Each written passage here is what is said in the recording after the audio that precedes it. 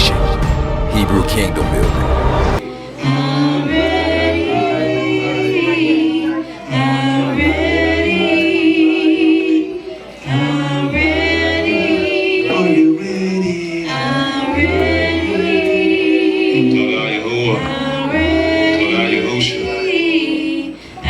Walk in the assembly, keep my hands clean. We gotta keep the camp clean. His word spread like gangrene. And you know we like sheen. Cause you know we staying smooth. Speaking that word, the blue. Like sapphire. Like sapphire. The bitch pocket singing like a band choir. Like a dude choir. It's so through. You are making things new. A new heaven, a new earth, a new word, a new birth, a new life. It's time to rise. Kwam Yashabah, see us in the skies. See us in the skies, see us with the wings. See us flying the high and it's not a dream. Yes, this thing is real like a vision. Cut through your mind like it's circumcision. I'm telling y'all it's real, we ain't wishing. I'm telling y'all it's gonna be a lot of division. A lot of division. A lot of dividing. But we gonna do our thing, man. We'll be rising. Look at the horizon, look at the skies, and look at the sun. We out here doing our thing, and ain't nobody running. We gonna stay here till Yahuwah say move. Yahuwah say move, no, that's what we gonna do. Yes, sir. Yes, sir. The blessings coming to the boys, no less, sir. All praise to the Most High. Hallelujah. Freestyle. Hallelujah. Yahuwah, we want to thank you, Father, so much for. Yeah, so this Torah portion is pretty powerful. So with this Torah portion, we're going to talk about complaining, though. That's what we're going to talk about today. Yeah.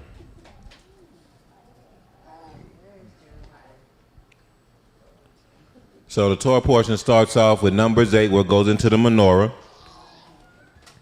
Chapter 8 starts off with the Menorah, where Yahuwah commanded the priest to arrange the menorah to where it is by the front of the holy place. Then it goes into the cleansing and the dedication of the Levites. The Levites were basically given as a reward, in a sense, to the priests, the sons of Aharon, to do the works of the tabernacle. So that's really interesting. So much so that they even had, once they consecrated themselves, they was pretty much presented themselves as a wave offering before the Most High. Oh yeah. Don't y'all want to be a reward to somebody? A lot of y'all are. A lot of y'all are. Daughters, you want to be a through reward from the Most. You want the Most High to give you one of His sons as a reward to them. You want to be a reward. For real. For real. You want to be so kodesh that the Yahuwah will use you as a gift to give to one of His sons as a reward for their faithfulness. For real. Dawid had got Saul's daughter due to his faithfulness. He won her over because he went and he had a great victory. I'm very convinced that I had got my Isha because of some victories that I was able to have in Yahuwah and Yahusha when I was younger. And then he gave me one of his daughters as a reward. That's why the scriptures say, he who finds a wife finds a true thing and obtains favor from Yahuwah. That's what that's saying, in a sense. You see what I'm saying?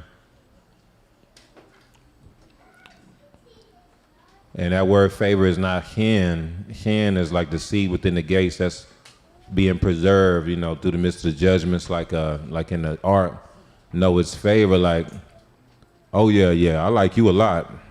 Like, I'm gonna hook you up. You know what I'm saying? And that's how it was with David. He had won over his wife due to his faithfulness, Saul's daughter. Saul was like, basically, whoever can, that my daughter? Oh, okay. Oh, it sounded like my daughter for a second. But whoever can kill all these Philistines, it was something like that. It's more to it than that, more details than that. I'll give you the reward. I'll give you my daughter. So I was like, man, look, if whoever can kill all these Philistines over here, the reward is, all right, man, look, I'll give you my daughter. Whoever can do this, I'll give you my daughter. Say you can marry my daughter. I submit the Most High be like that sometimes. For real. Who can overcome this? If you can, hey, look, if you can overcome this, hey, I'm gonna go ahead and give you one of my daughters. I will.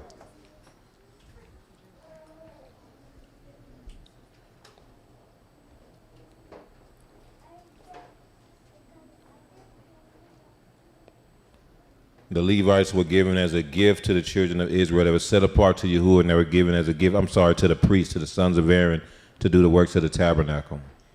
I mean, as a reward. That's what I should say, the reward. It said. Then you go to chapter 9. It goes into the second Passover. So it talks about them. So they're in the second year in the first month when you go to chapter 9. And so they're about to keep Pesach. So this is showing you that they kept Passover in the wilderness. That's just a big deal due to I told y'all the awakening is wild, but that's the big deal just because you got a lot of people that say you ain't supposed to keep Pesach. How are you supposed to keep Pesach if you're not in Jerusalem? Yeah, you don't read the scriptures? What you talking about?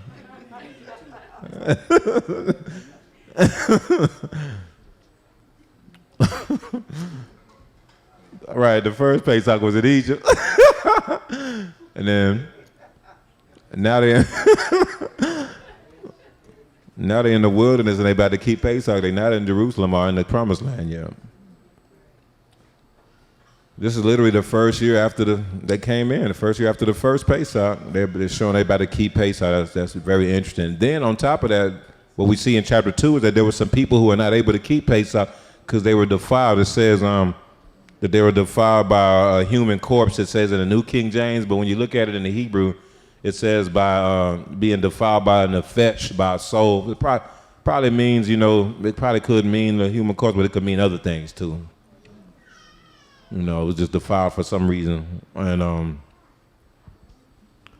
because you can get defiled a lot of ways to where you wouldn't be able to go, and partake. So nevertheless, the Most High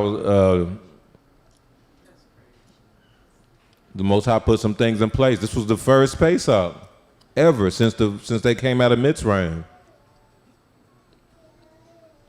And so the Most High threw his addition in there because some people came and it was a valid concern. Like, man, we want to keep the Pesach, but we was unclean that time, so how come we can't? And Yahuwah heard him out. I was like, okay, no, you're right. Let's do it. Let's do this like this. Y'all can keep the Pesach too. You just do it on the second month, and on the 14th day, you will keep the Pesach the same way. So that's what the second Pesach is about, and there's a whole lot with that. But we won't get into that today, but it's a whole lot to that. It's very prophetic. So the first Pesach was about the first Exodus. The second Pesach is about the second Exodus. You see what I'm saying? The great Exodus, the greater Exodus, one that we're a part of. You know what I'm saying? And then I won't go into that. I'll just walk. Let's keep going. There's so much to that. Then it goes into the cloud and the fire. The cloud and the fire. So the cloud by day and the fire by night. It's also is a picture of Yahuwah's provision. Yahuwah's provision for the children of Israel while they're in the wilderness is nothing more than astonishing. You're talking about roughly 3 million people in the wilderness, y'all.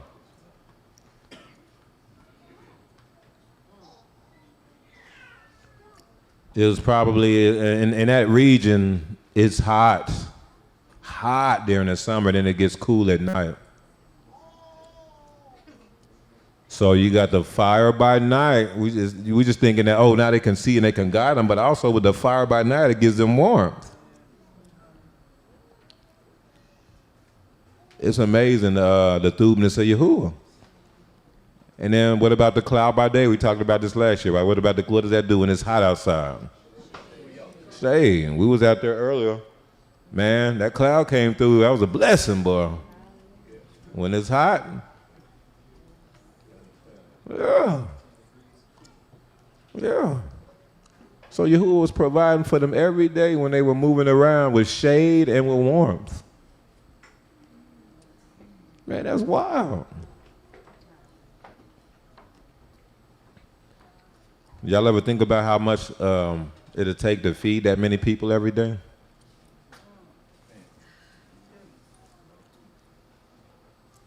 Remember when it talks about the water came out the rock?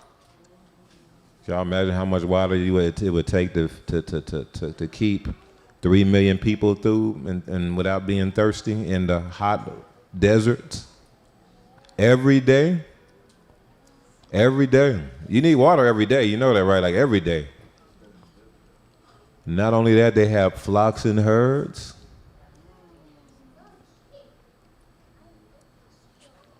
So we was thinking the water came out the rock. You thought it was like a little stream coming out. They're like, yeah, we could drink.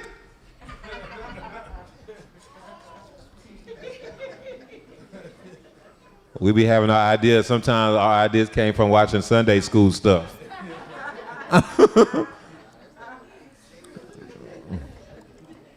No, it had to been like raging rivers of water to come out of that rock, man. It had to be able to water the flocks. Not only that, it had to be able to handle all those people so they can have to quench their thirst every day. And also, remember the clean and unclean laws were given in the wilderness, to where you had to bathe in order to be before Yahuwah. You had to be clean. And most of the things you had to do was to wash with water. The children of Israel were the cleanest people in the world, literally. Yahuwah had gave us the Torah on how to keep germs off of us and how to minimize sickness and passing things on to each other. That's what you see with the clean and unclean law. All right, if you get something that came out of another person and it touches you, you unclean. You got to wash with water and you unclean until evening. Man, that's crazy. This was way before microscopes. For real, according to Torah, somebody sneeze on you, you got to wash with water. For real. Man, look what the Torah portion say right here, man. This stuff wild, man. Go to Numbers 12.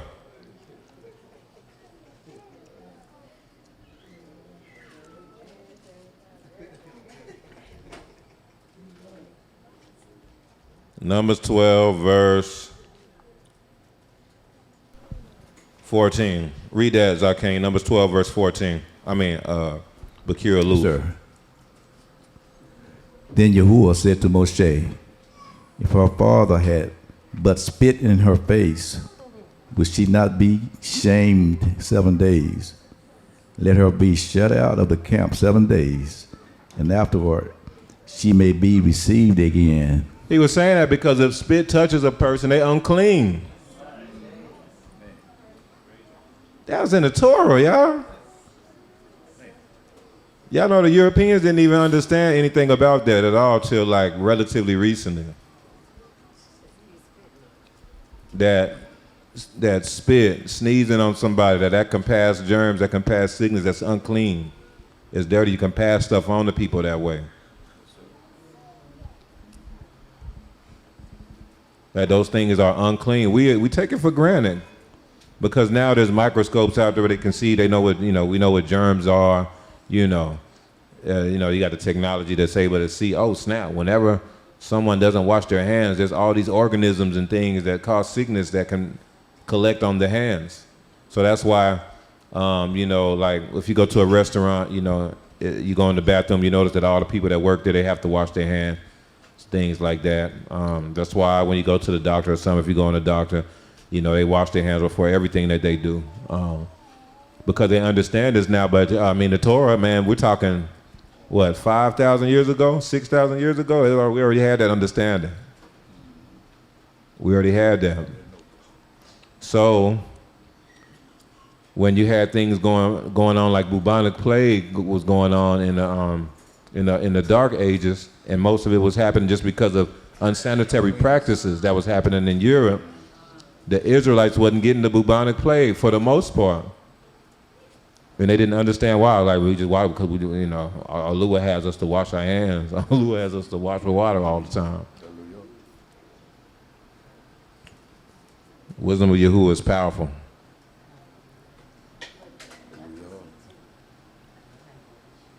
Same thing with leprosy. They had to be out the camp because, that stuff was, that stuff was spread. Then it goes into, so chapter 9 goes into the second Passover, chapter 10. So remember also, this is going into the order of the movement of the camps. All this order is being set up and established so that they know how to move when it's time to move. So chapter 10 goes into the silver trumpets, where the silver trumpets were used for different reasons. One of them was for the movement of the camps. And then in chapter 10, that's when they finally depart from Sinai. They were there for about a year. They finally leave Sinai, and now once they left Sinai, they were it. They were in order. They were in orderly ranks. They had their setup.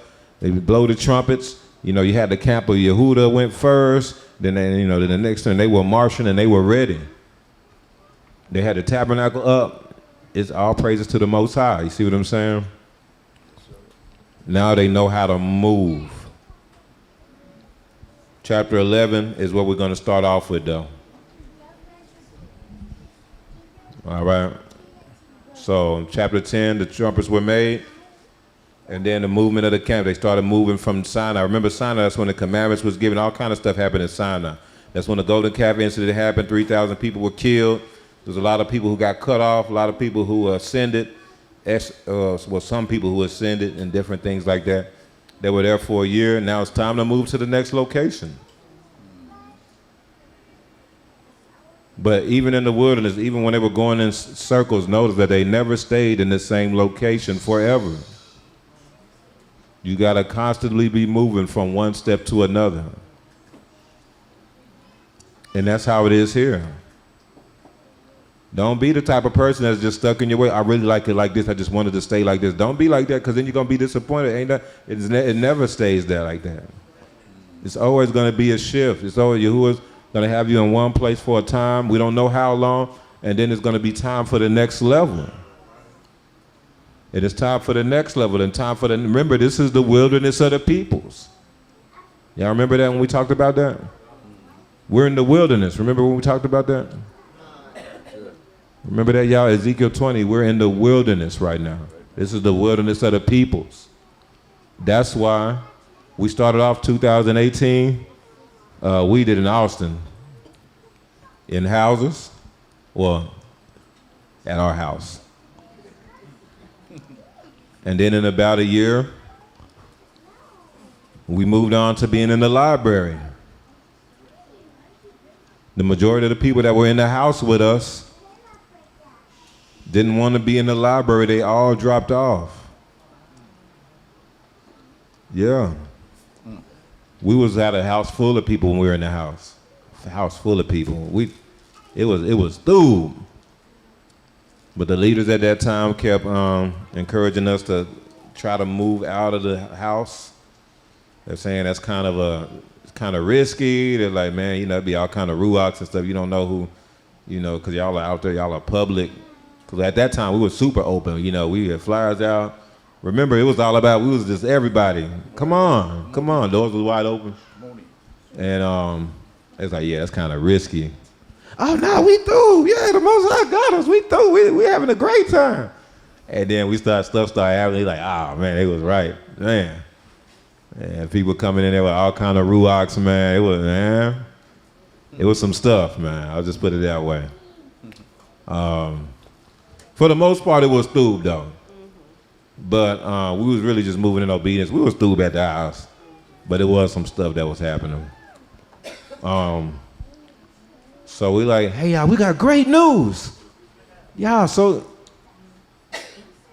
we're gonna go ahead. We're gonna start being in a more neutral location. We're gonna be in the library. And they're like, everybody was like, yeah. But see, this is the thing. In the house, it was just all just chill. All chill. You know, you got the food going. You know, we cooking. We'll like watch a movie after the service, or all right, come on, let's put on a movie. It was just like a great fellowship.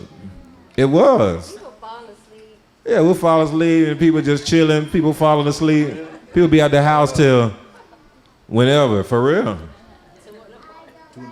And so we just thought it was through, but then we started realizing, oh snap, these people wasn't really here from Yahuwah like that. We was assuming they was here for Yahuwah, but we realized a lot of people was just there for the fellowship. They want hands. Yeah. They might not have had a lot of friends, you know what I'm saying?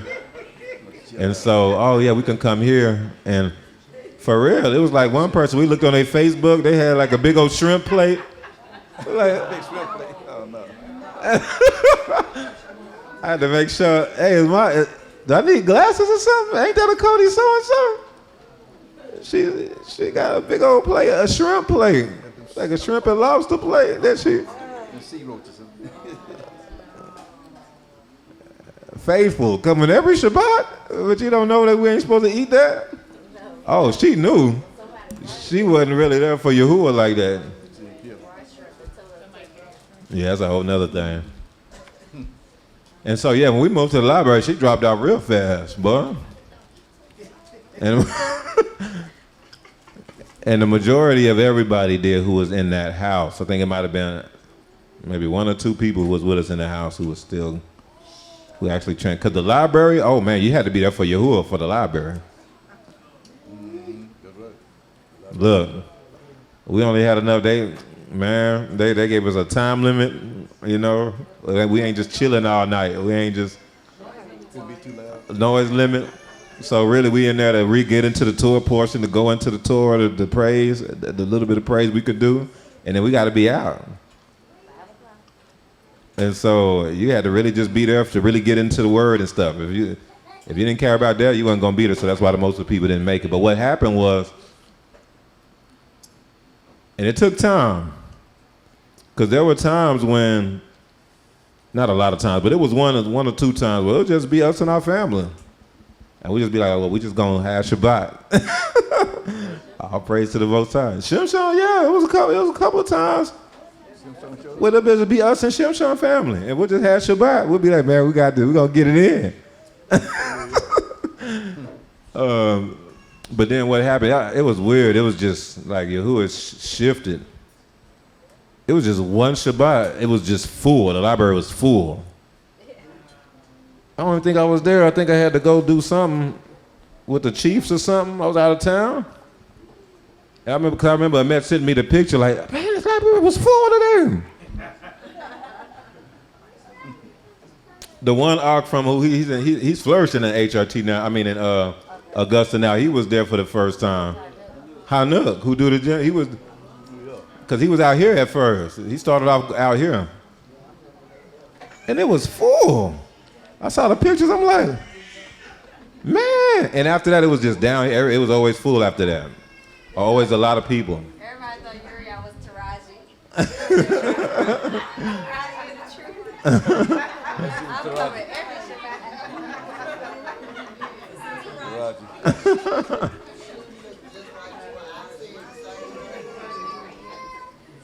I look back at some of that stuff, man. when we was in the library, I'm like, man, boy, that was something else. You had to really be resolved for that, boy. We just literally went in there, tore a portion and leave. Stayed there for about a little while, maybe about a year roughly. And then it was time to actually get a location, because you know what happened?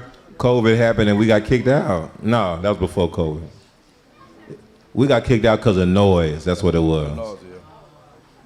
Yeah. So we thought we can skip from library to library throughout Austin, but they all connected together. So we developed a reputation, and they were like, yeah, we're going to have to remove y'all from the whole library system in Austin.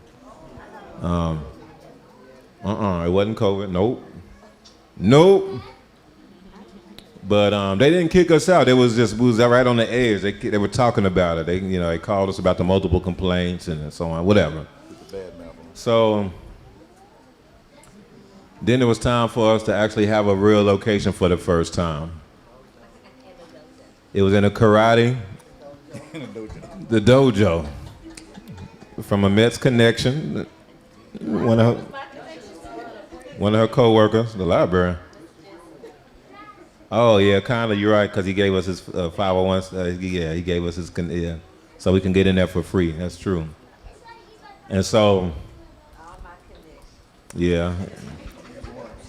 So we get in there. He owned a dojo, and so he was like, "Yeah, y'all can, y'all can do praise and worship in there for free. Y'all can go and do service in there." Oh yeah, that wasn't free, yeah, because the man had to drive the buses for the school for his dojo. She did though. It was a lot of work. I forgot about that. And she would do it. And we had a free building. That mug was small though. That mug, boy, woo. We had to. The building was huge. Yeah, it was huge, but we couldn't go on the mat. But that's normal. That's how it's like in the boxing gym too that we go to. You can't get on the mat. Not with shoes on or nothing, yeah. You can't like put no equipment or nothing. The mats are super expensive, man. Super expensive. So, yeah, we had, and then, because Bakira Luke came while we were still in the library. That's probably why we ended up about to get kicked out, because he the one who brought out the equipment. Because at first. But the KSC's up in there. Y'all remember when Shalee was talking about the first love? That was us. It wasn't no speakers. It wasn't no microphone. It was me talking like this. Man, all praise to the Most High. You know what? Hey, y'all turn up. So that's why when we was outside of the park. Oh yeah, we got. Oh, ain't no microphone. We got this because they had a microphone that didn't work. That was Yahuwah. They were like, we don't know why this ain't working. Man, this thing always been working. Yeah, we know why. Yeah, we got this. It's okay. Yahuwah to be praised. But it brought a different feel to it, huh? We just had to bring it out. It had no microphone. And so, hallelujah. I was yelling like a mug though. I was trying to get people to hear. But not yelling, but like raising my voice though. But that's how it was. That's what you do at the library. That's how we used to do it. And so Bakira Luke came while we were in the library, and he was bringing these, and now we had this in the library. So that switched things as far as complaints on another level. Y'all remember the librarian? They'd be like boom, boom, boom, boom, and then, Excuse me, They'll do the little fake smile. The awkward smile. He's really irritated. I'm mad at you, but I'm trying to smile. We'll be like, okay, and it will be just as loud. So that's when they didn't even come no more. I started getting called from the whole library system. Like, man, come on, bro. But we get to the dojo, and the dojo was through. That's when praise and worship really started. We did praise and worship in the library, but it was just singing hymns because we couldn't get loud. But Yahuwah blessed us to actually start growing in our praise and worship. Bakira Luke was a huge part of that. because he was with the microphones and the guitar and things like that, and we could get as loud as we want in the dojo. So that changed everything. We can get as loud as we want. So, you know, Yahuwah started giving us songs. We started doing things. You know, it was cool, man. We started having actually practice at that time. And then COVID hit. And so her connect was like, yeah, nah, I ain't trying to get, they'll shut me down. Because we didn't care about that. We were still going in there doing Shabbat. So yeah, he called like, yeah, nah, okay. Y'all can, because this is when they shut everything down. I mean, it was a shutdown at ATX. Like, if you wasn't considered, you know, what do they call it? Essential, then you're not supposed to be in business. And we essential, you know what I'm saying? You know, we here for the Most High. He like, nah, man, they'll shut me down. So, yeah, y'all can't come in there anymore. So, that's when one thing led to another. And then we were in Pecan Street, you know what I'm saying? Apartment. Oh. Oh.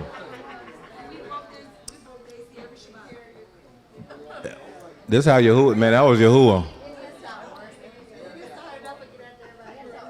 That was Yahuwah, man. So Uriah had an apartment right down the street from here. Of this, and it was an upstairs, it was Yahuwah, man. It was like a townhouse, so you can get as loud as you want, nobody complained. Like, it was through. It was like nobody downstairs or something. I don't know how I was able to pull that off without nobody complaining. Yeah.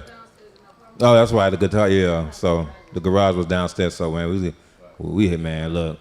And she still had like a lot of the lease left over, so it was just some things we was able to work out, and we had the apartment, okay? So let me tell you about this apartment, though. Uriah stayed in the apartment the whole time, and she had air conditioning. How long you stayed there, 2 years?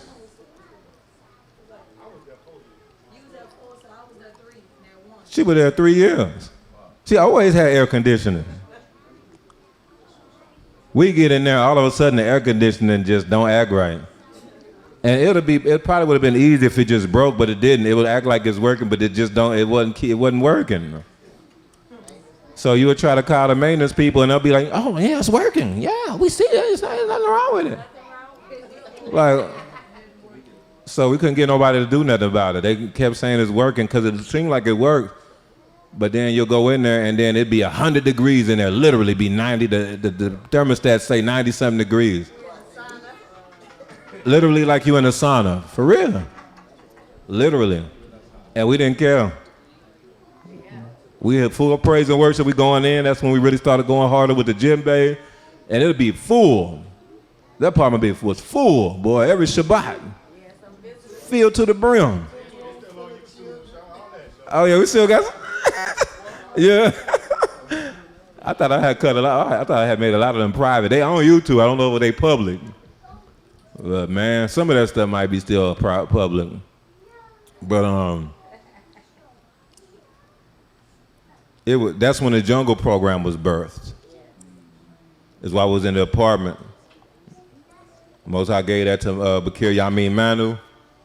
They started the jungle program. They in the sauna going in. Push-ups. You hold the brick. They trying to hold the brick. All right, recite this verse. 1 Thessalonians 5:13. Then you're trying to see who's strong. You start seeing the weak one. They're like, they about to break. But carry y'all mean like 1 Thessalonians 5:13. Recite it. Recite it. You start being able to see who the weak boy.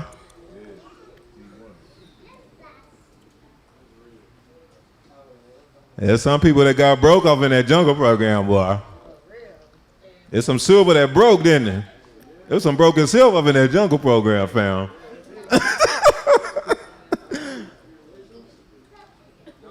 Every little thing they had to do push-ups. You winked the wrong way. Push-ups.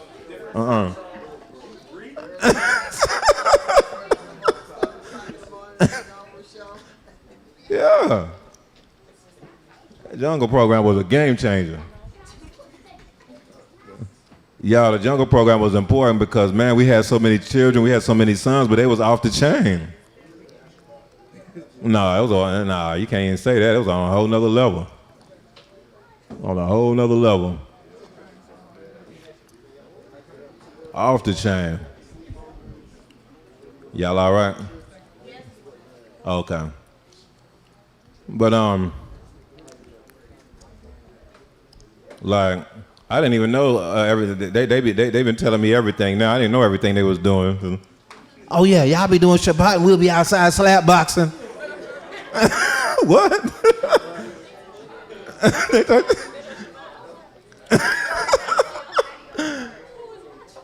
Man, we wasn't watching them, man. We was in there doing Shabbat. They just be outside. And I start seeing iPhone videos of them slap boxing. Hey man, when was y'all doing this? What in the world? And so the jungle program was through. Like, I'm talking about before that, we would have Sukkot, be walking here and one of the boys cussing. What in the world? Man, hold on, man. It'd be somebody from ATX tribe. Oh, no. Oh, no. So the Most High, he started really, really having us hone in on the children because it was crazy. But then after the apartment, I think the lease was up or something. I don't know what happened. We was glad because the AC, the whole time the AC never got fixed. This is an apartment. This is an apartment that rent is being paid for and they never fixed the AC. Got out of there, and that's when Pecan Street came up, right?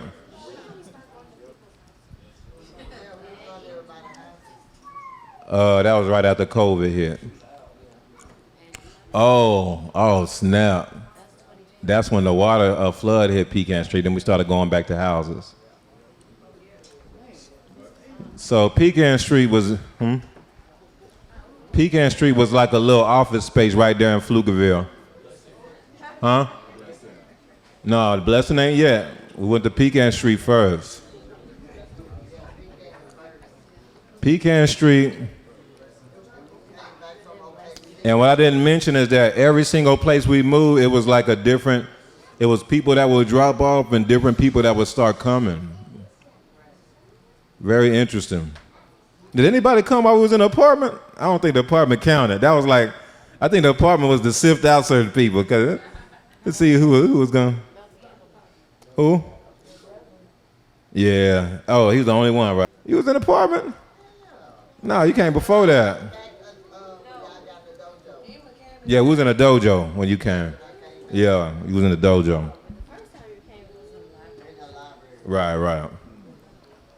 So then we get into Pecan Street, and then there's a whole nother wave of people was coming. So that's when Nathaniel, Dawid, Simcha came. That's when Bethel, Uriel came. Ima Yasha. No, not Ima Yasha. Ima Angie. Shamar Shakar, yeah. Who all came during Pecan Street? A lot of people came to Pecan Street. Yeah. All praise to the Most High. So there was a wave of people that came during that time, but it was a wave of people that dropped off during that time too. But Pecan Street was nice though, because we had air conditioning, man. It was through, boy. You start being thankful for the small things, boy. Just having AC, woo, boy, we felt like we came up. Then Ebri Academy started in Pecan Street. So now we had a location for the school. You see what I'm saying? So we was moving forward with that. But Pecan Street, yeah. That was one of those times ago, that's toward the end. But that's not even comparable to the apartment at all. Not even close. But yeah, we started doing the high praise and when we was in Pecan Street. The worship started going in. We started just going in a circle and all that. It would start going in Pecan Street. But Pecan Street, we was dealing with multiple complaints. Because there was like a little shop next door that kept coming. Down the street, there was a neighborhood behind us. Everybody was complaining on us there. So that's when I really started learning you got to pray on before you go pick a location. I was just looking at it was a through price, man. Like, well, this price is through. We can do this. I think we can pull this off. And so we went and tried to do that, man, and the walls was way too thin. And so we tried to put some soundproof stuff on the wall. It ain't nothing work. That just was like Banaka to them djembes, boy. That don't, man, look, you might as well use nothing. And so then after that, the freeze hit in 2021. Were y'all in Texas during the freeze? No, y'all didn't come to after that. Oh, y'all missed it. Ooh, y'all missed something. Yeah, that was perfect. Cause boy, look, now that right there, that was a whole nother level right there. So it was a major freeze that blanketed all of Austin, all of Texas. But Austin got hit hard. Austin was one of the hardest places hit. And so most of us was without power for multiple days. And not only that, you're without power, but it's like negative something degrees outside.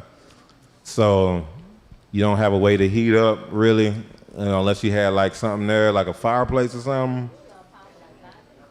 It was a long time, man. Our house got cold, man. It got down to I can't remember the 30 thermostats. I think it got down to almost the 30s by the time the heat came back on. No, outside it was negative something. But it was a freeze. Like everything was frozen. It was so frozen that like I didn't even drive nowhere for days. I couldn't really, I didn't have no 4x4, so I just stayed at home. We were just hunkered down and just. Our back room was, in our house, our back room was the warmest part. I don't know why. So we would just had the door closed and we'd just be hunkered down all day. Just really trying to figure things out. Just figure out how to eat. We had gas, so you used to get, we was blessed to have that so we can use our gas stove to cook food and stuff. But man, it was crazy. But the point with the freeze is that a lot of people, pipes busted. A lot of people, including the Pecan Street location. So finally the dust settles, ice starts melting a little bit, like, oh, great. Okay, I think I can drive. So you try to drive, you're like, you got to drive like 1 mile per hour. And even that, you slide, like, man, I can make it. That's how bad it was. But I made it to the location. I saw water just gushing out of the building. I'm like, oh, snap. Opened the door, and our whole building was flooded. It was only outside. Yeah. So the whole storehouse was just singed. It was just defiled. Like we had a whole storehouse with storage for food storage, all kinds of, man. That's where the pipes busted. So the ceiling was busted open. It came from the ceiling, and it just gushed on everything. And so it was water probably maybe like up to here in the main area with all our equipment. All praise to the Most High. The speakers was on stands and stuff. I did a video of it, and it was crazy, man. But we were paying rent there. We were under a lease, so surely they'll be like, okay, they'll come and fix it, and nah. They just didn't do nothing. And so we ended up doing house to house. Then we ended up in Blessings, which was a old church. We did Airbnbs. And it's interesting. Oh yeah, we did Concordia. That was powerful. So we just got in where we fit in, basically, for a while. We was moving with the cloud, man. For real. Like we was moving with the cloud, but it was some power. Yahuwah was blessing us, man. That's when we had that Purim. We was at that Airbnb.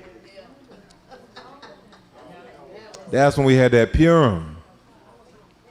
And it was just like, man, why y'all making fun of it? It's comfortable. But then we get into Blessing. Oh, great, we found a new location. So it's an old black church. I think Bakira Lou, did y'all used to go there back in the day? You just knew about it, okay. That's right. Come on. Yeah, they can get together from that denomination. Yeah. And so, yeah, it wasn't used all the time. But the point is, it was an old church in the middle of one of the older parts of Austin. It was pretty, it was a lot of Ruachs out there, you know, like a lot of, you know, drug use and things like that. So you had some pretty, yeah, you just had some Ruachs floating around there, man. And so we had to, that's when we started really learning about shifting the atmosphere, things like that. We had to tighten up on security. I think that's when the showroom really got strong. But this is the point. Even during that time, there was a lot of people that came in, man. I don't know if anybody ended up lasting. I don't think nobody lasted that came. There was a lot of people that came in during that time, though, a lot. Anybody came in during blessing? Nah. That's here right now. That was pecan.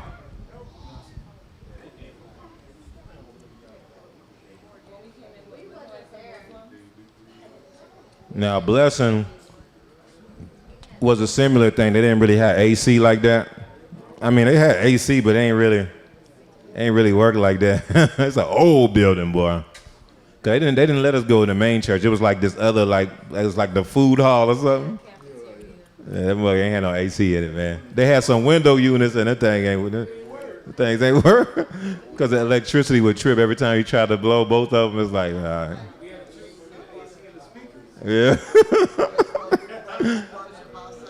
And nobody complained. We just praised the Most High. We was in there. And so then it took us a long time to find a building because this time I'm like, you know what? I'm gonna make sure Yahuwah's through with it before we pick a building. Because I learned my lesson from Pecan Street. I was just looking at what was the best price and how can I find the best deal, all these things like that.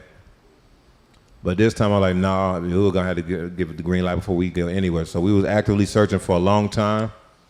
I remember we had found this one place I thought for sure was the perfect place, perfect price, and then Yahuwah still said no. I'm like, man, okay, we're not doing it.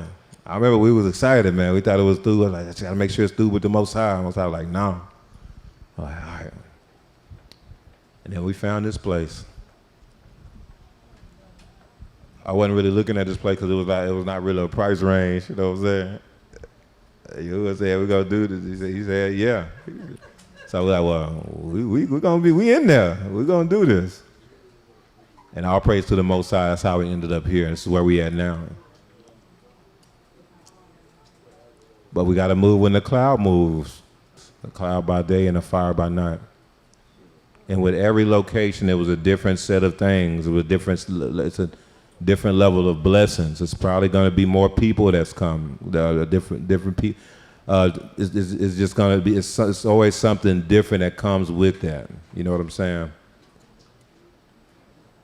Like when we came here, man, it's been through. Because this time I really was listening to Yahuwah on where to go. This was probably the best place so far out of all the places we've been at, man. For real. So all praise to the Most High, the cloud and the fire. Let's start with the Midbar 11, verse 1.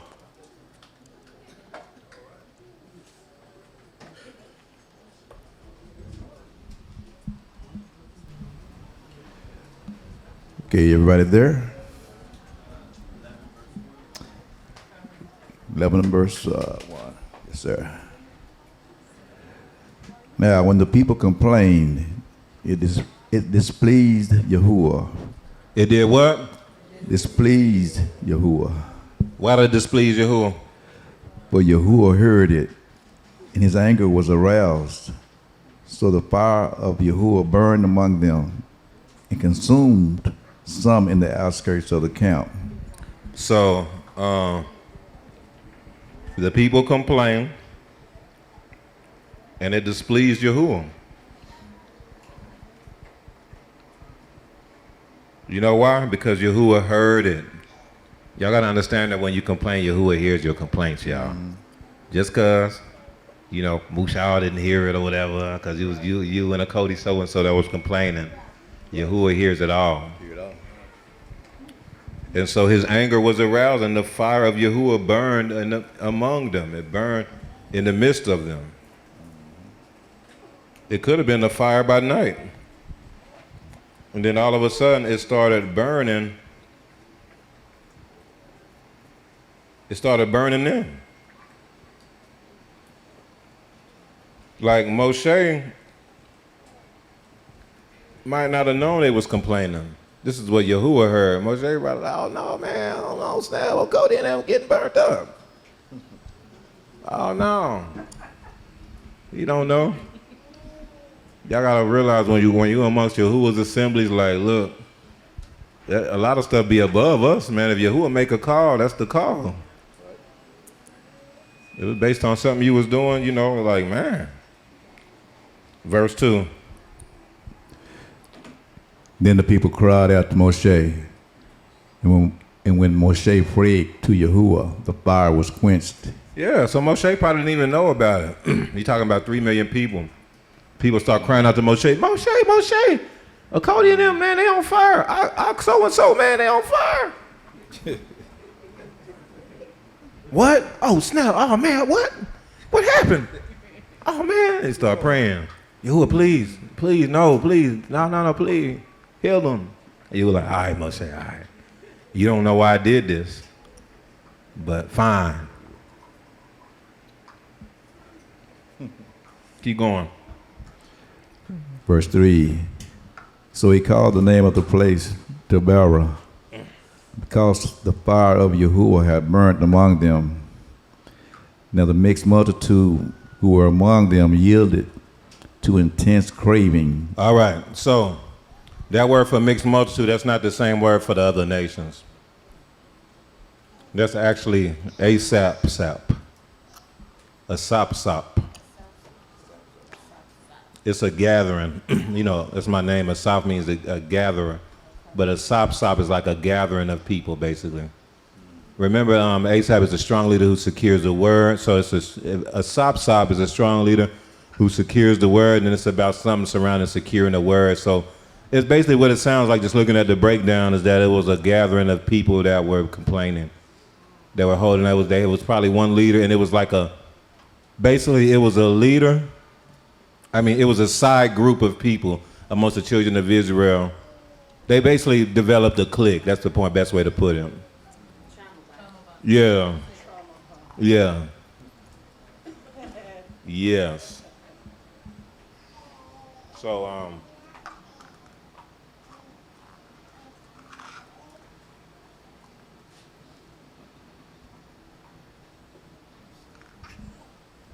let's look at this real quick. The Hebrew word for complain.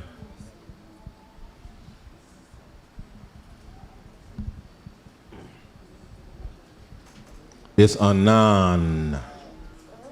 The Hebrew word for complain used in this chapter is anan. Aleph, nun. Anybody want to take a shot at it?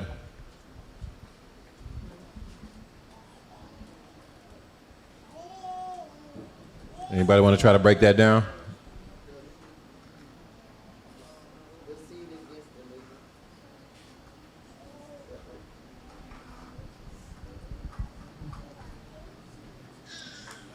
The seed against the leader.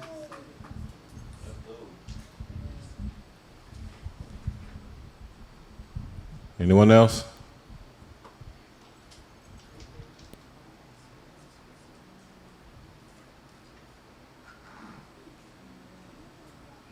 All right. Basically, it's the strong leader's seed versus another seed, basically.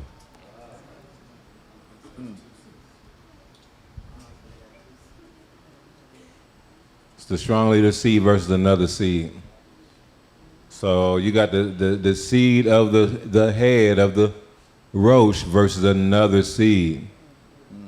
That's the aspect of complaining. The complainers are usually of another seed. The complainers are, you see this, listen, we are all supposed to be an extension of our leaders. We're all supposed to be of the same seed. That's mishpachah. When you look at the breakdown of the mishpachah, of the Hebrew word mishpachah, it's about a people being separated and set apart based off of a word, based off of a seed, in a sense, based off of a word within the gates. I'm just summarizing it real quick. You have the same seed in you, so that makes you mishpachah. That makes you family. See what I'm saying?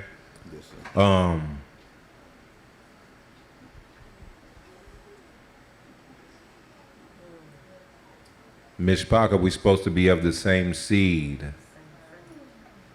Hundredfold family is a people who are of the same seed. We're of the seed, we're the children of the Most High, children of Yahusha. We are of the same blood, in a sense. You see what I'm saying? Remember, this is all about bloodline. This is all about lineage. This is all about families. That's what a nation is based off of bloodline. But what will happen is sometimes you'll have people amongst the mishpachah who's of a different seed, and that's usually where the complaints will come from. Because remember, those who are of the hundredfold family, they'll be able to receive a word from the heads. They'll be able to receive a word from the strong leader. They'll be able to receive a word from the chiefs. Those are the ones who are covered, kapur. Those who have received the word are of the same, they are of our seed. They are sons. Those who are not able to receive a word, they are of a different seed. That's why Yahuwah was like, oh, nah, I know who your father is. Your father is not Abraham. Nope. Because if your father was Abraham, you would have been able to receive the words I've been bringing out.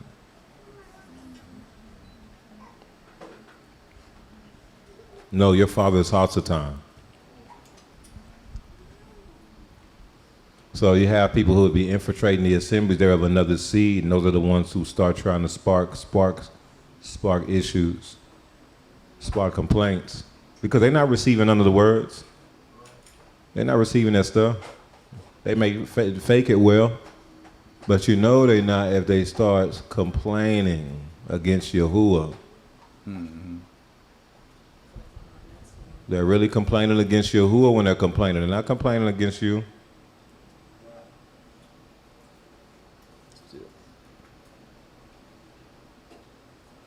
Think about it, what we talked about on this past Shabbat. We were in the park. That was Yahuwah who caused that to happen. So if you was complaining about that, who are you complaining against? Us or Yahuwah? Yahuwah. Yeah. The big deception is the enemy will try to make you think you're complaining against us.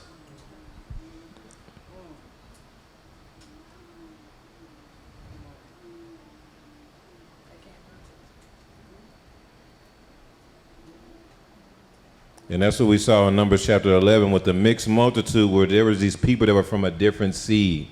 They ended up becoming like a clique. And they were not in Echad with the rest of the camp. You see what I'm saying? All right, let's go back to Numbers 11.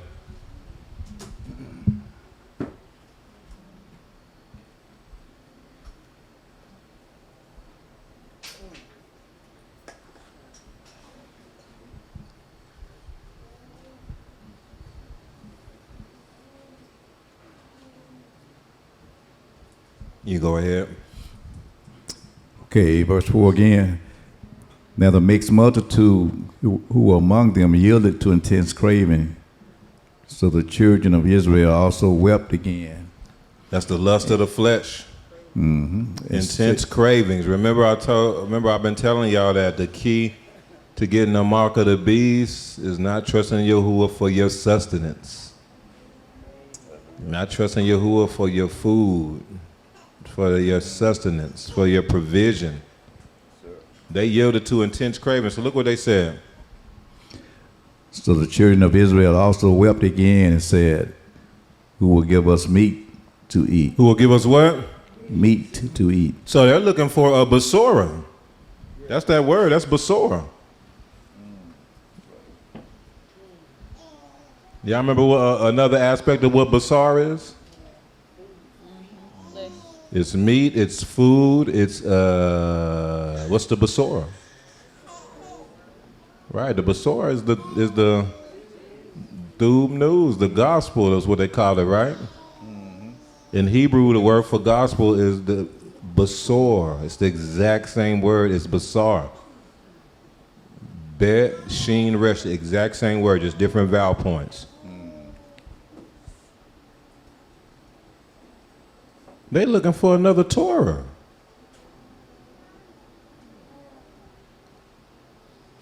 They was getting food to eat. They looking for another Torah. Y'all see what I'm saying? Sir.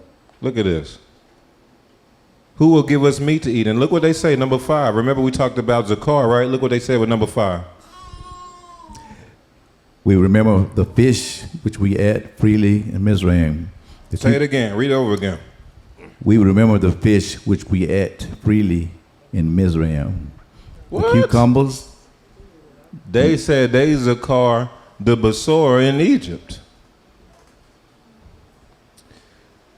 We Zakar Egypt. What? We remember Egypt. That's what we remember. What? You in Zakar all the things Yahuwah did? Remember what we talked about, how much it would take to feed that many people? I did a whole study on it one time. I did a whole teaching on it like 5-6 years ago. But it was like, they estimated it was like millions and millions of gallons of water. And I can't remember how many tons of food, of manna and food that they had to just to feed that many people every day. We don't realize the miracle of the provisions, just Yahuwah's providing for them while they were in the wilderness, how much of a miracle that was. It was like some crazy amount of tons and tons of food that it took every day to feed that many people. Because you had to feed their flocks too and stuff like that. But they were talking about, oh, they used to call how they was getting provided for in Egypt. What? Remember, Zakar is supposed to be a weapon in the hand of the chief.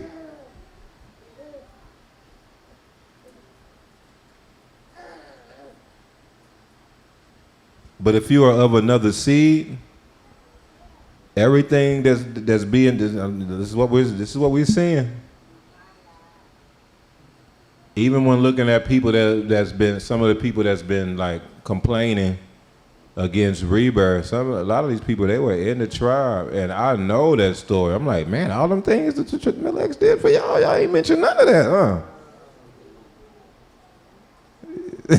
Yeah, man. I know this one dude, man. I remember, man. I think Milex, man, let him live with him for a long time. Try to help him out. That's why they like that, man. That can hurt. I'm pretty sure I remember he let him use his car and everything. I don't know if I would have went that far.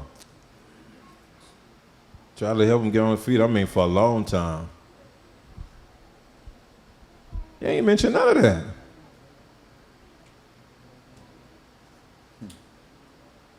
Complain.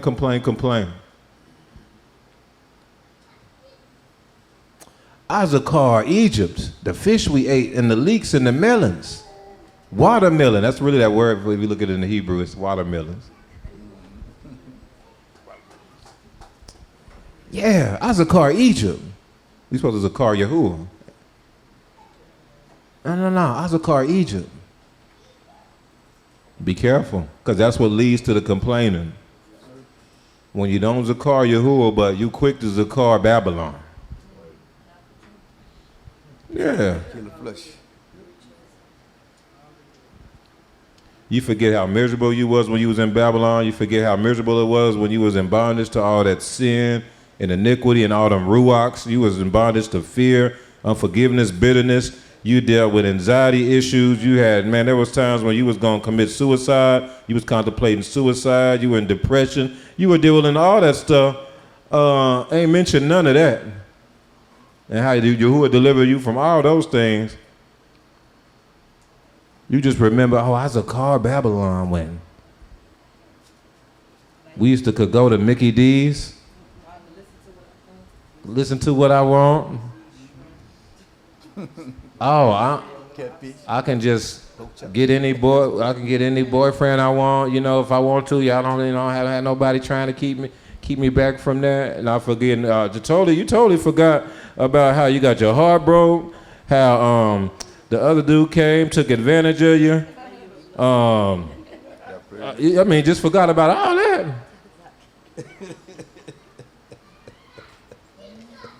You had one breakup that was so bad, you was talking about killing yourself and was sulking for weeks.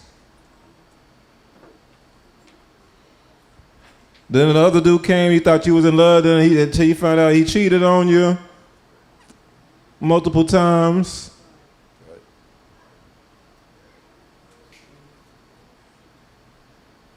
Then you cried out to Yahuwah too. You cried out to Yahuwah. You prayed for this. And then you got in here and was like, oh my goodness, I got what I prayed for.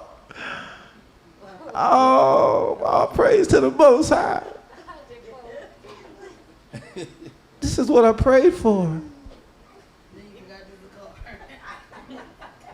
Yeah. Then forgot that quick. Nah, I remember how Thuba was in Babylon. It was better back in Babylon, man. I just do what I want to do. And go back and end up way worse off than you was before. Better, you probably might have been better if he never came in, because then you go back, you way worse. Right.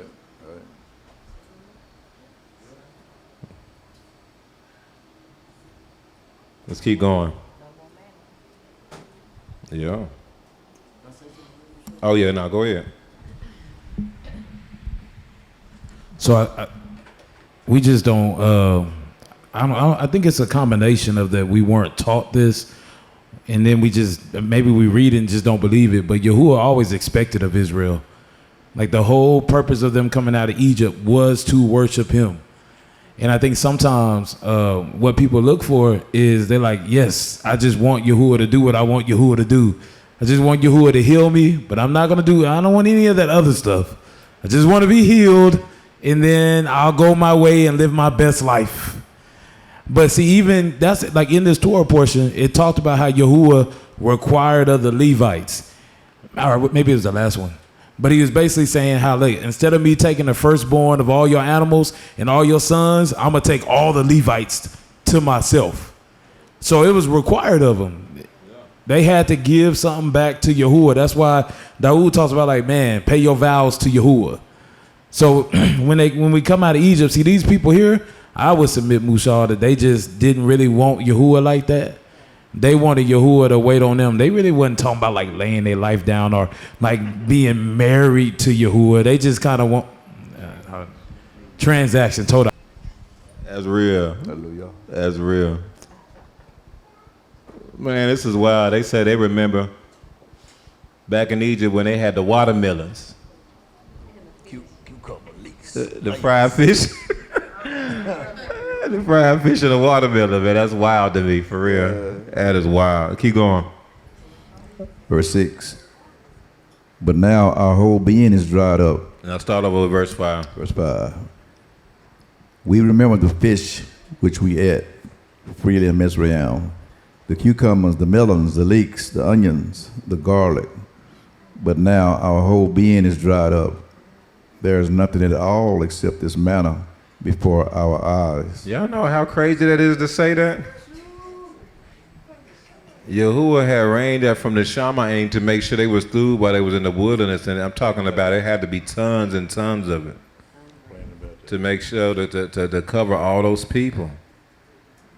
You should have been thanking Yahuwah for that. You should have been overwhelmed with joy of His provision. Are you saying all we got is this? What? Let's keep going. Verse 7. Now the manna was like coriander seed, and its color like the color of bdellium. The people went about and gathered it, ground it on millstones, or beat it in the mortar, cooked it in pans and made cakes of it. And its taste was like the taste of pastry prepared with oil. That mother was fire. Sweet cakes. It's, pancakes is up, man. Wow, for real. Keep going. Yeah. Verse 9. And when the dew fell on the camp in the night, the manna fell on it.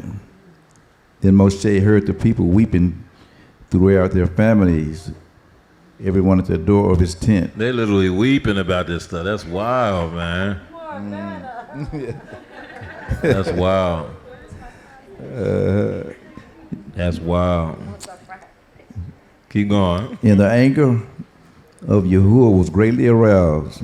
Moshe also was displeased. You're not going to get nowhere with the Most High complaining.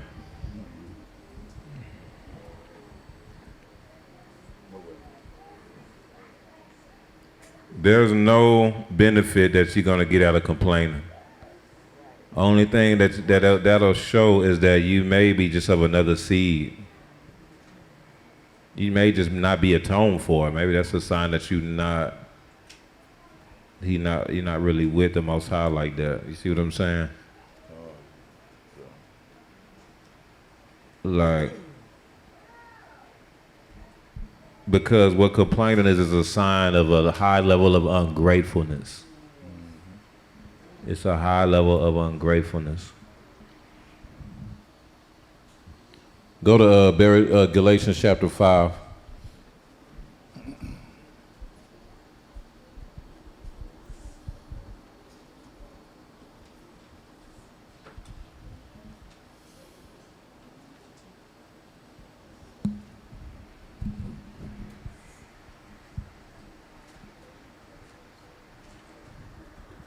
All right, give me verse 22 through 23.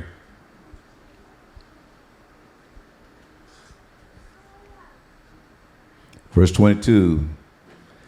But the fruit of the Spirit is love, joy, peace, long-suffering, kindness, goodness, faithfulness, gentleness, self-control. Against such there is no law.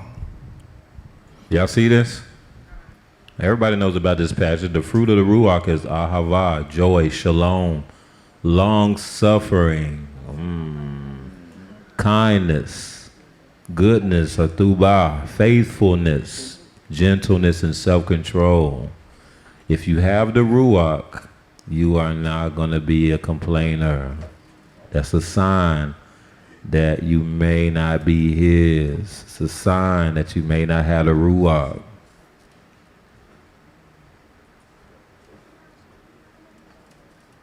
It is.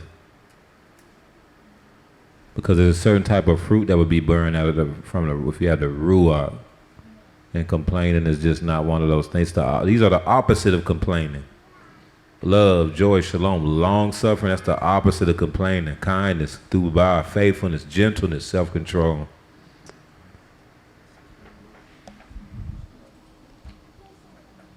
Look at this. This is Proverbs 27:15. A quarrelsome Isha is like the dripping of a leaky roof in a rainstorm.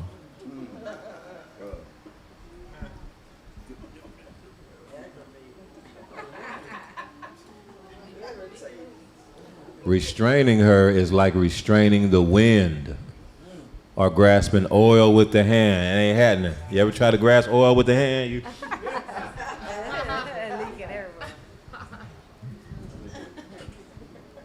You try to restrain the wind, you try to do that. You listen, y'all. The quarrelsome wife was Israel.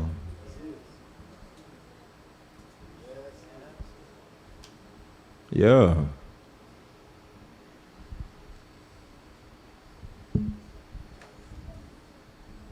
It's like the dripping of a leaky roof in a rainstorm. It is irritating. Oh my goodness. Yeah.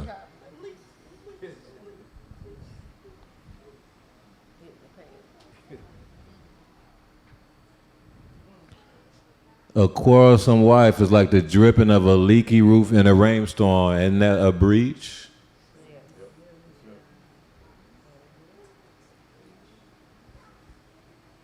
That's a breach, ain't it? The complaining causes a breach. Yes.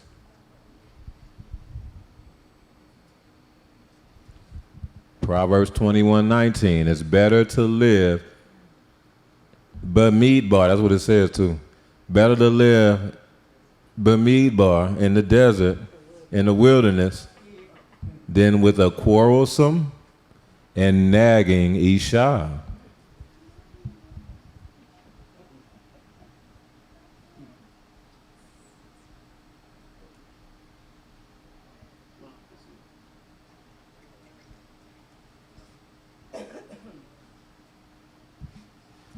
Yeah, that's one of the reasons why I appreciate Met so much, because I was in a situation like that, man, where I was in a situation, man, with my ex where it'd do everything. Be doing everything and still complaining. Like, man.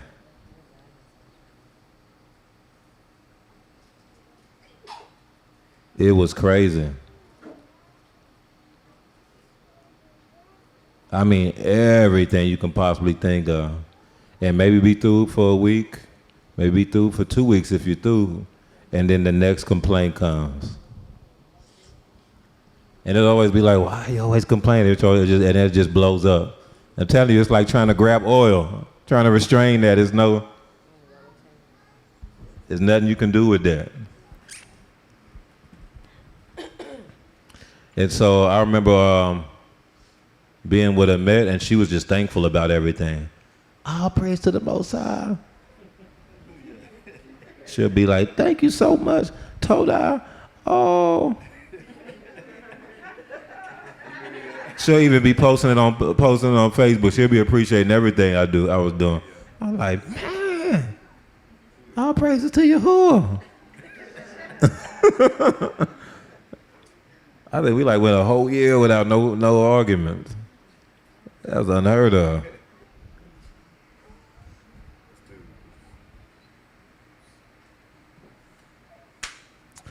But one thing that helped me was by going through that previous situation. It did, because I don't know if I would have appreciated Met on the same level.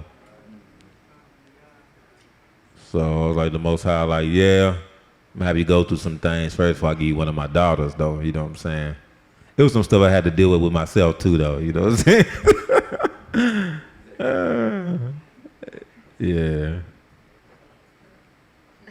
Yeah. But that's a whole nother story right there. But it's the same thing with the locations that we were in. Like, if we didn't go through what we went through with Blessing, old place, no AC, with the library, being in an apartment with no AC, we wouldn't have appreciated this like we do. We wouldn't have appreciated this on the same level.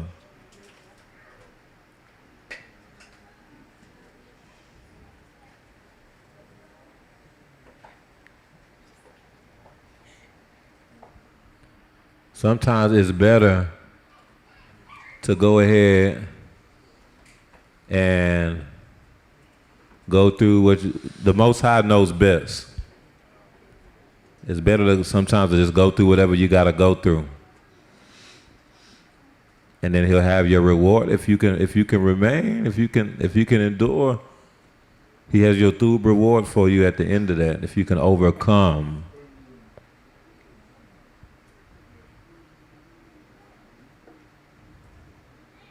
Could you imagine, let's say, giving your 10-year-old like $1 million?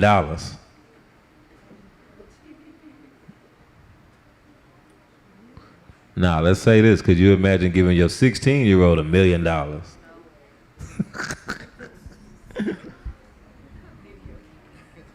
Do y'all know that getting riches will destroy a person if they're not ready to handle that type of wealth? It'll destroy a person. They'll literally just be feeding their desires, feeding the lust of the flesh, feeding themselves. And when you have that much money, you can do it as much as you want, anytime, any day. You're not mature enough yet to know, to be careful, to have enough discernment to know who's around you. Now you got all these snakes and lizards and rats and roaches that you got surrounded around you every day that you think is your friends. Oh, them your friends.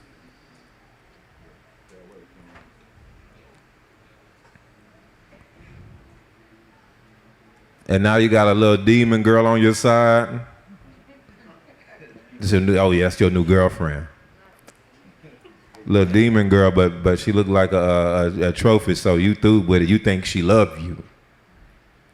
For real. For real. She really just there because she see you got money. And as soon as that money run out, she gonna be gone. She gonna be gone. The whole demon, for real. And she gonna help you spend that money too. She gonna help you blow all that money. Yeah, so I need my nails done. See, my nail head got chipped right here. All right, yeah, go ahead on. Here. It's a little bit more. Go shopping. You know what I'm talking about. Next thing you know, man, your money gone and she gone.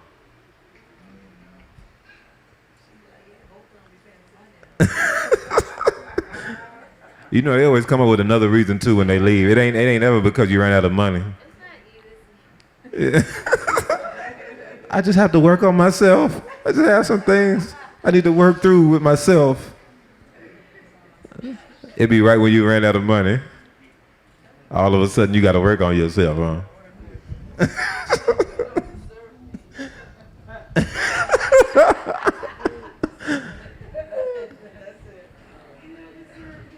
All them little lizards and snakes and rats and roaches you had hanging around you, they start falling off now. Because you done ran out of your money, they was never your friend. Start scattering. But if you just had a little bit of wisdom, if you just waited, let the Most High take you to what you got to go through first, you might have to go through some stuff first to be able to handle that. Think about yourself, man. He had to go through a lot before the Most High really rose him up on the kabod that he was going to. Joseph always knew since he was 17 that Yahuwah was going to raise him up on this great kabod. He saw Yahuwah gave him the dreams, gave him the vision. He like, man, yeah, Most High's going to, man, y'all going to bow down to me. The Most High's going to, man, make me big. But he didn't know what he's going to have to go through to be ready for that. And he went through a lot, y'all.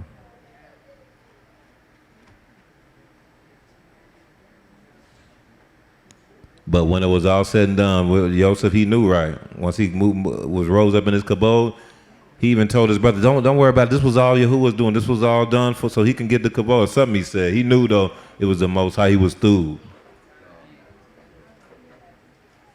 And was ready to handle all the fame. He was ready now. He was trained. The Most High trained him through all those experiences. So that he was a thub leader. He was thub. Humble. Yeah. Same thing with Moshe. Yahuwah didn't just make Moshe a leader, did he? Moshe had all of Egypt after him first to where he had to run for his life. He found some place of refuge in the wilderness and lived under these mishpachah from the Midianites.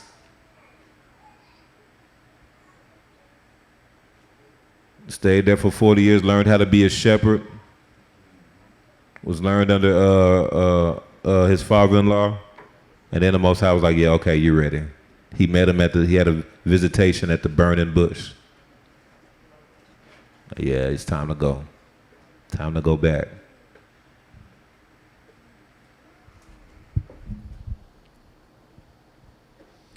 Better to live in the wilderness than with a quarrelsome and nagging wife. I really think this might be prophetic about the children of Israel, or not prophetic, but symbolic surrounding the children of Israel when they were in the wilderness and they kept murmuring and complaining. Because it literally says, I believe it says Bamidbar, or I know it says Midbar, but I think it says Bamidbar. Then with a quarrelsome and nagging Isha. Why has everything got to be like this? Why that? It was better in Egypt. They had fish and they had watermelon out there. All we got here is this manna.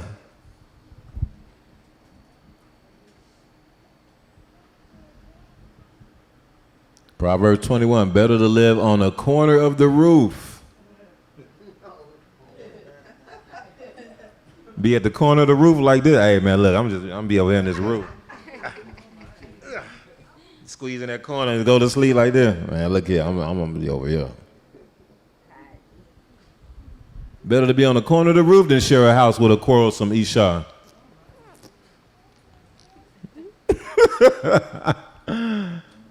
I was just saying, that's what the scriptures say. I'm not saying this.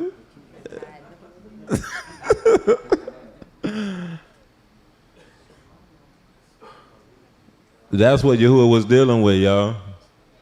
Yasharel was the quarrelsome bride. This all happened after he went into covenant with Israel. This was all happening after he went into covenant with him. Yeah.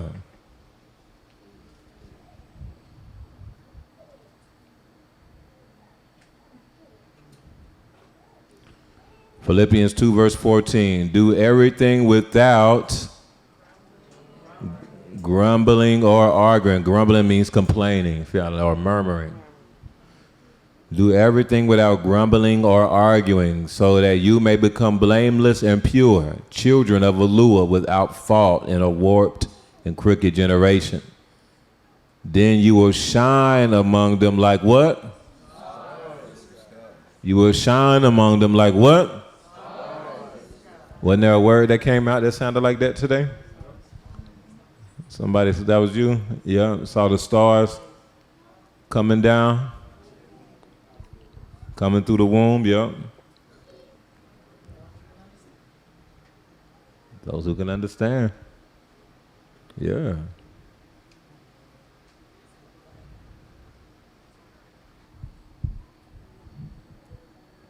Let's keep going, Bamidbar 11.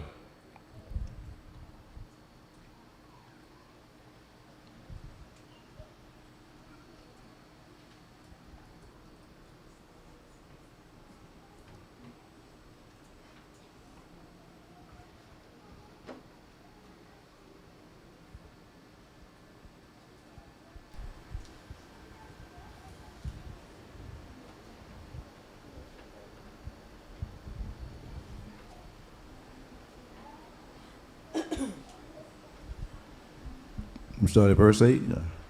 Start with verse 10. Let's start with verse 11. So Moshe said to Yahuwah, why have you afflicted your servant? And why have I not found favor in your sight, that you have laid the burden of all these people on me? Cause y'all could have got all these people complaining. Y'all gotta imagine how hard that was on Moshe, how heavy that was. Keep going. Then I conceived all these people. Did I beget them? So this is an interesting question, because remember what the complaining is about? The breakdown? Let's go back.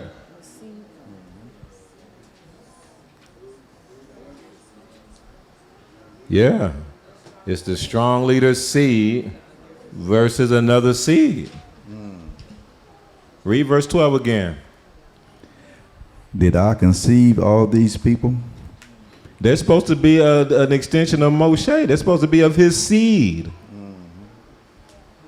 Yeah. So what he's saying, they're not of me. They don't have my ruach in them. Did I conceive all these people? Did I beget them? That you should say to me, carry them in your bosom as a guardian carries a nursing child. Y'all see this? To the land which you swore to their fathers.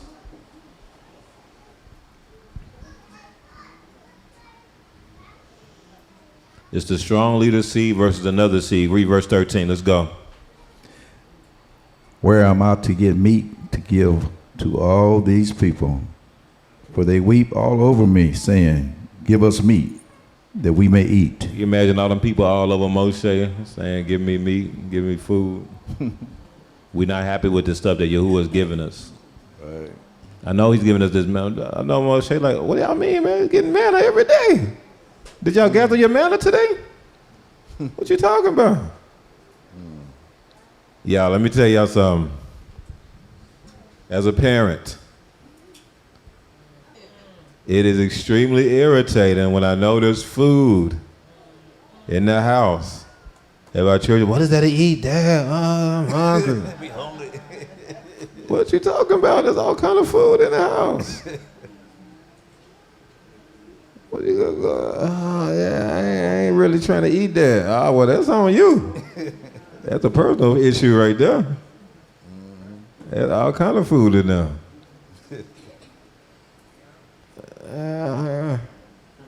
Can we go get McDonald's? No, they don't say that. What they be saying? Can we get Canes? Yeah. Can we get Canes? No. Fried chicken. What you talking about? There's food already in there. There'd be times where that's just it's pretty irritating sometimes. Or we be chilling and it's like, I'm hungry. What are you telling me for? What? Dad, I'm hungry. Oh man, go figure that out. Man, there's all kind of food in there. Go make something. Make a sandwich or something.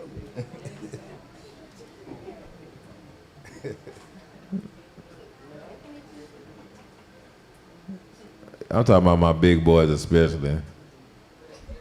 Uh-oh. Yeah, he you know, I can understand a little bit more with the young ones. Yeah. Yeah, they through. The boys are through. All praise to the Most High. But the Most High was not through with this when they was like, give us meat to eat, Moshe, give us meat. I bet Moshe was like, what are you talking about? Yo, I ain't get that manna. What do you mean? Right. We don't want the manna. We don't, oh, that had to been irritating. We don't want that. We want something else. In Egypt, it was better. They had fish and watermelon. Can we get something like that? Man. What Moshe was like, Yahuwah, look, this ain't, Yahuwah, man, this ain't it. Yeah. They keep complaining. Look what Moshe say, verse 14. I'm not able to bear all these people alone because the burden is too heavy for me. If you treat me like this, please kill me here and now. Do you hear this? If I have found favor in your sight, and do not let me see my wretchedness. Yeah, see what Moshe is asking you. This is a prayer to the Most High. Listen, this is Moshe saying this, and you know Yahuwah answers his prayers. This is Moshe saying, Most High, please just take me out. He said, if I found favor in you, he was for real. You know what that means? He really wanted to die. Like, he really was for real. Moshe, don't nobody know Yahuwah like Moshe during this time. Like, he knows, like, Yahuwah, like, he'll snap a finger, you gone. Like, he saw Yahuwah take out all them Egyptians. He saw he saw all that. The fire come down, just consume people already just recently. And now Yahuwah like, yeah, go ahead, Moshe, just go ahead and take me out too. What? Man, that's crazy. He was fed up. That's how fed up he was. No, he was expecting the Most High to do that, y'all. I really believe he was trying to die. Because here you got Moshe, Yahuwah done answered pretty much all of his prayers before that.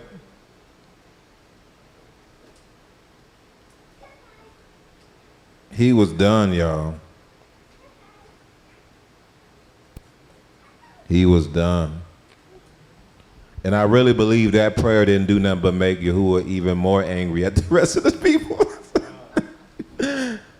Oh man, I think that just made Yahuwah even more angry at the people. Oh no, now my son, he ready to die because of y'all. Oh no.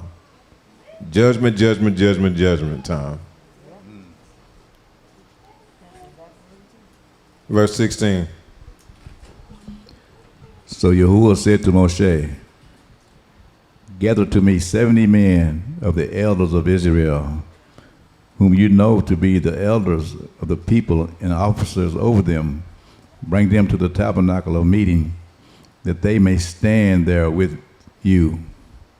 Verse 17, then I will come down and talk with you there. I will take the spirit, I will take the ruach that is up on you and will put the same upon them. Impartation.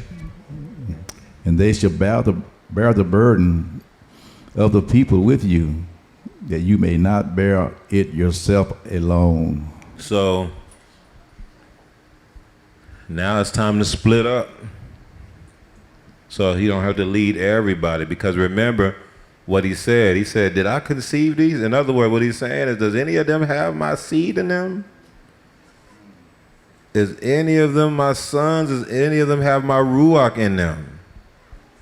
Y'all see what I'm saying?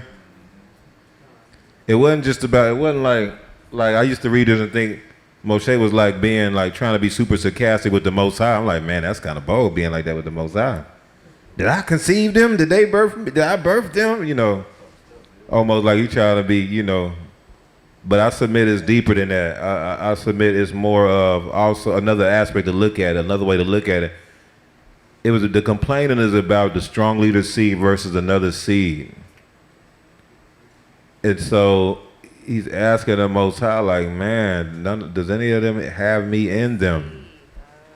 Does any of them have me in them? Duplication. This is stuff just being that Yahuwah been revealing to us, revealing to the Melech. Now, this is how Yahuwah moves. What happens? He gives you the same ruach as the leaders. The people end up becoming an extension of the heads. I told y'all this before. I didn't realize when the Melechs came down, they were looking and they wanted to see duplication. I didn't fully understand it at that time. That concept. I understand it fully now. And that was the same thing during the days of Moshe in the wilderness. He's like, so that's why we had a lot of grumblers and complainers that time. We did, man. It was a lot of rebels in the tribe at that time.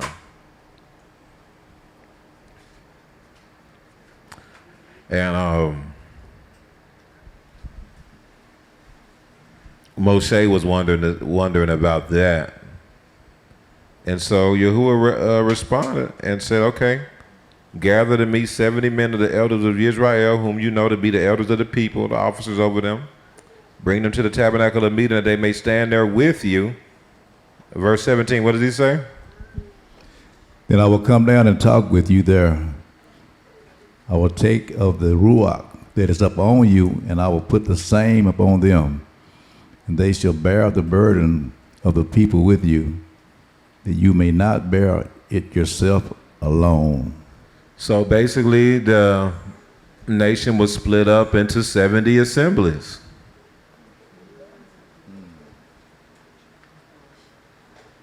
The 7 assemblies.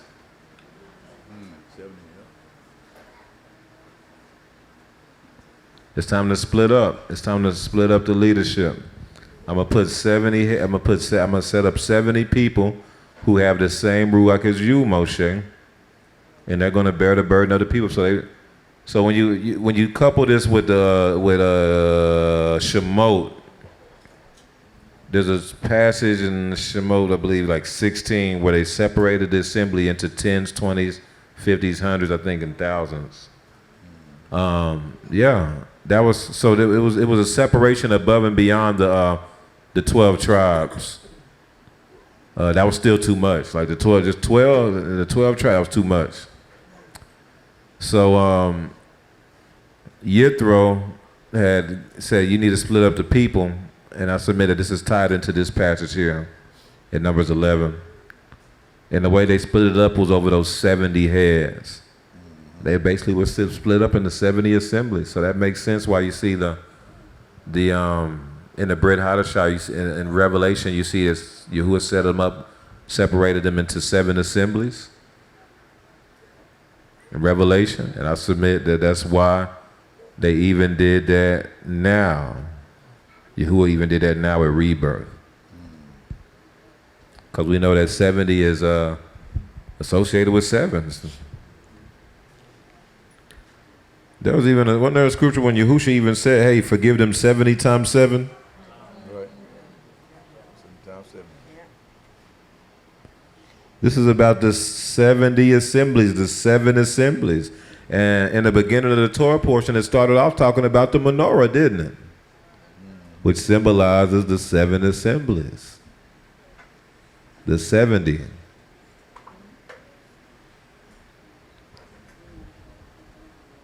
All right, let's keep going. Verse 18. Then you shall say to the people, consecrate yourselves for tomorrow, and you shall eat meat, for you have wept in the hearing of Yahuwah, saying, who will give us meat to eat? For it was well with us in Mizraim. Therefore Yahuwah will give you meat, and you shall eat. You shall eat not 1 day, nor 2 days, nor 5 days, nor 10 days, nor 20 days, but for a whole month, until it comes out of your nostrils and becomes loathsome to you, because you have despised Yahuwah. You have despised Moshe? Yahuwah. You despise Aharon? Yahuwah. Man. Keep going. Yahuwah, who was what? Because you have despised Yahuwah, who is among you, and have wept before him, saying, why did we ever come up out of Mizraim? So let's read that again. You despise Yahuwah, who was what? Who was among you. So that word among you is in the Kareb. In the midst of you, in the midst of the camp, in your Kareb, who is in your belly. Keep going. And have wept before him, saying. So wait, let me say this. So look at this a different way. Verse 20, it says, before a whole month, until it comes out of your nostrils and becomes loathsome to you, because you have despised Yahuwah, who was in your Kareb. Does that make more sense? Yes, sir. You're going to keep, but for a whole month, until it comes out of your nose and becomes loathsome to you, because you have despised Yahuwah, who was among you, and have wept before, because you have despised Yahuwah, who was in your belly.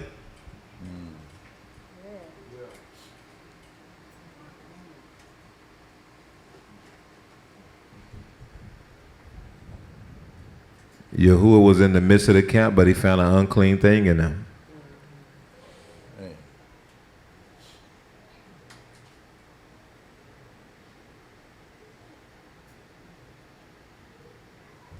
Your nostrils has the connotation of your nefesh. It has a connotation of discernment. Your nose.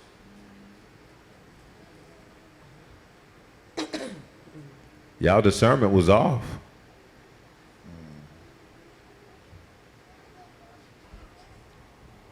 Keep going. Verse 21, Moshe said, the people whom I am among are 600,000 men. Read verse 20 one more time. Verse 20, okay. But for a whole month, until it comes out of your nostrils and becomes loathsome to you, because you have despised Yahuwah, who is among you, and have wept before him, saying, why did we ever come up out of Mizraim? That's horrible. You know how much he did to bring them out of Mitzrayim? Man, hold up. That's wild, man. I remember there was one person in the trial one time. They was like, man, it was better back in the church. It was better back in the church. For real. Yeah, the church with chicken. Like, man, you really feel like that? That's wild right there. That's wild. Let's keep going. Verse 21, and Moshe said, the people whom I am among are 600,000 men on foot. Yet you have said, I will give them meat that they may eat for a whole month. Shall flocks and herds be slaughtered for them to provide enough for them? So this is going into the provision again in the wilderness. This is just giving you an idea of like how much that was taken to feed them all that manna. And yet, Moshe, see, this is the thing. Moshe didn't really want Yahuwah to get him no meat, man. That be happening at the house. There's already food in there. But man, I'm like, and then mama sometimes will come to, yeah, they can go on and get this. Yeah. And I'll be like, all right.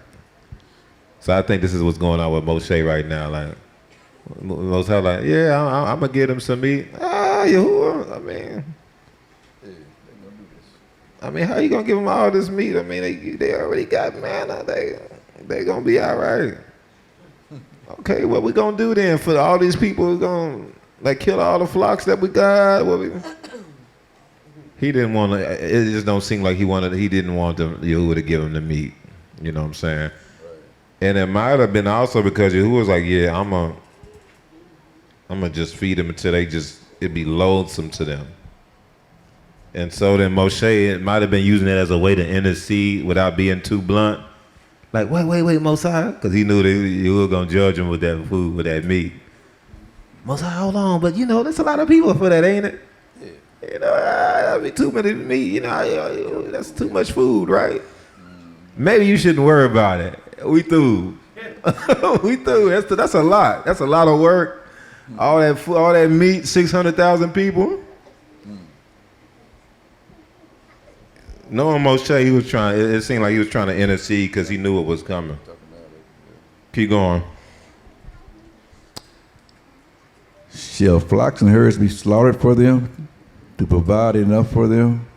Or shall all the fish of the sea be gathered together for them to provide enough for them? And Yahuwah said to Moshe, has Yahuwah's arm been shortened? Now you shall see whether what I say will happen to you or not. So Moshe went out and told the people the words of Yahuwah. And he gathered the 70 men of the elders of the people and placed them around the tabernacle. Then Yahuwah came down in the cloud and spoke to him, and took the ruach that was on him and placed the same upon the 70 elders. And it happened when the ruach rested on them that they prophesied, although they never did so again. Yeah, so there's a couple of ways you can look at that part where it says, although they never did so again, but we won't get into that right now. Let's keep going. Verse 26. But 2 men had remained in the camp, and the name of one was Eldad, and the name of the other was Medad. And the ruach rested upon them. They were among those listed, but who had not gone out of the tabernacle, yet they prophesied in the camp. And the young man ran and told Moshe and said, Eldad and Medad are prophesying in the camp. So Joshua, the son of Nun, Moshe's assistant, one of his choice men, answered and said, Moshe, my not Elohim? How would I say that? My master. Moshe, my master, forbid them. Then Moshe said to him, are you zealous for my sake? Oh, that all Yahuwah's people were prophets, and that Yahuwah would put his ruach upon them. Yeah, because remember, think about this.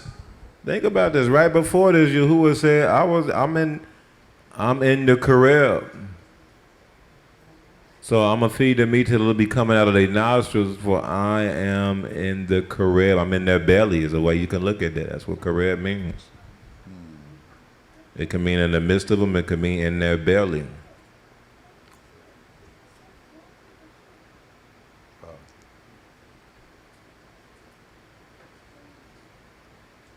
because you speaking against the Most High. It's like you coming. It's almost like you quenching the ruach. And so Yahuwah took 70 men. He put the ruach upon them, the ruach of Moshe upon them, and so they all were prophesying. That's impartation. That's why y'all seen that going on all throughout the last couple of years. Where the Meleks, they'll come up on, and we do the same thing. It started with the Meleks imparting into us. But yeah. So nevertheless, let's keep going, wrapping it up. But he said, "Oh, that all Yahuwah's people were prophets, and that Yahuwah will put His Spirit upon them." That's the kingdom of Nabi'im.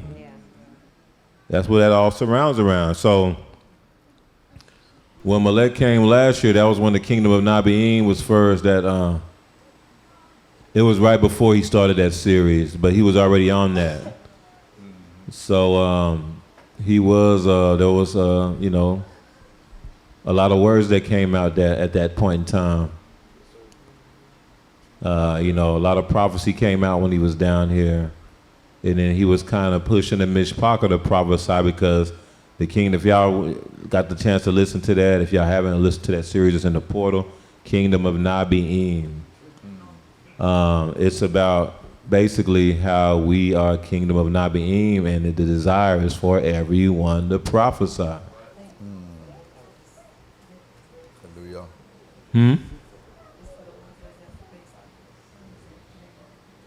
Okay. Understood.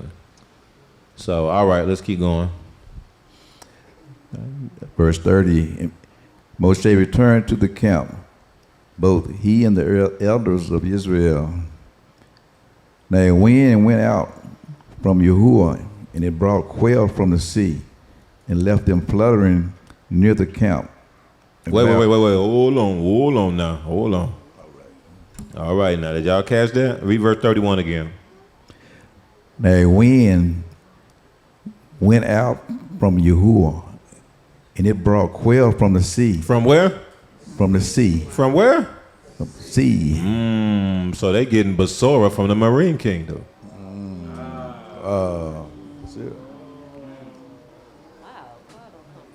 Yeah, quail don't come from the ocean. Sure don't. Quail don't come from the sea.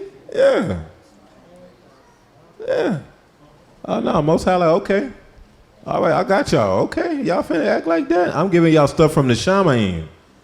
He was giving them food from the Shamayim. Okay, I'm gonna give you food from the sea, from the marine kingdom then. Wow. Since y'all yearning for Egypt is the head of the marine kingdom at this time, during these days. You know, in a sense, I know they had got destroyed not too long before this, but they were the head kingdom during these days. All right, I'm gonna give you a Basora coming straight out the marine kingdom, since you didn't take the meat from heaven. Wow. You didn't take the Basora from the Shamayim. And that's what happens to a lot of people. You be in here, Yahuwah is feeding you the manna from the Shamayim, and you are taking it for common. So much so that you complaining about the manna that the Most High is bestowing upon you from the Shamayim. So he gives you over to the marine kingdom. Give you a false word. Yeah. He gives you over to a false Basora. He gives you over to a false word. You know what? I think the law's done away with, man, for real. Yeah. We shouldn't be keeping these laws anyway. You know what? It was better in the church. Back to the church house. Let's keep going. Now a wind went out from Yahuwah, and it brought quail from the sea, and left them fluttering near the camp, about a day's journey on this side, and about a day's journey on the other side, all around the camp, and about 2 cubits above the surface of the ground. And the people stayed up all day, all night, and the next day, and all day the next day, and gathered the quail. He who gathered least gathered 10 homers. He who gathered least gathered how many? 10 homers. So you know that's about the commandments. These were people that were, it's either about obedience on the positive side, but on the negative side, the number 10 is about disobedience. Let's keep going. And gathered the quail. He who gathered least gathered 10 homers. And they spread them out for themselves all around the camp. But while the meat was still between their teeth, before it was chewed, the wrath of Yahuwah was aroused against the people. And Yahuwah struck the people with a very great plague. So he called the name of the place Kabro Hadavah, because there they buried the people who had yielded to cravings. So Kabrot HaTavah is like a grave of cravings. It says Kabrot HaTavah is the graves of lust. It says graves of lust or graves of craving. Yeah, that's deep. Graves of lust. So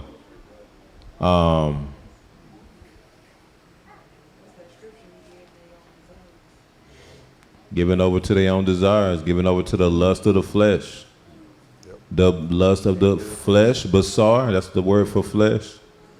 Like, that's it. Y'all listen, when it comes to sustenance, that's what causes people to fold every time.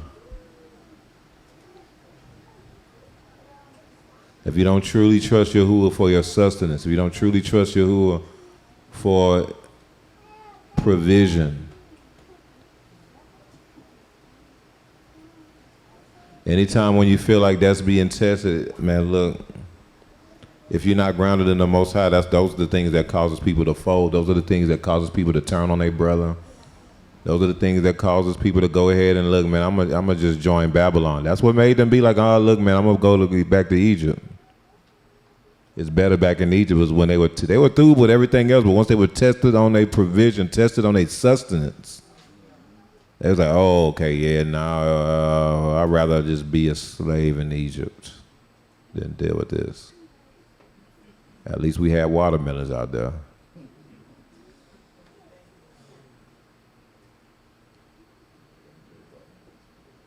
And that's how the people, Mishpach, could be in the assembly. There'd be people we thought was super, super faithful, and then they end up running into a situation where, they run into a situation where maybe the circumstance come up to where they sustenance is being tested, like maybe a financial issue or something.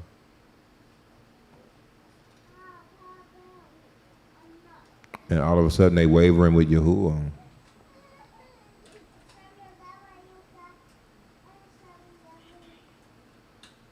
Those are the things I'm talking about. Let's keep going.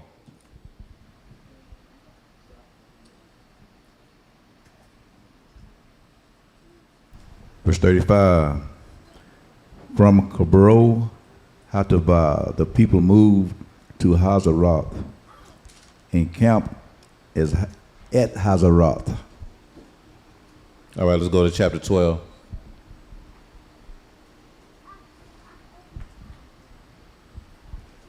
Starting at verse 1. Come. Then Miriam and Aaron spoke against Moshe because... They did what? Spoke against Moshe. So Moshe done went through this with all these people that was complaining against him because of the food. And now behind his back, Miriam and Aaron, that's his sister and his brother, are speaking against him. Why are they speaking against him? Keep reading. Spoke against Moshe because of the Ethiopian woman whom he had married, for he had married an Ethiopian woman. So they said. So not only are they talking about him, but they speaking against him and speaking against his Isha. That's out of bounds right there, man. That's out of bounds. Keep going. Verse 2, so they said, has Yahuwah indeed spoken only through Moshe? Has he not spoken through us also. And Yahuwah heard it. So that's usually when you're dealing with a rebel, that's one of the main things. Almost this was something I noticed just through experience. One of the main things they usually say.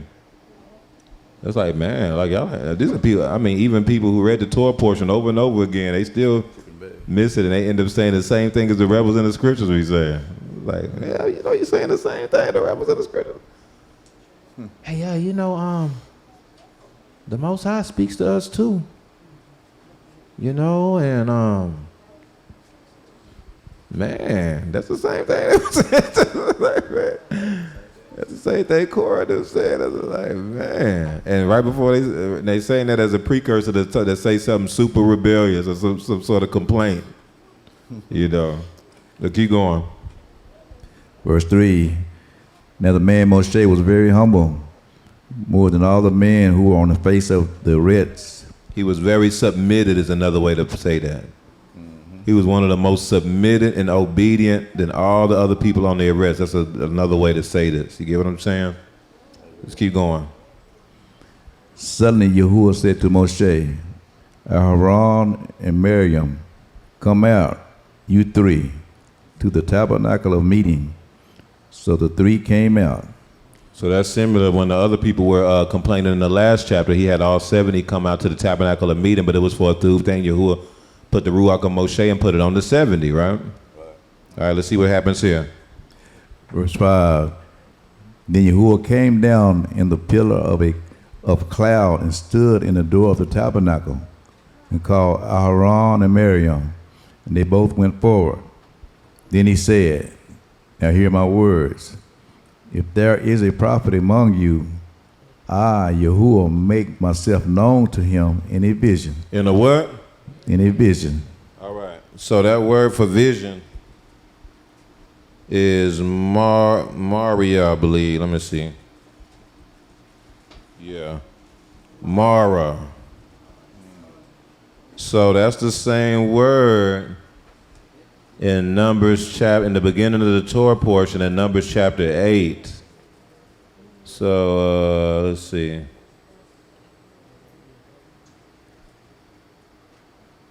No. Well, it's similar to the word in Numbers 8. It's referring to the lamps.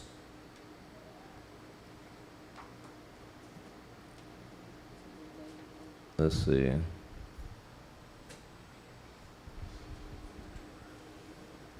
Read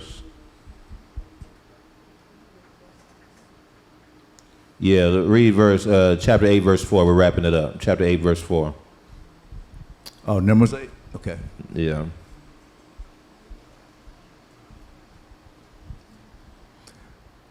Verse 4.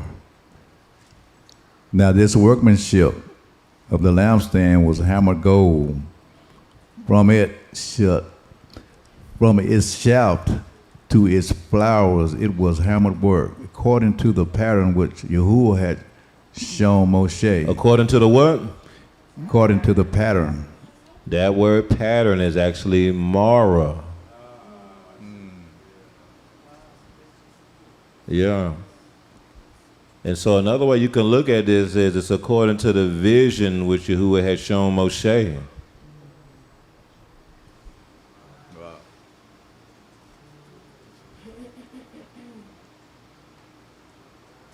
Yeah. So the whole menorah could have been the product of a vision Yahuwah showed Moshe.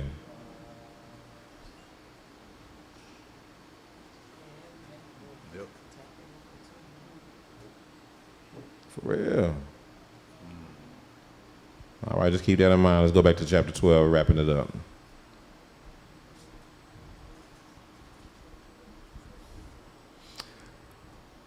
Okay, where do I leave off at? Start with verse 6. Verse 6. Then he said, hear now my words.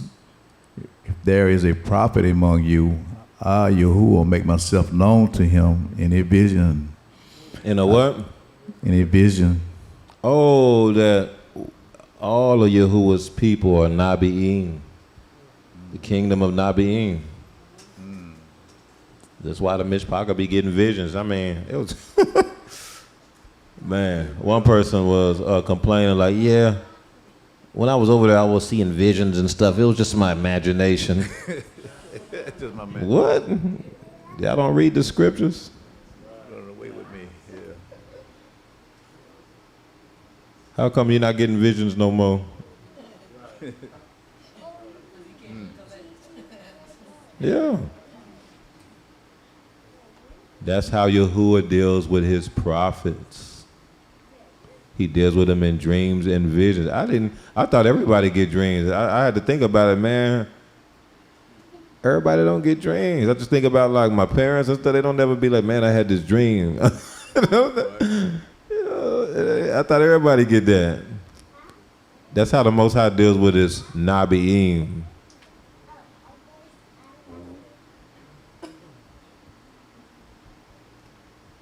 But especially visions. Man. Especially visions.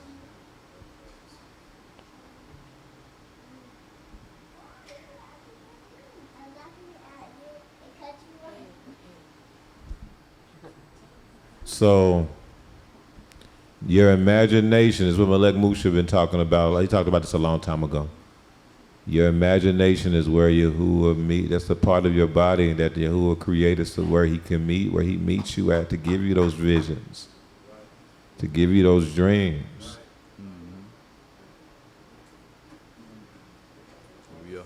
Yeah. Your imagination wasn't created just so you can say, hey, let's play cops and robbers. I'll be the cop, you be the robber this time. Hey, let's play house, I'll be... No, I don't mean like that. I'm just saying Y'all ain't used to do that? It'd be like, let's play house, and you had a belt, and you'll just be like, yeah, I'm gonna whoop you. Yeah, you been bad, I'm finna spank you. You be the mean dad or something, used to play house, yeah. But you just using your In Babylon, we look at that, oh, they're using their imagination. Oh, yeah.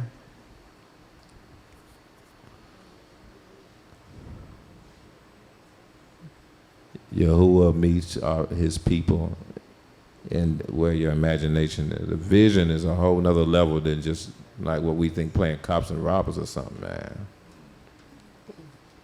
In a vision, you will feel the feelings while you're in there. You'll feel feelings, you'll feel emotions. In visions, you'll be in that world, you'll forget that it's a vision. You'll like not even know that you're even here. You'll be there. Like, and you won't even know that you're here until you snap out of the vision, and you'll be like, oh, snap, I'm in the assembly. Oh, snap, that was crazy. Hold on, let me hurry up and write this down. I remember I was sitting in a car, this was not too long ago, and I was supposed to be doing a Rev prayer, and I just went into a vision. Totally forgot I was sitting in the car. Totally, I was just gone. Until I snapped out of the vision, it was like, oh, snap. Man, it's all dark out here now. I'm in the car.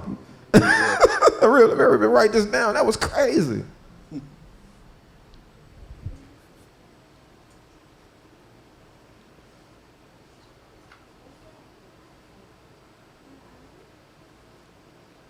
There were times when Yahuwah gave me dreams where I totally I forgot I was in the bed. I thought I was there.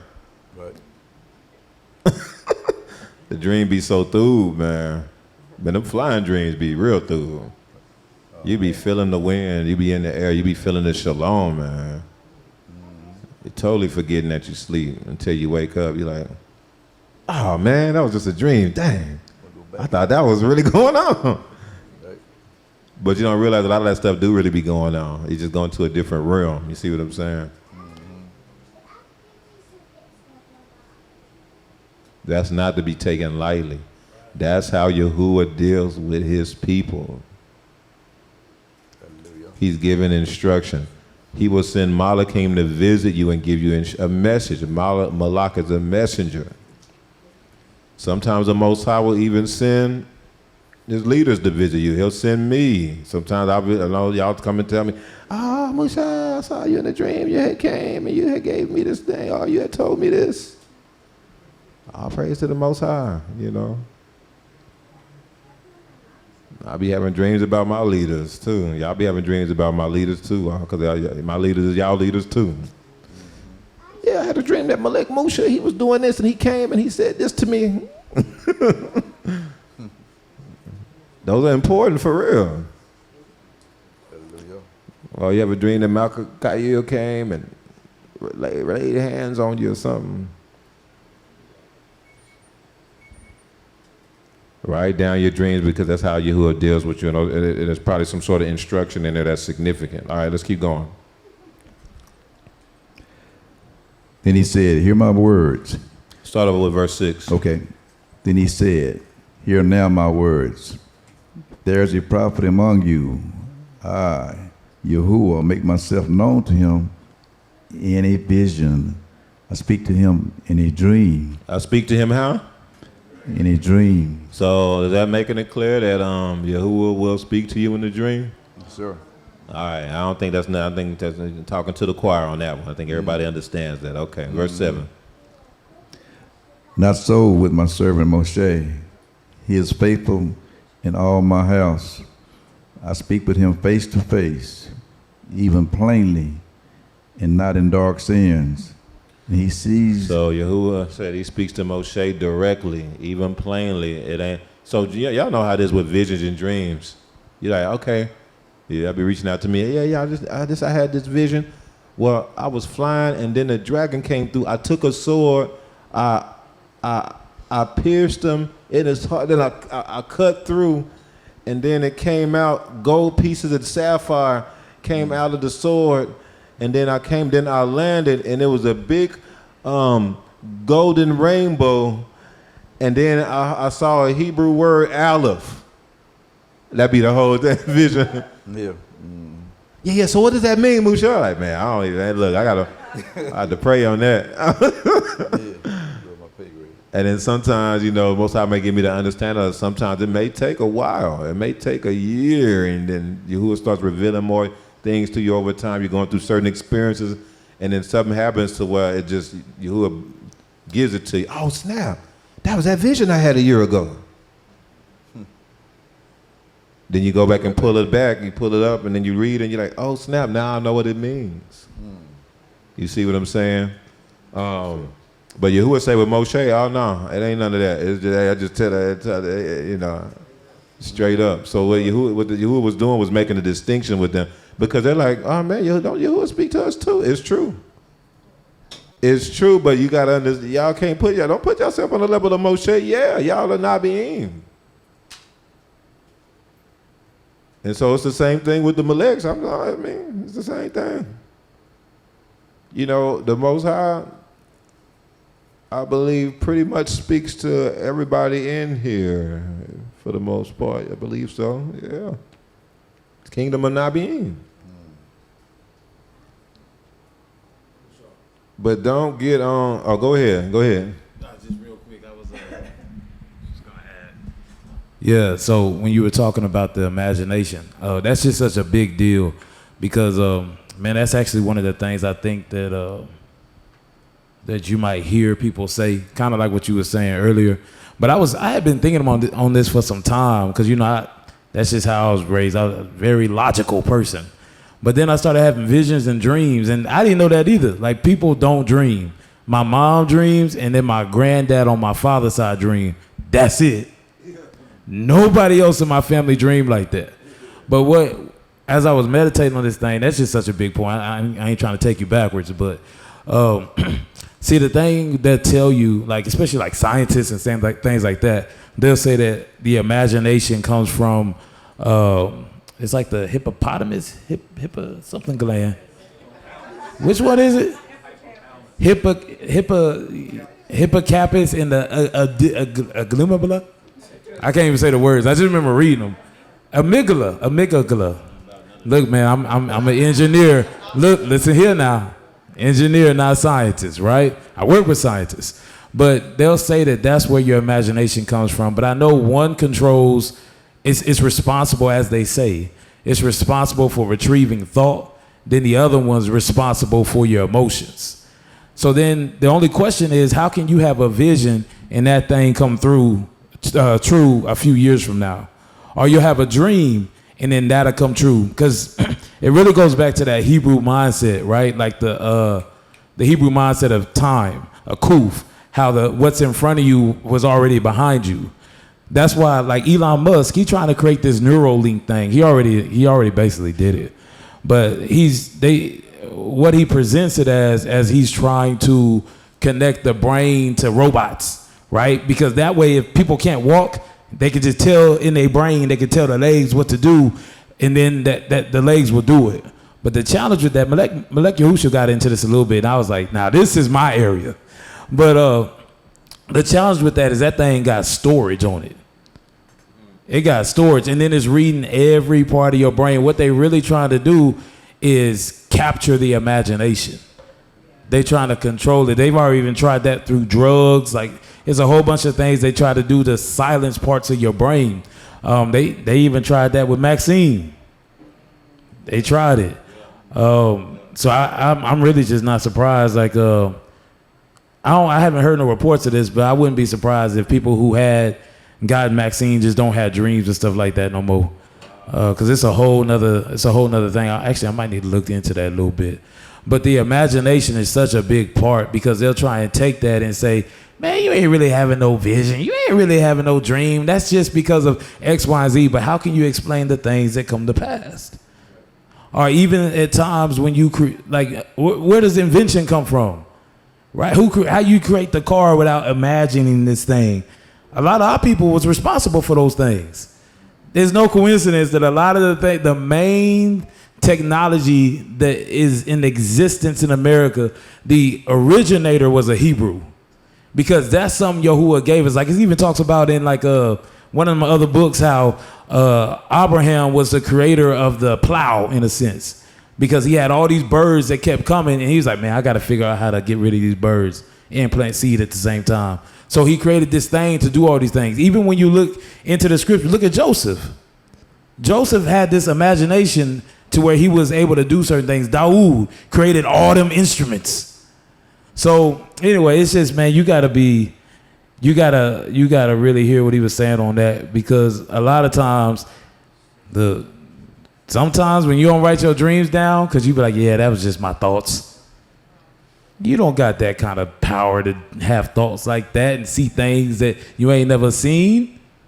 Yehukanan, the revelator, revelation, all visions, all dreams. Daniel, all visions, all dreams. So anyway, I'm just saying, like, really make sure to take that in, like with that vision. That was a revelation, what you said there, Musha, with Musha, and how he had a vision of the menorah. It's possible that he just saw it. And I guess I always knew, because Yahuwah was like, everything that you've seen here, make it exactly as you've seen it. But I just thought he was like physically looking at stuff. But could it be that he was just in a vision for 40 days and 40 nights? Like, that came, so all of that came from what we now call an imagination. Like all the Yeladin, all y'all that be drawing pictures and writing and all these different things, y'all, that stuff is precious. Start showing that stuff. Start bringing them things forward. Start coming. Look, man, this is what I wrote down this week, Rosh. This is what I wrote down, Mushal. This is what I wrote down, Hadassah or Rosha. This is what I wrote. Look at this thing that I drew, because that stuff is important. We just gotta disconnect. Because even what he's saying here, like with Aharon and Miriam, he's like, nah, I speak to Moshe in a different way. Like, he ain't gonna have no vision of something and it not be that thing. It's like, nah, I'm gonna tell him exactly what it is, but that's where Yahuwah speaks to us. That's also why a lot of movies and things like this, the last thing, but that's also why a lot of movies and TV shows are designed to capture that portion of your imagination. Like, I remember growing up on the Magic School Bus, the Reading Rainbow. Y'all know, yeah. But all them things, they talk about your imagination. Barney. Yeah, I watched it growing up. I know y'all. That was the main thing. Gullah Gullah Island. all these things started to deal with the imagination, and that's kind of just a strange thing. I'm just thinking through a lot of things as you talking. No, that's real. That's real. And Yahuwah was making the distinction with Aharon and Miriam. Because I know that's y'all brother, but y'all taking him too much of common. Like, nah, I deal with him on a whole nother level. That was grace. But Most High showing them that. Let's keep going. Hear now my words. Is there a prophet among you? I, Yahuwah, make myself known to him in a vision. I speak to him in a dream. Not so with my servant Moshe. He is faithful in all of my house. I speak with him face to face, even plainly, and not in dark sayings. And he sees the form of Yahuwah. Why then were you not afraid to speak against my servant Moshe? So the anger of Yahuwah was aroused against them, and he departed.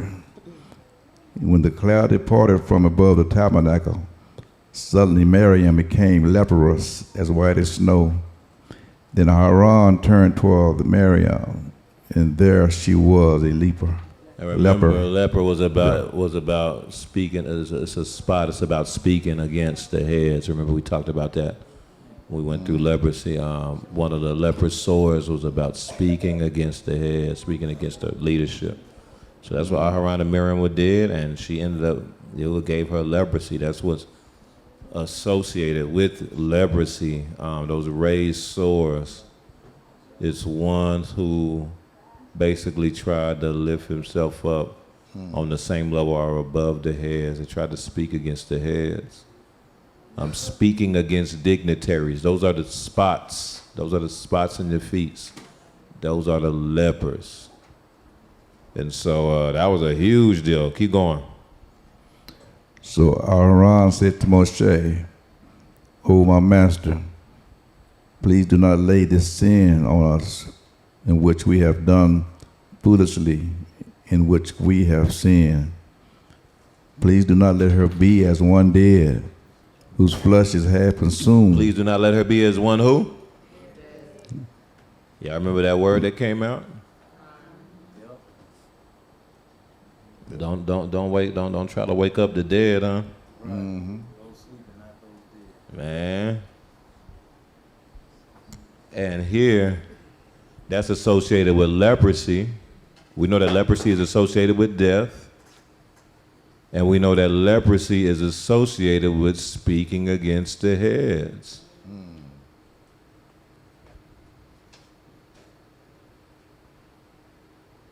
So don't worry about them. If these are people that's speaking against the heads, these are people that's speaking against the things of Yahuwah, don't worry about trying to wake them up. Sir. Let's work on those who are asleep. Because can you really wake up the dead?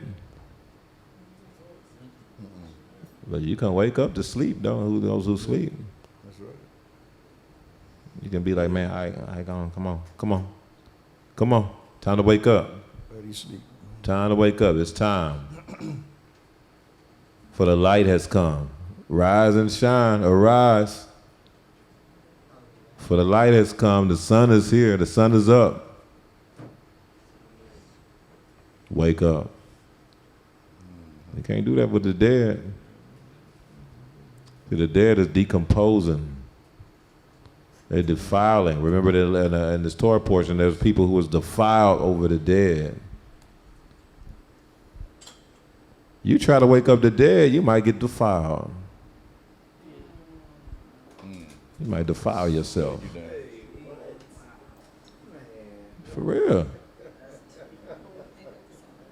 Them people that miss Pesach, huh? They done got defiled over the dead. They miss Pesach. They trying to wake up the dead. And then got corrupted. They had to go before you, go before Moshe. Hey, we want to keep the Pesach. We had to miss it. And this Torah portion wild, man.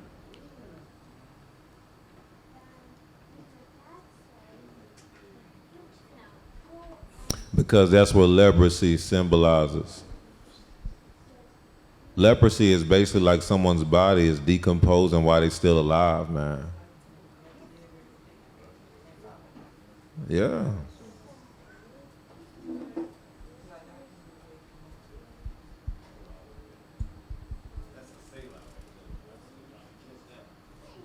Yeah, man. Let's keep going. Please do not let her be as one dead, whose flesh is half consumed when he comes out of his mother's womb. So Moshe cried out to Yahuwah, saying, please heal her, O Eluah, I pray. Then Yahuwah said to Moshe, if our father had put but his spit in her face, would she not be shamed 7 days? Let her be shut out of the camp 7 days, and afterward she may be received again. Verse 15. So Miriam So that was probably very shaming for Miriam to have to go through that. Now she's deteriorating. She was a leader in the nation, and so but now she's outside the camp. So the Most High basically shamed her big time for doing what she did. He basically let her know you can be gone. I know you Miriam, but look, no, don't cross the line. You can be gone. I'll cut you off. Moshe thought she was cut off. I think Moshe thought she was cut off, fam. Like, I think Moshe, he was worried. So he was pleading with the Most High. He said, let her be shut out of the camp 7 days, and afterwards she may be received again. Verse 15. So Miriam was shut out of the camp 7 days, and the people did not journey till Miriam was brought in again.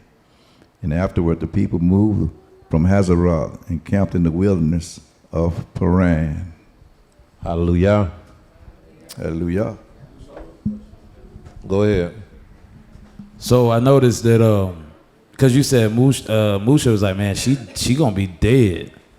I think, so I was thinking about this. I think that might have to do with that cloud moving, because it says that the cloud descended on the place and Yahuwah was in the cloud, but then it says that the cloud moved.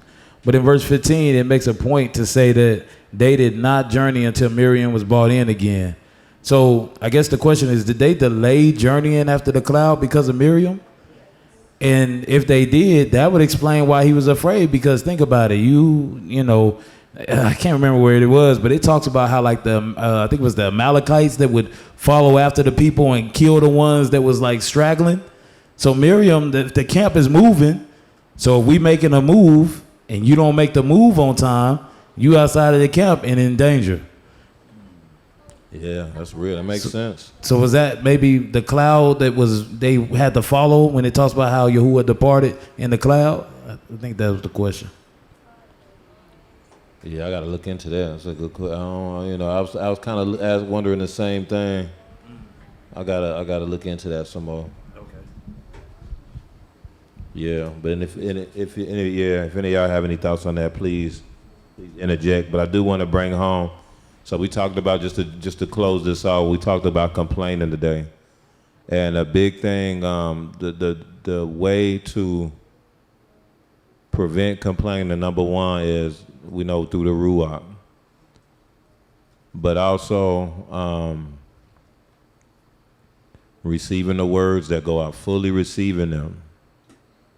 Receiving the word don't just mean that you smiling and you saying, yeah, I receive it, but it's a Ruachal thing. It's a posture. It's a mindset that you're receiving the words that are coming out from the heads. Another aspect of the way to prevent veering into complaining is being thankful, having a posture of gratitude and thankfulness at all times. Okay.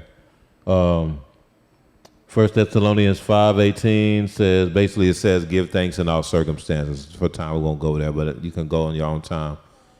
It says, be thankful in basically everything. Be thankful in all circumstances, be thankful. If you look at 1 Chronicles chapter 16, I'll read it. I'll go there real quick. I want to show y'all the scripture on this. It's the last scripture. 1 Chronicles chapter 16.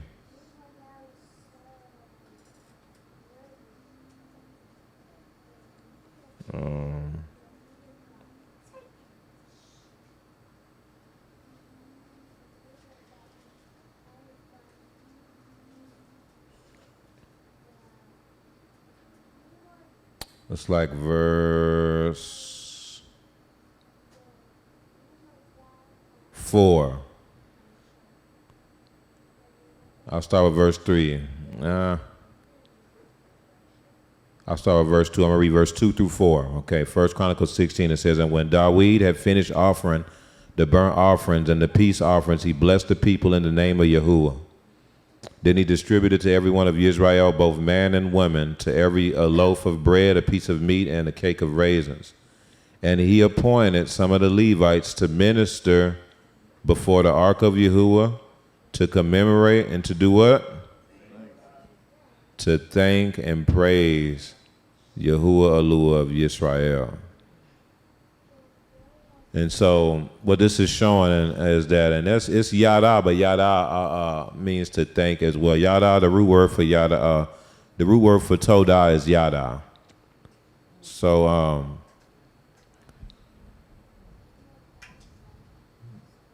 David knew it was so important. It was so important to have gratitude, to have a posture of thankfulness, that he had a team of Levites set apart, and they were appointed to literally give thanks to Yahuwah, to praise him and to give thanks to Yahuwah, to have those todahs going out continually throughout the day, every day. So just showing you the significance of that, the posture of gratitude. Don't zakar the bad. Don't say the glass is half empty. The glass is always half full. Zakar the thubness of Yahuwah. You see what I'm saying? That'll keep you from veering into the complaints and complaining. Hallelujah. All praise to the Most High. Todah Yahusha. Todah Yahusha.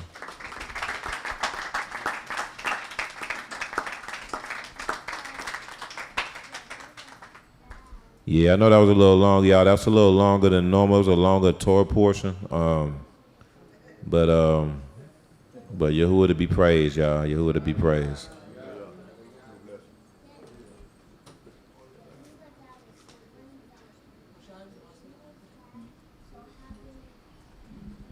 I get that to Bakir as a Uriah.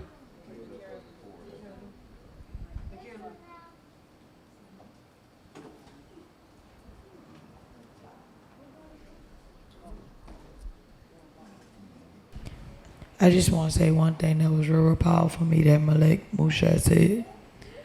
He was talking about that you have to have integrity of heart, and he was speaking of different areas that you have to have the integrity of heart. So he was talking about even in loving your brothers and sisters, even in loving your wife, your husband, even the way we move, right? So then he went into saying that you keep looking at a person, but you're not looking at their ranking in the Shamaim. And so that's one thing that they didn't do to Musha. They saw him as their relative. They didn't look at his ranking. So that's why when Yahuwah came at them, he spoke saying, you don't know me like he know me. I meet with him face to face. So he was basically telling them, like, y'all relationship not the same. Y'all ranking's not the same. So that's why he was trying to explain, like, how can you complain because you made him common because you see him in the natural, not knowing where he really is. So to help with that, if anybody complains, I would say repent from whatever you didn't understand, what you didn't know, and understand that you're not gonna understand and you're not gonna know, because Yahuwah looks at things in rankings. He don't look at us as the way that this world does. So you have to first change your perception on how you're seeing things and understand that Yahuwah looks at everything in the order of how it is in the Shamayim.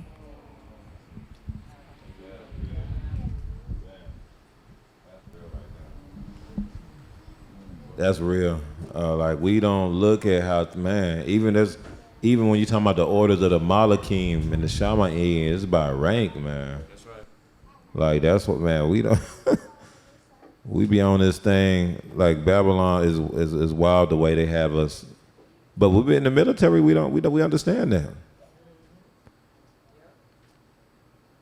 Like it was interesting growing up with my dad in the military because he was an officer. And just walking on base with him, if he has on his what they call it, fatigue, what they call it. But if he has on his clothes, man, I remember I'll be walking with him, and then people, and they'll just stop. And then, oh, y'all good. Y'all fine. And I'll be like, all right, and they go back to their other bit, And like, man, so they understand rank in Babylon. You know what I'm saying? Yeah. But we get into the assemblies of the Most High and just think it ain't supposed to be no order. Oh no, okay, I'm cool with the rank unless my feelings is hurt. Then I can move out of order, and the Most High ain't gonna be mad at me. I'm good. Like how? That's why the Yahuwah was asking the Miriam, like, how were you not afraid to speak against? How was you not? That's how I be feeling up here. So many people like, man, how you? Like you seen too much. Like you're not an outsider. You someone who's seen the Ruach move. You seen things. How was you not afraid to be saying the things that you're saying right now? You wild. Hallelujah. Yeah. People shouting out Pecan Street, putting pictures of the jungle. You know what I'm saying? But it really starts at 9:45. And Amaria, she said, so when we say we have a craving of something, can that be looked at as a sin? As if we're not satisfied with what has already been given to us?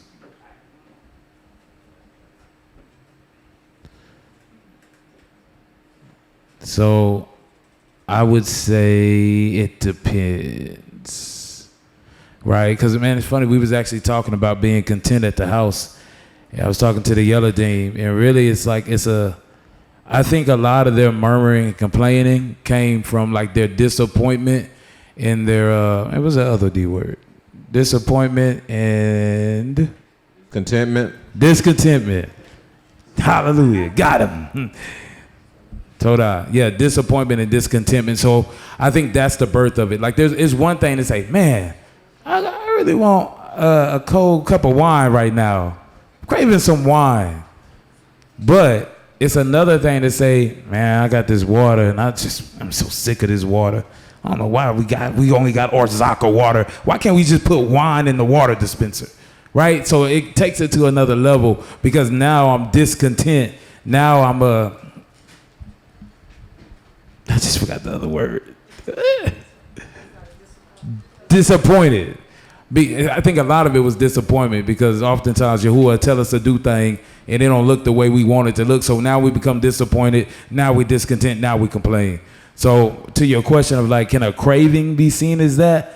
I don't necessarily think a craving is that, even though they craved what they had in Egypt. It's just, it really depends on the intent of your heart. Are you disappointed with what Yahuwah has given? Or like, once you start having children, you're going to have cravings. You might want some toilet paper one day, and we're going to hook you up with Adar Danielle. But yeah, so cravings aren't necessarily bad things. Is what I would say to that. Yeah. So it goes back to the word for covet. It's like a lusting after, intense cravings.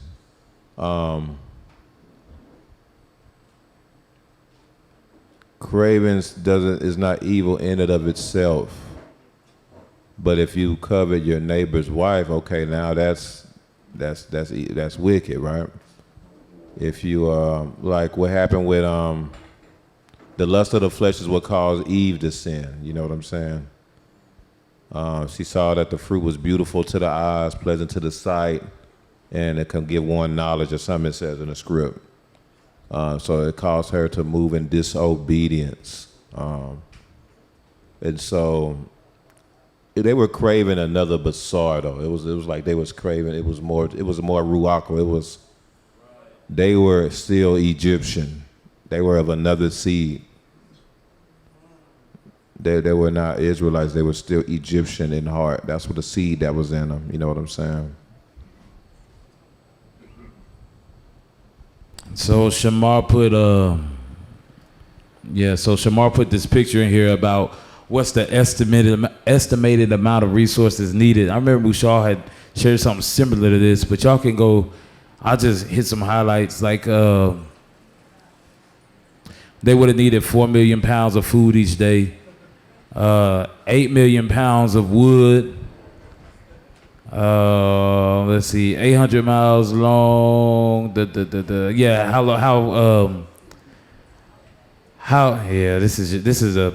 is a Jewish resource. Okay, yeah. So they call it the Sea of Reeds, but the Red Sea, their line, if they had marched shoulder to shoulder, would have been about 800 miles long, and quite a few interesting things. Yeah, so that just goes to what Mushal was talking about earlier. Then we had a call S. She said, them Zakaring on Egypt was a weapon against what Yahuwah had done and was doing for them. They couldn't see Yahuwah's hand. That's it. That is it. Yeah, so that's the thing about Zakarin is that it's always a positive and negative aspect. I was going to say that too. I was going to say something close to that earlier. So I'm glad you brought that out, because it's a weapon in the hand of the chief, but it can be like, in a sense, like a weapon like that's like against the chief, in a sense. Like it can be a negative aspect to that, and that comes from if you are zakaring the wrong things. That goes back to your meditations. That's what it was. That's what causes you to, you know that craving something is a meditation. Oh yeah.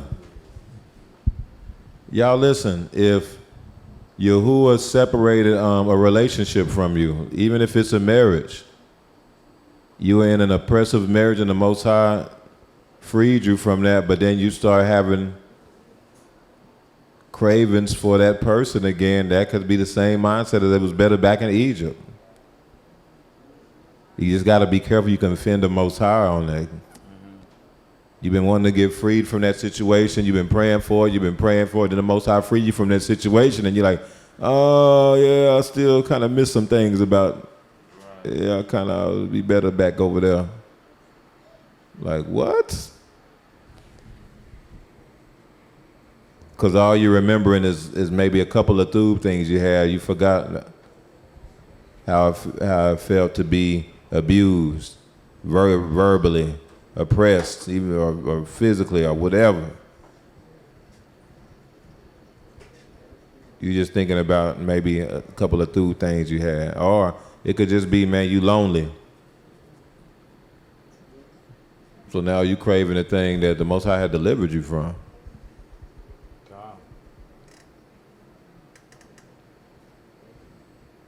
Yeah, if you dealt with addiction, you'll know that certain triggers can cause you to try to veer into maybe possibly craving that addiction you had already delivered you from. Don't do that. Don't let that turn into no meditation. Most people who were into addiction, there were certain things that triggered the addiction. So let's say something happens to where you or sad, something, so you go through something that causes you to be sad or hurt, all of a sudden you craving to go back to that addiction. You had to check that. You was through at first. Hold on, appreciate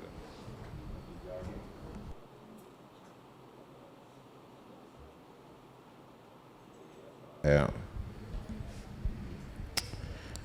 So Bethel, she said they made Johnny cakes with the manna. She said that's the Virgin Island sweet dough bread. Nobody know what that is. I don't know nothing about that. Is that like beignets or something? I'm messing with you. Nah, somebody was telling me about that or had bought some or something like that. I think in San Antonio somebody had bought some. I ain't eat it though. No, I don't know them people like that. Yeah, and I was in San Antonio for work and they had bought some. I was like, oh, nah, I don't want none. You sure it's amazing? Nah, I'm through. Nah, you eating bread in the middle of a hospital. Nah, I'm through, man. Ima Yashayahu. It's so important that we learn from the children of Israel so we don't repeat their behavior. Nah, absolutely. Absolutely. Don't got to get hit by the bus to know it hurt.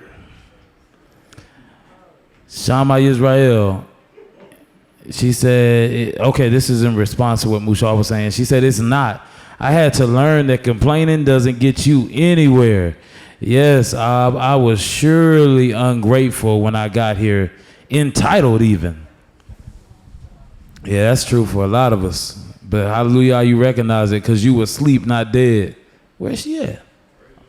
There she go. You asleep, not dead. Praise Yahusha. I call this, she said, it's like when you about to slip in the shower and you reach for the water. It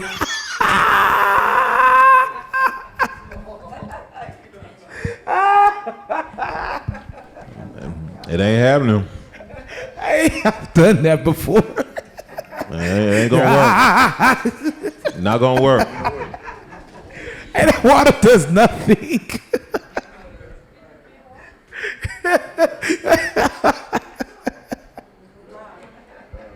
That's hilarious.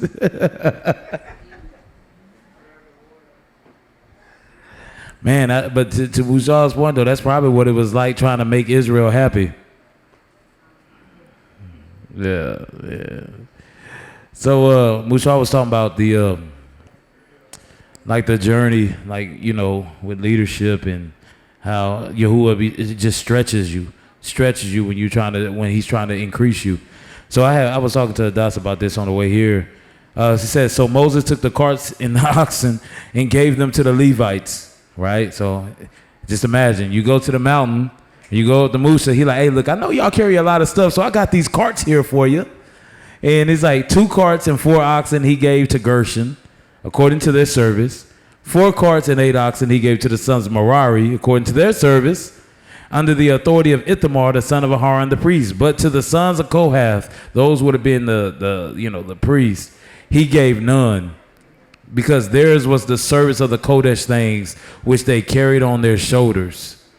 So, you go up to Musa and he giving out oxen and carts for you to carry stuff, and you a Levite, he said, nah, y'all don't get nothing, y'all carry y'all's on y'all shoulders. But that's just, the nearer you draw to Yahuwah, that's how it be. You tend to have to carry more things, and you have to carry them well. So that's just what it reminded me of that when Musa was bringing up just the journey. I can't remember exactly how you said it though. Radayahu, did I conceive all these people? Did I beget them that you should say to me, carry them in your bosom? See, carrying. Carry them in your bosom as a guardian carries a nursing child to the land which you swore to their fathers. Those of his seed will be carried to Abraham's bosom. Meaning those who complain won't make it into the kingdom. Khan. Man, that's it. Yeah, because they didn't make it. And it was Abraham saying it. I see what you did there. That's it. Abraham's bosom. They was complaining. Go ahead. Oh, that wasn't Abraham. I'm tripping. That was Musa.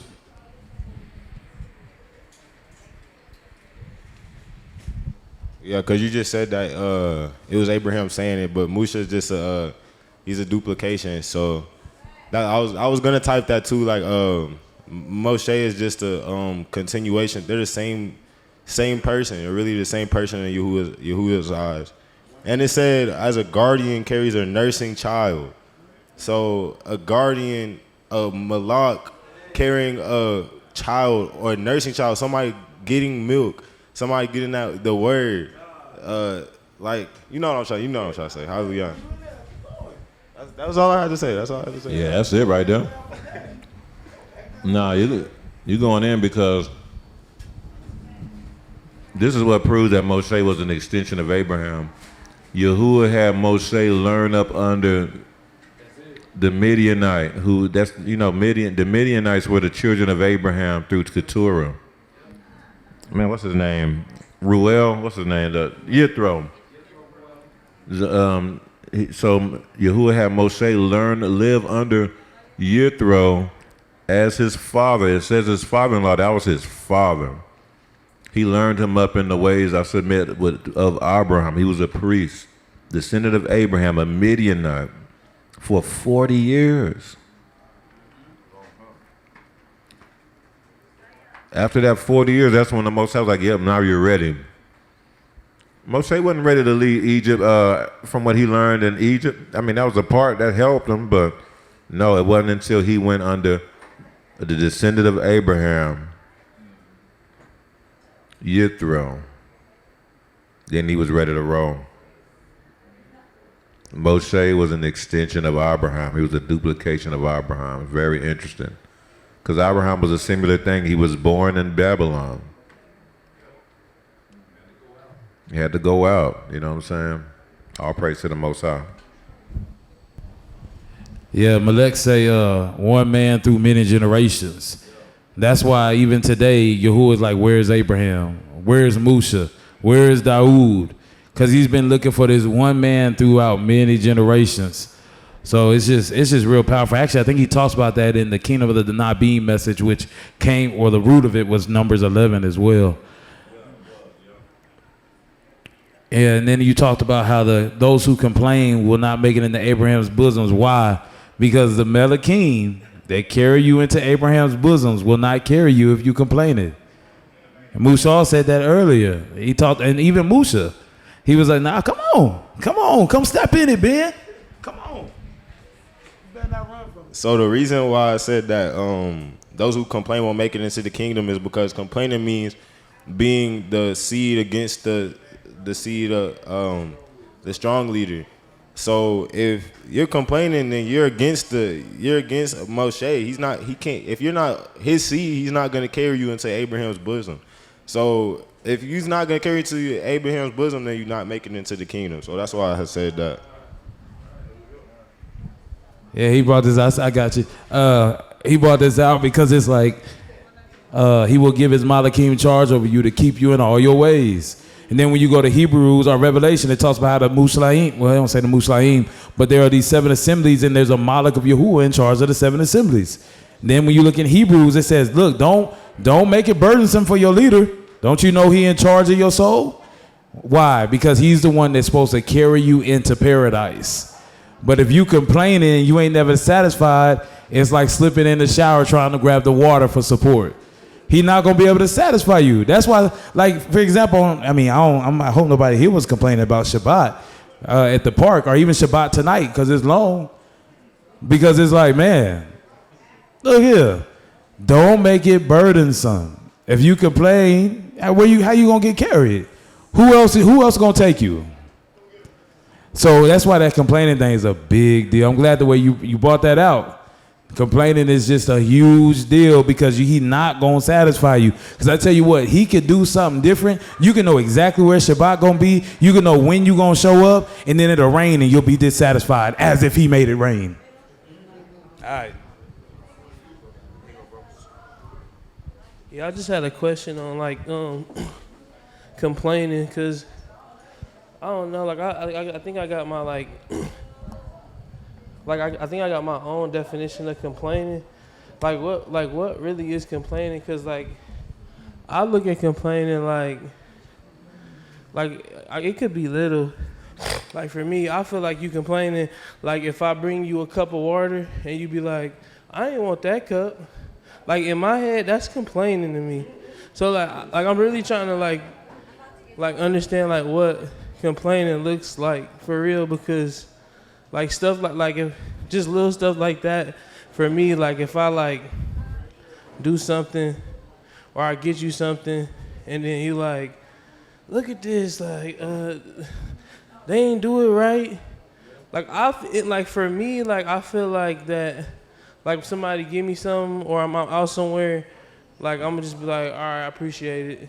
Like I'm not even really gonna look at it like that. Like, so you gave it to me, like.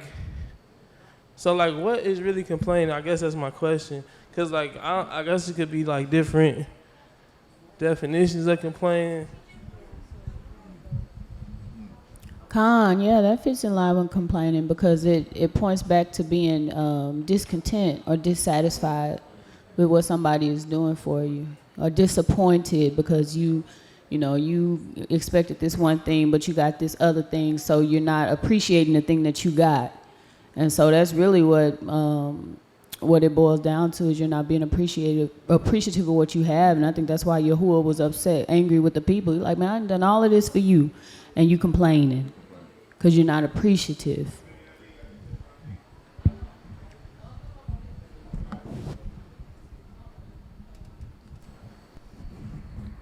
Yeah, complaining is very ruaka too.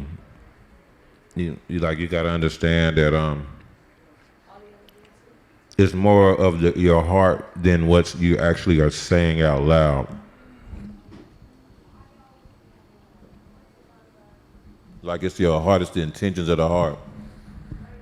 Cause see, a lot of complaints come from the root of it is discontentment. Korah started off saying, "Oh, you put too much on yourself, Moshe." He was trying to act like it was out of his concern for Moshe. You know, but Yahuwah didn't buy that at all, because of the intentions of the heart was, no, it's this, you're complaining because you're coming from a place of discontentment and ungratefulness. You know what I'm saying? Even just asking a question could be a complaint if it's from the wrong heart. You ever had anybody ask you a question and you know it's a loaded question because it's really filled with a complaint and rebellion? Mushal, so why we got to be at the park again? I mean, what you like what you mean? It's just because that's what they announced. Okay. And I'm automatically like, man, that was a full-blown complaint. You know what I'm saying? The intentions behind the heart was not through.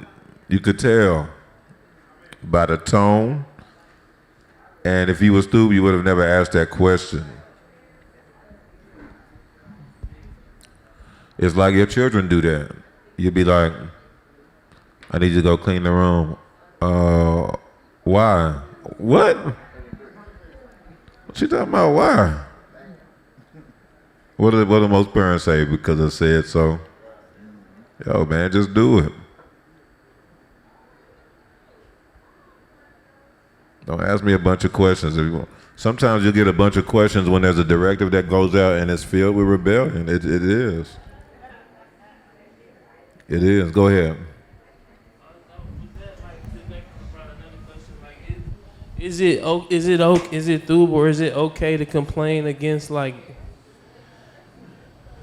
I guess Babylon? Like, will complaining against Babylon be complaining? So that's a great question. So I speak against Babylon all the time. I already know their everyday thing. But I don't know if I would call that a complaint. I really don't. Because I consider myself to be pretty, at least, I'm sure there's always work to do, but I consider I'm pretty through. I don't feel like discontent or anything like that. I want to be out of here though. Yeah, like I guess I'm sorry to interrupt you, but I guess like not in that sense. Like, yeah, like I want to be out of here, but like as far as like, all right, okay, like let's say, I know, like okay, I'm in Texas. I know it's gonna be hot. Like when I go outside, dang dog, it's hot. But like I knew it was gonna be hot. Like I knew that it was gonna be hot out here in Texas. Like so, like what, like you know what I'm saying? Like what that was that type of complaining, or like okay, like the gas high. I know the gas is high, bro. Like should you complain about that? Cause like ain't nothing you could do to change that. Right. So. Okay, so yeah, you're on the same thing that I'm on. Like basically, I really do believe it's best not to complain at all about nothing. I agree. Now, it's one thing when we talk about how things is Babylon and how wicked Babylon is, but it's a different thing when you're talking about complaining. It's a different thing. Yeah, I remember in Sukkot, it was 2020, 2019, we were in Black Rock Park. And we were doing immersions, and it was cold. The day we were supposed to do immersions, the temperature dropped. Y'all remember that? Yes, sir. It was real cold, and I just remember it was us and the other Mushalim, and we kept having. It feels great out here. It's great. Yeah. We were playing around because we was just trying to keep us from going into any kind of murmuring. Not gonna murmur. Oh, let's go in that water, because it was a lake. So we were actually, we was going in back then. We was actually in the lake, in Lake Buchanan. That's what we was immersing everybody in. Yes, sir. And I'm talking about the temperature dropped low. It might have been the 40s. And it was windy. The wind chill might have been even lower than that. And so we was in the water, and the Mishpachah was on fire, though. They was ready to get immersed. And they did it, too. We was like, look, at least this is going to narrow it down to only those who really want to get immersed. We know that. And we kept like, okay, no grumbling, no complaining. So we was just sitting there cold. I'm like, all praises to the Most High. Yeah. It was funny, though, but my point is, though, is just the mindset to try not to go veer into any complaining about anything. I just thank the Most High.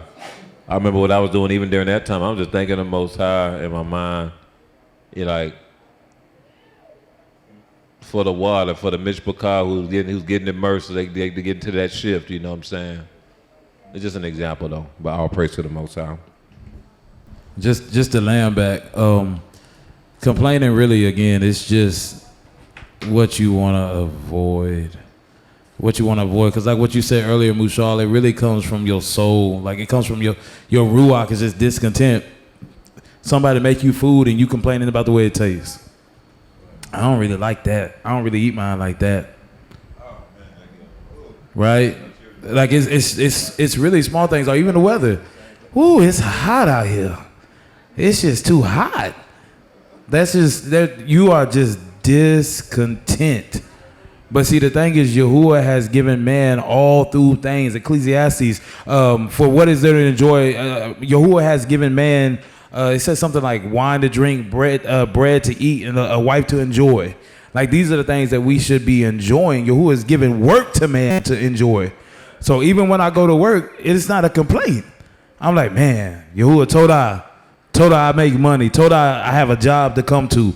So it's the state of one's soul that makes them complain. Like what you said, like, man, I wanted water, but this water ain't cold enough. What? See, this is what you can do instead of complaining. If you don't like the way something done, get up and change it. Because I was thinking, like, they in the wilderness, and they're like, man, I'm tired of eating manna. Why ain't nobody hunt nothing? It may have been just not a part of their culture, but I'm just kind of wondering, like, did they just expect Musha to just serve them? Is that what they expected? That Musha would just do everything they asked? That Musha was actually a servant to them? That they came out for Yahuwah to serve them? That everything Yahuwah gave them was supposed to be the exact way they wanted? That's why I think complaining goes back to this disappointment. Nah, you on to something. Nah, I see you, Shimshon. You still have something? Nah, but think about this, y'all. Think about the mindset of some of these people who are grumbling in the wilderness. Moshe, in their eyes, they was chilling in Egypt.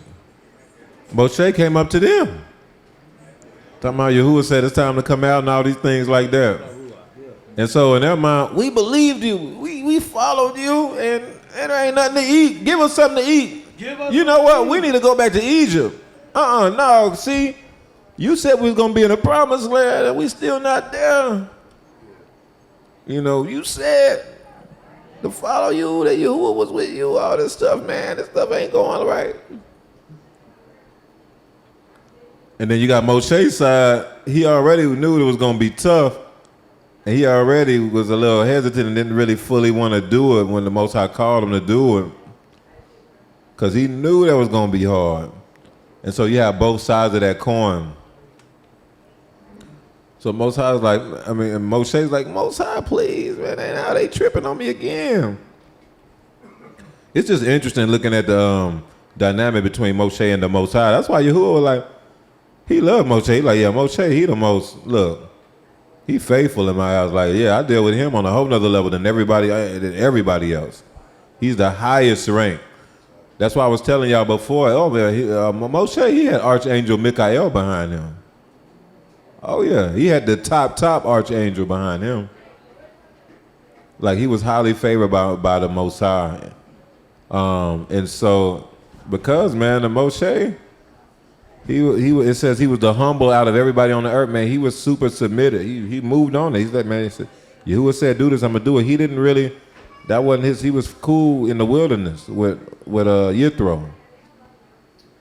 But he put everything on the line, everything, for the Most High, and the Most High was very pleased with him because of that.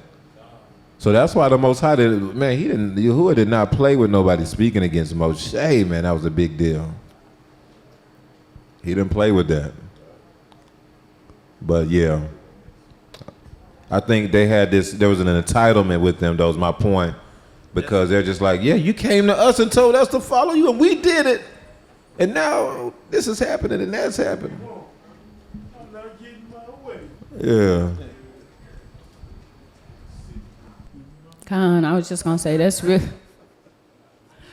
I was just gonna say that's real about it being an inward thing, because oftentimes with people complaining, it don't even really matter what it could be anything. Like when you were bringing up the thing about the water, okay, you might have wanted some water, but you're gonna find something. Sometimes people just find something to complain about, and that's because inwardly they're discontent. It's not actually the things that are going on around them, it's what's happening inside of them.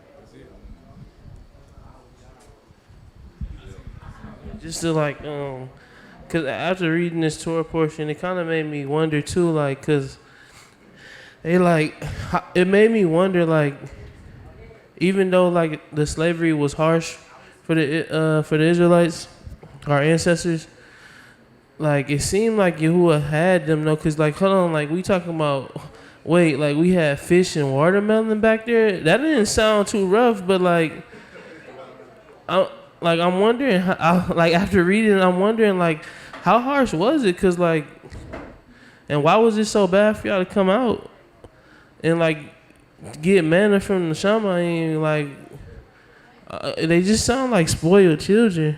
Like, that's from me reading it. It sound like some spoiled children. Cause like, you pissed off when you was already like good, but like you even better now. I ain't get it. Let me answer that though. No, listen, that bondage was extremely harsh. Extremely. So you know Deuteronomy 28, one of the prophecies was that I'll take you back to Egypt in the ships. So if you want to know how it was in Egypt, you just got to look at how slavery was here in the beginning. That was because America is Babylon and Egypt. Egypt was the beginning of our captivity when we were here in chattel slavery. That's when this was Egypt. And then this became Babylon once we came out of slavery and doing like, this is Babylon how it is now. So if you look at the Babylonian captivity, it's exactly how it is now in America, where we weren't like in chains and working the field. We were actually able to get jobs, even own homes and all that when we were in Babylonian captivity. That's why you saw Daniel. He was like a leader in Babylon, things like that. This is Babylon, and Egypt was extremely harsh bondage, extremely harsh. Extremely. Like it was chattel slavery. That's why it's so crazy. But if you ever had like a homeboy that was locked up for a long time, and it's like they get out, but it's crazy. It's hard to explain. It's almost like they want to go back to jail. It's like they just been in jail too long. And so it's like, they just go right back. I had homeboys pretty much our whole young adult life up to this day, just in and out of jail. Like, that's the whole adult life, all up to this day. Now we're in our 40s.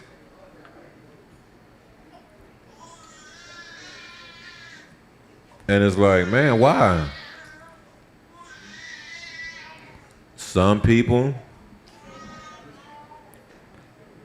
they come out of bondage, which, I'm using jail as the symbolism of bondage. And it's almost like once they come into the real world for a little while, they'd rather just go back. For real. They'll just do what they know is going to get them right back in jail. It's really kind of on purpose. They just like, well, man, look, I can't make it out here.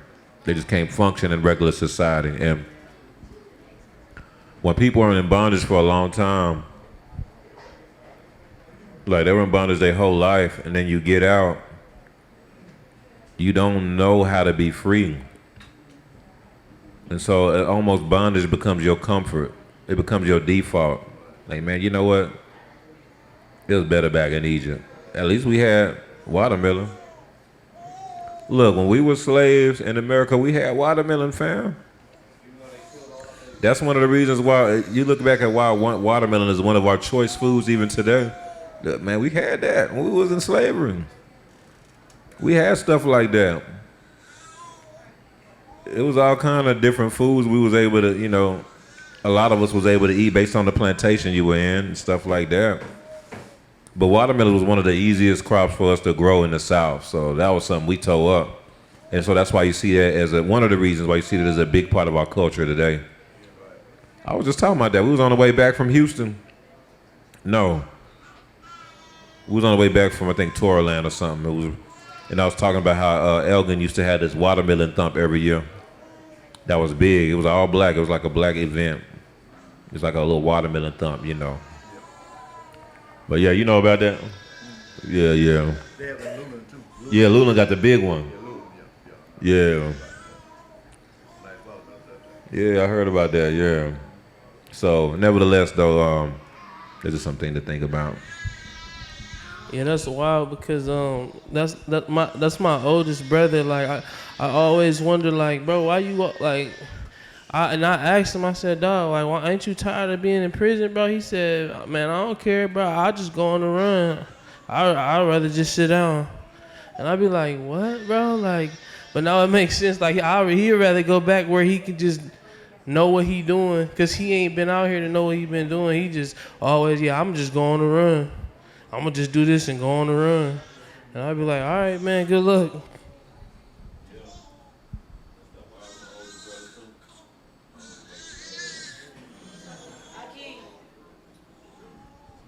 I was just gonna say about the complaining. This is just my own thing. I don't think that even in the things of the world that we should complain about, because Most High said He created everything for its purpose, even the wicked for the time of trouble. So when we complain about stuff that has nothing to do with us, we don't know what the Most High is doing. I think we're complaining against Him, so we have to just be careful.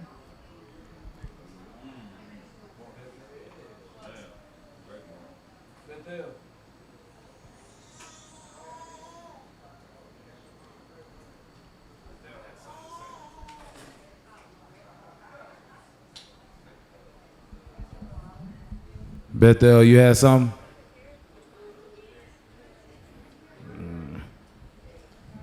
Okay.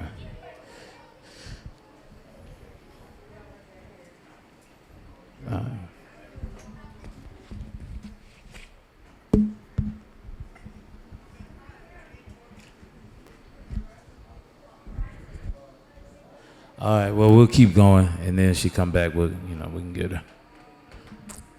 So Nathanael said, the children of Israel did have meat to eat. When Yahuwah first gave them manna, Yahuwah also provided meat in the evening as well. Shemot 16, and in the boker you shall see the glabod of Yahuwah. But what are we that you complain against us? And Moshe said, this shall be seen, what Yahuwah gives you meat to eat in the evening, in the boker bread for the full. For Yahuwah hears your complaints which you make against him. And what are we? Your complaints are not against us, but Yahuwah. Yep. Yeah, they just wanted what they wanted, man. They just wanted what they wanted. Uriel said, I have a question.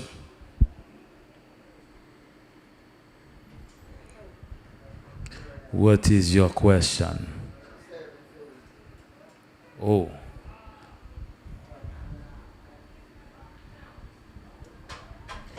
Okay, I guess we can come back to it.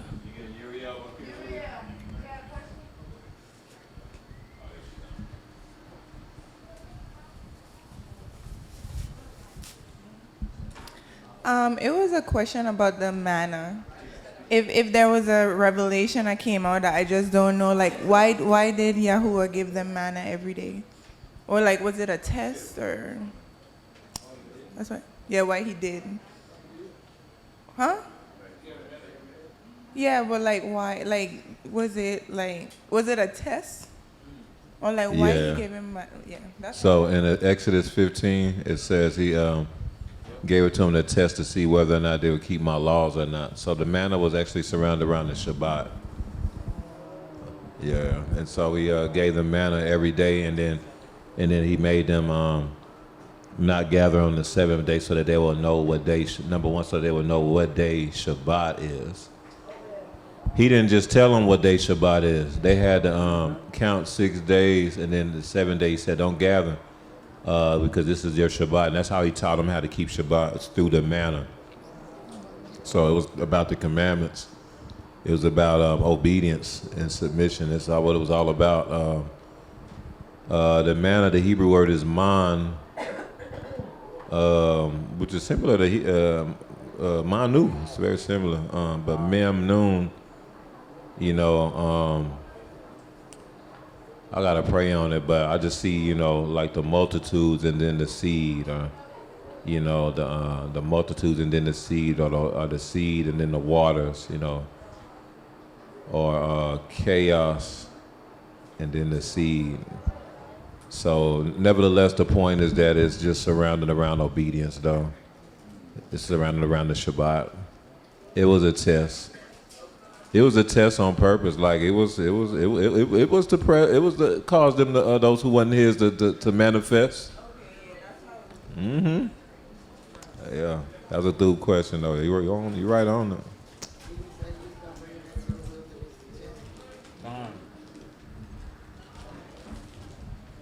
I'm telling you, the way to test people is through food. That's why the way to Yahuwah, to get them to keep Shabbat, he used food. He used manna.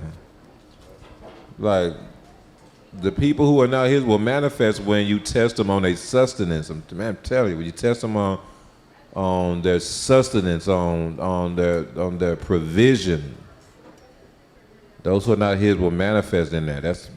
That's why the mark of the beast was surrounded around that. Like, those who are his, they not gonna get it, but those who are not, who trying to be his or trying to fake it, oh, they gonna get that. That's what's gonna cause them to manifest.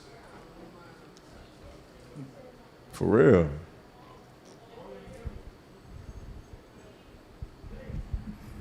So I put the word Ta'ava in here. This was what they called that place after all them people died. This word here means lust, desire. It just goes into what you were saying, how Yahuwah tests with that. I think it's interesting on Rosh Kodesh, we was talking about the prophets who ate at the table of Baal at Jezebel. Because Jezebel was feeding them in the midst of a famine. Man. Still go back to desire. You bringing it out. They said, we'll follow Baal, because Jezebel got food. So 400 of us going to sit at the table and eat. Then Elijah said, hey, y'all, come see me. Come see me. So it's all about desire and lust. That's why complaining is just such a big deal. It's just such a through blessing. That's what caused sin to enter into the world. Food. Yahuwah said, don't eat that. They ate it anyway. Now sin entered into the world, right?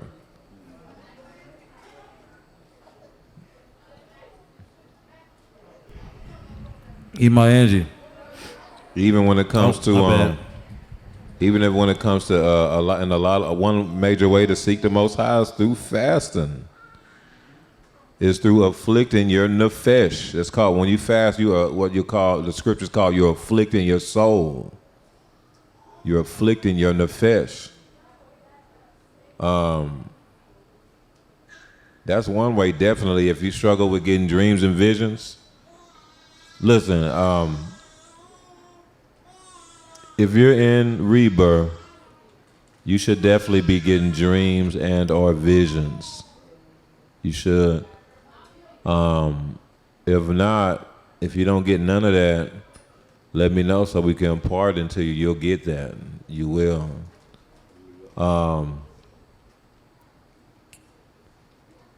If you still feel like you still don't see that you're getting them, a fast, it's worth praying on fasting, because you might have to afflict your nefesh a little bit.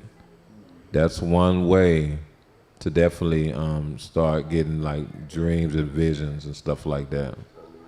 Because you probably getting them and you just don't remember them. So once you afflict your nefesh, there may be something in your soul that's just blocking you, keeping you from remembering them.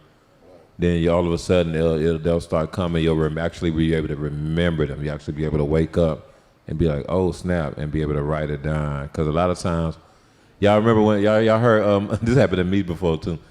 Actually happened to me the other day. Y'all remember when Bakir Yamin Manu, he was talking, I ain't getting no visions. But, you wasn't talking to the whole assembly. Was that the whole assembly? Oh, that's my bad. That was just bogus. Well, we were together earlier, and he was basically, we were meditating, right?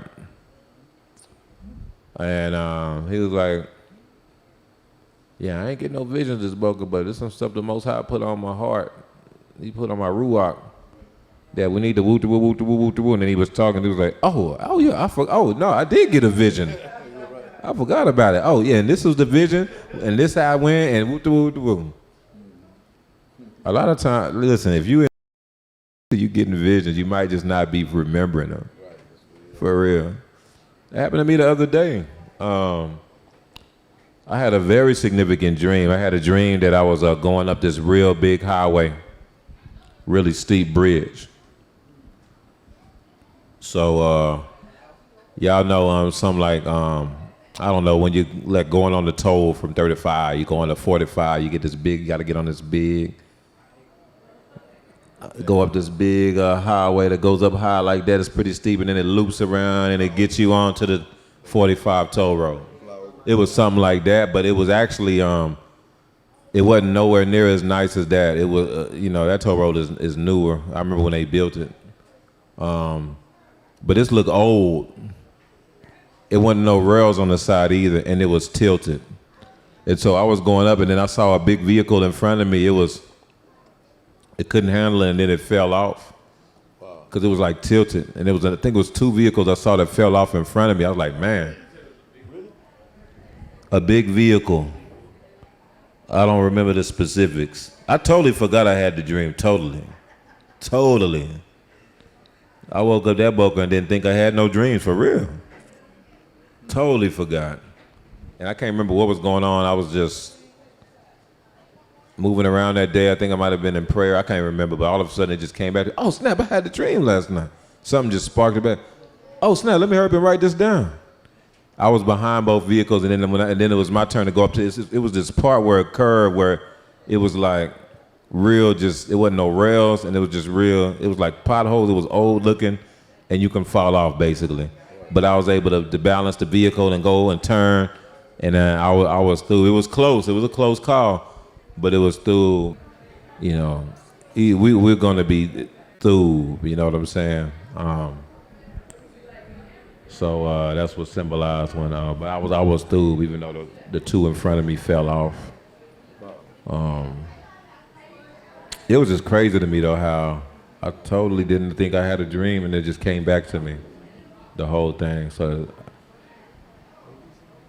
pray on fasting if you're not getting dreams, because it's just that you're not remembering them. It's not that you're not getting them, you're not remembering them. You're not able to wake up and recall them.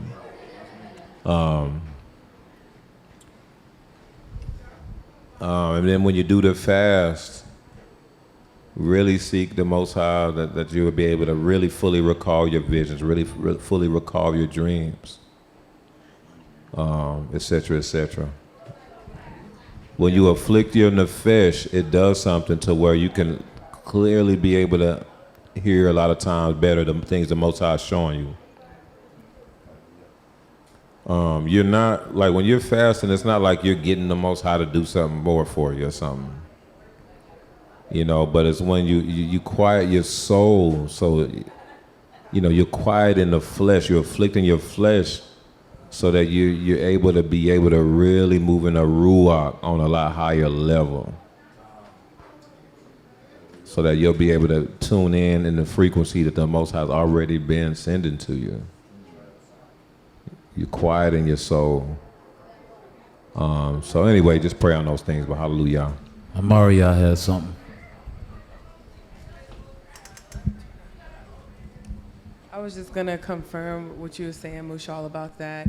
I believe it was probably like, I would say it's been a while, it's been like 7 months.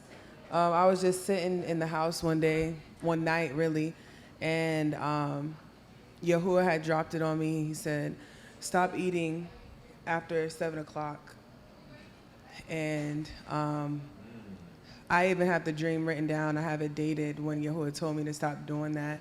He said, stop eating after 7 o'clock and see how much stronger your ruach is when you go to sleep. So I did it. And when I went to sleep, I was so alert that it felt like I was like up. Like it didn't feel like I was asleep. And I could see things like in the corner of my eye. I could smell. That was the first time I actually smelled something in my dreams.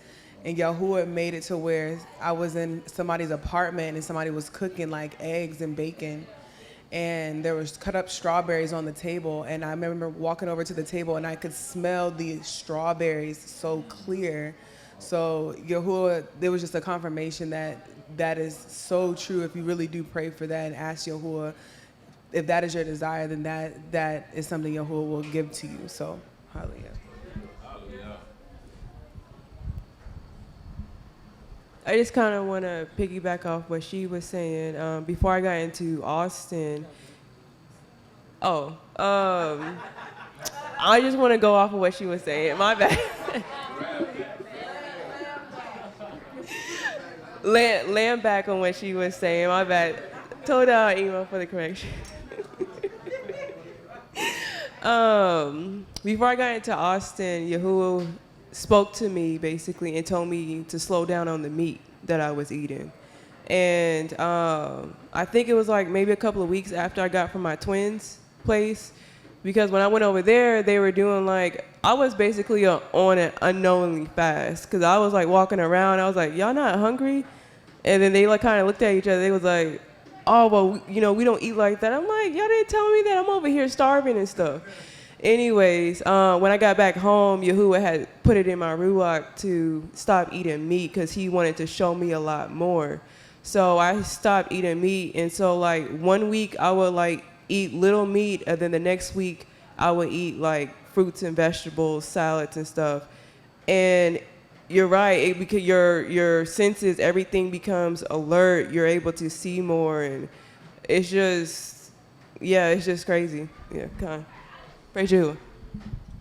Okay, I just want to land back off of that and land back off the land back. So I remember at the Pesach where it was on HRT's High Place.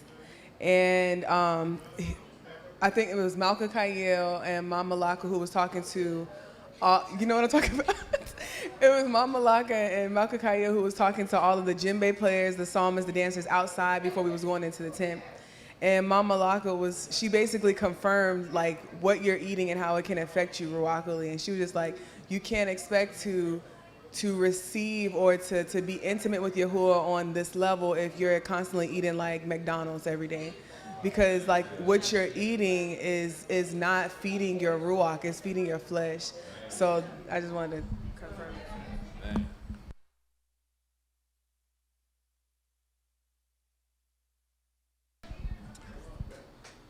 Yeah, I remember when I first started fasting, man, y'all, you know, and that's a lot of y'all a lot younger. So man, y'all already been doing this a lot younger. That's powerful. But I think I might have been 30 the first time I fasted.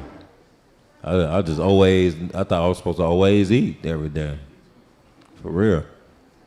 I think I might have been like 30. I met when I was 31, yeah, so I was 30.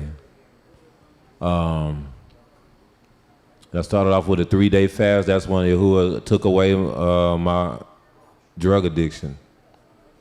I used to smoke every day, do all that stuff, man.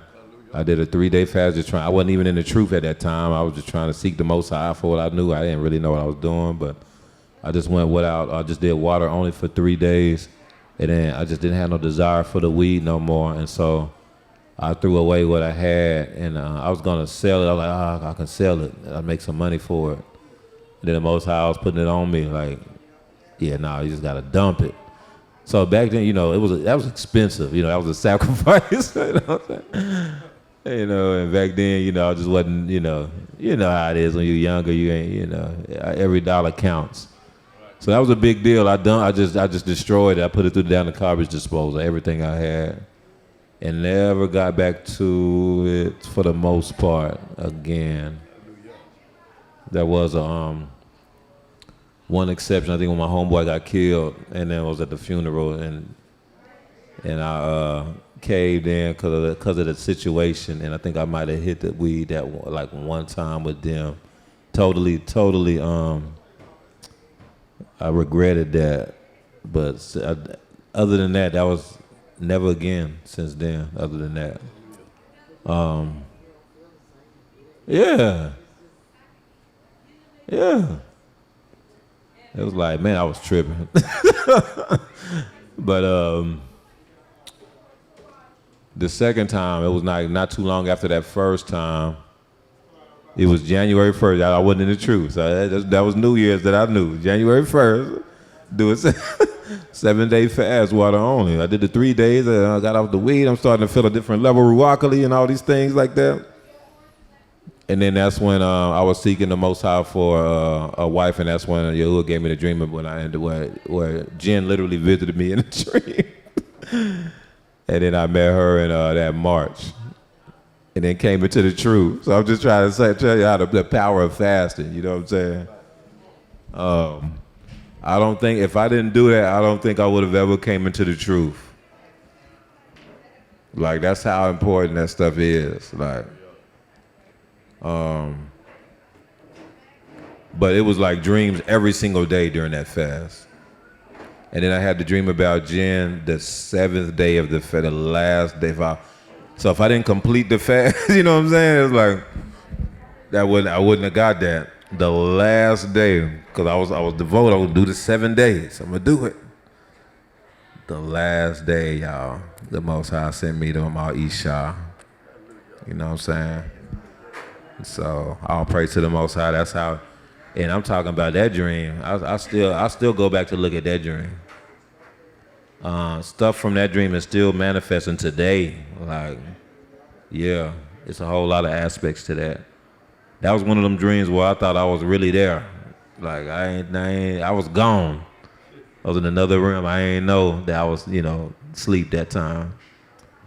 So, but all praise to the Most High. Man, it's on my ruach to say this. So one of the ways you can get out of complaining is by surrendering. Surrender your will, surrender your desires to Yahuwah, because it ain't just. Again, most of the time complaining comes because it's like, man, I wanted this thing to happen and it didn't. So now I'm mad, I'm discontent, I'm not happy with my situation. The best way to do that, y'all, is to surrender your desires to Yahuwah. I'm telling y'all, man, I had to do this. We joke about it now, but y'all, being up past 9 p.m. the first 2 years here used to irritate me. It did. And Mushal just be going. I'm like, man, it's 9:30. Like them library days he was talking about, man, what time was he out of the library? What, 4 o'clock? 4 o'clock, 4 o'clock. So me and Hadassah came, we moved from Florida, we came into the truth. And you know what I'm saying? We hit the library, we go home. We transitioned to the house, transitioned to like our own buildings and houses and stuff like that. We was up super late. And at 9 p.m., I remember I'd be slouched down in my chair. I was irritated. I'll just be honest. I was irritated. And then people would be trying to talk to me. I'm like, man, look. But you know, this is how I got over it, y'all. I really began to believe Yahuwah, your will be done in our mind. Because we say these things. We say them. But if you're really submitted to Yahuwah, then you got to be what Shalit said, you got to be breezy. You got to be breezy. Shimshon is a perfect example. Shimshon be getting up and going to work at like 4 a.m., 5 a.m.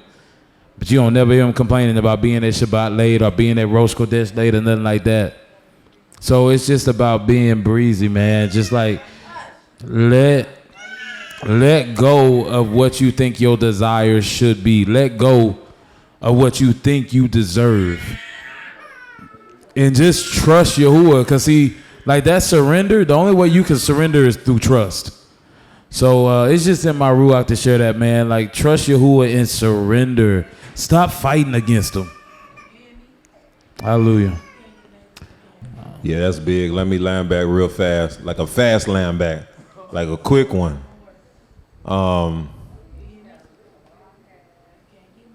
If you don't know how to surrender, fasting is a through way to help you to be able to surrender.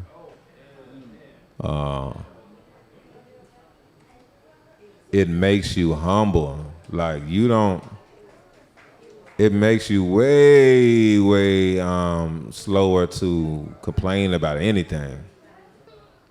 It breaks things. It breaks things off of you. That's why I told y'all, just doing that 3 days broke that addiction off me. When I'm talking about addiction, I'm talking about, man, that was something I was doing since I was like 14. Gone forever, never again, through one fast. You know what I'm saying? So anyway, all praise to the Most High.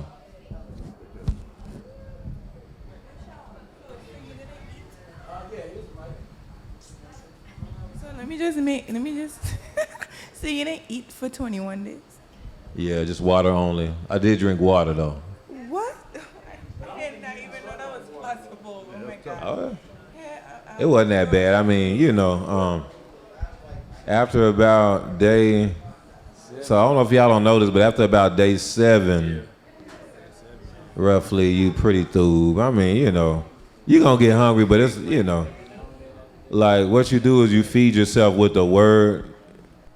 Because the Ruach stuff be so strong. Like, you're going to be getting dreams. You're going to start, like, you'll be walking, and then somebody will come to you and just tell you the same thing you just dreamed about last night. Like, when you fasting, everything is just Ruach.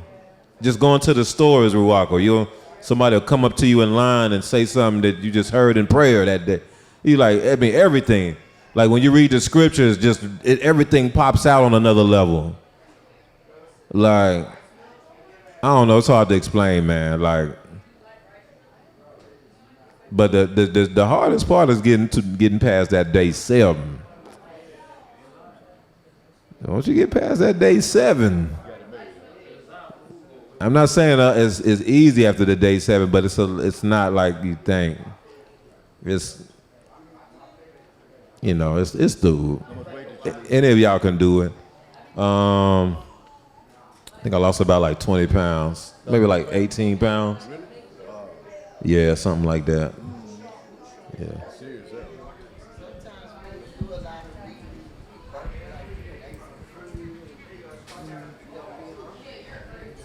Yeah, the thing that was tough with me is that water started being nasty to me.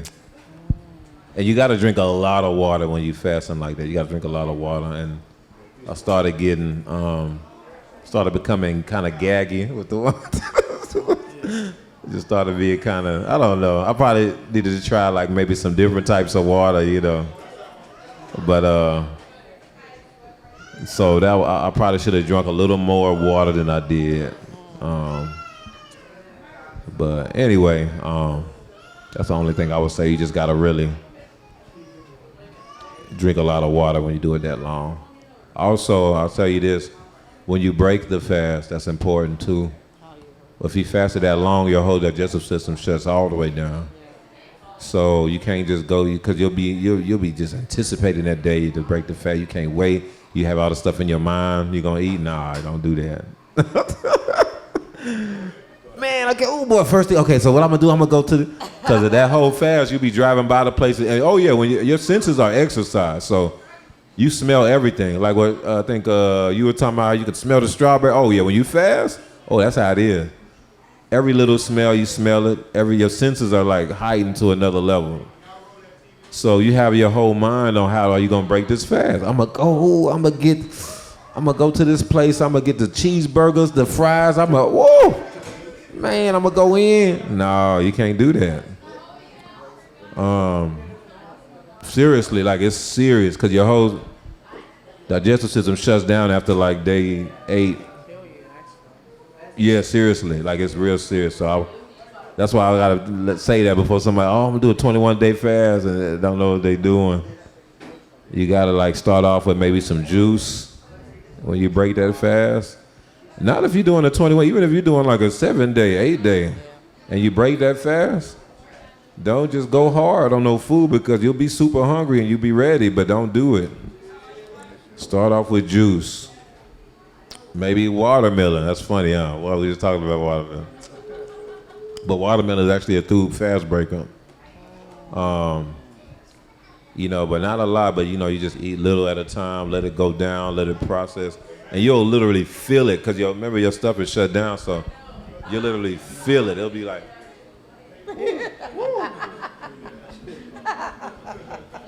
it'll make your countenance change. Your whole palate be reset. It's crazy, man. It's a crazy experience, for real. Like, you won't even crave the things you used to crave. You be used to crave like cakes and donuts and stuff. You don't want none of that. Not when not after a full fast. You'll be wanting nothing but like real foods. You want watermelon. You'll eat. I didn't care nothing about no salad, but when it's time to break a fast, all of a sudden I'm craving like salad, green vegetables, whole fruits. And it just be so through. It just tastes like the greatest fruit ever. It's like, is it just me, or is this like the greatest peach ever? Like, oh, it tastes normal to me. Okay, maybe your senses be exercised. That's why, like your taste buds, everything. But my point is, but that's how you do it. Don't just go hard. And even when you eat those things, watermelon fruits, you do a little bit. Let it go down for a little bit. Let it take some time to process. Then you do a little bit more. Let it go down a little bit and do it like that. You know what I'm saying? And then maybe after day 2 to 3, then you can maybe try to eat something big, like a cheeseburger or something. I'll wait to day 2 to 3. Mushal Kowal was talking about the fast, and one tip he said was to drink warm water.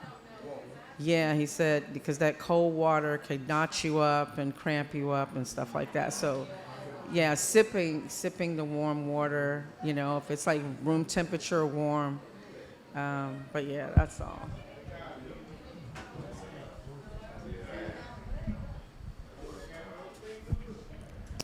All right, we only got a few more comments.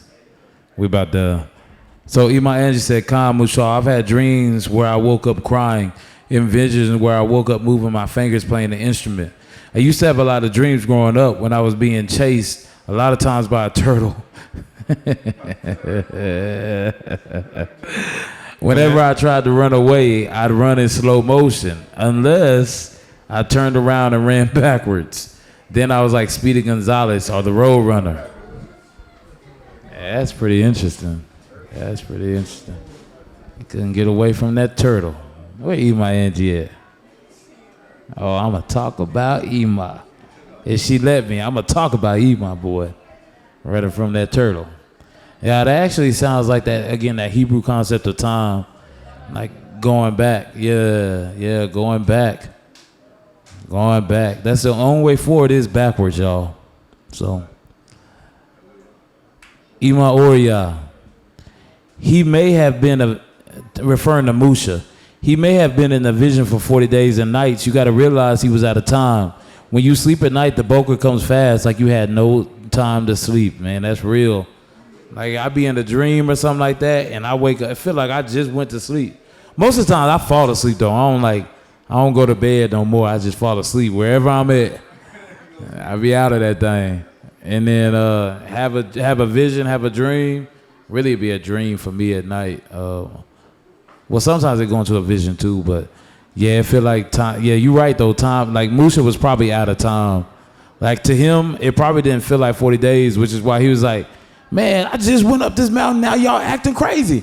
Hey, I'm just saying, Musha, you was gone for 40 days. What?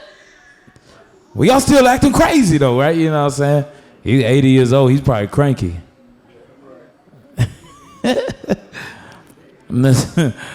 Nasita put a funny picture of a monkey here, a gif. She said, Aharon looking at Miriam like, probably.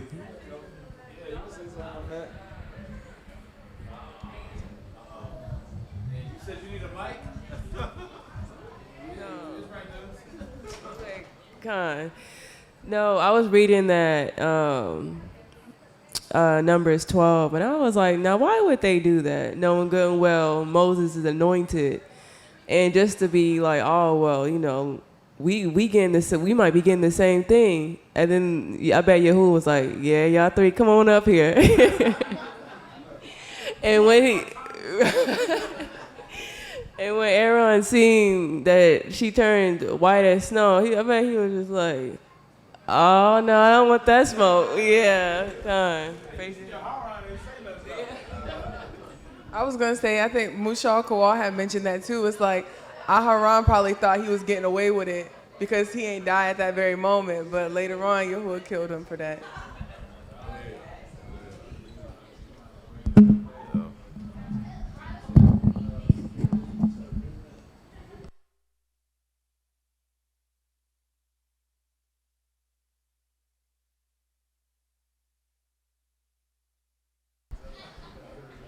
Ema Angie said, I thought everyone dreamt too.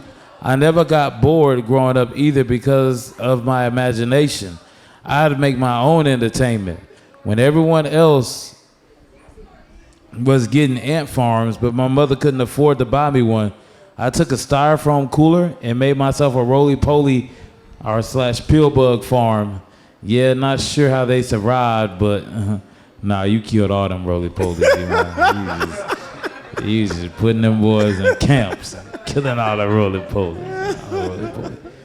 Roly-polies just dead and it's trapped in a cooler. Captured! I'm trying to see what's up with the ant farm. People got ant farms? Well, that's a California thing or something. Man, I didn't even know California had ants. Talking to Ema Yasha. Man, look. Ema Yasha said she ain't never seen an ant farm until she came to Texas. An ant hill. Maybe that's why they bought ant farms out there. I'm like, you don't need to buy no ant farm. You just go outside. Azrael tried to build his own ant farm. That boy was digging up my yard looking for a queen ant. I was like, man, just cut the grass, man. I saw him doing it on Torah land. He would dig up the whole ant hill. I was trying to figure out what the deal was with that. He been trying to start his own ant colony, trying to capture the queen. That's some super introvert stuff right there, man.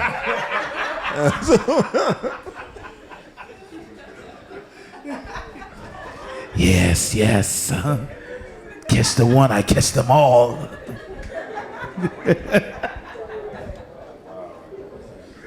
I was like, bro, just cut the grass, man. Stop playing with my time. Because he used to just disturb the whole ant, and then he would dig real fast. Because he was like, yeah, they're going to move the queen ant in a minute. It's like, I was like, man, what is wrong with this? What's wrong with this boy? Yeah, in there. Hallelujah. All right. Hey, he might have the roly-poly in the cooler, so praise you. Well, y'all something else, but Mitch Parker something else. We got the ant farm, the roly-poly cooler.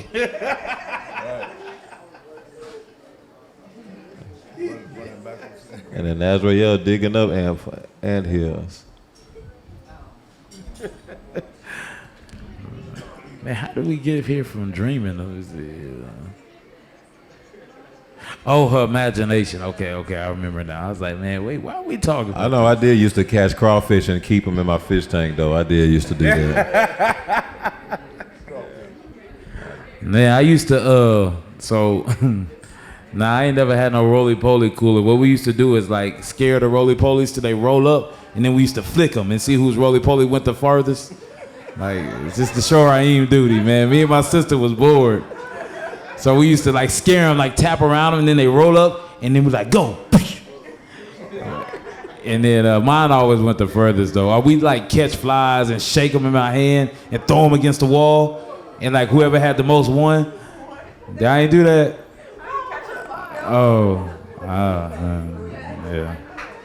Yeah. You catch it with your hand. Like you go like this and you shake it up and then throw it against the wall. Okay, now y'all ain't do that. All right, hallelujah. Y'all gonna have to ask my sister when y'all see her. All right, let's see. It's getting late. I call this. All right, y'all. We gonna call this. A caller said, I was not a dreamer at all until I came into the walk. I used to see black every night. Told out Yahuwah for the visions and dreams now. Khan. Hallelujah. I call that stay in visions. And man. Yeah, I call that a seer, though.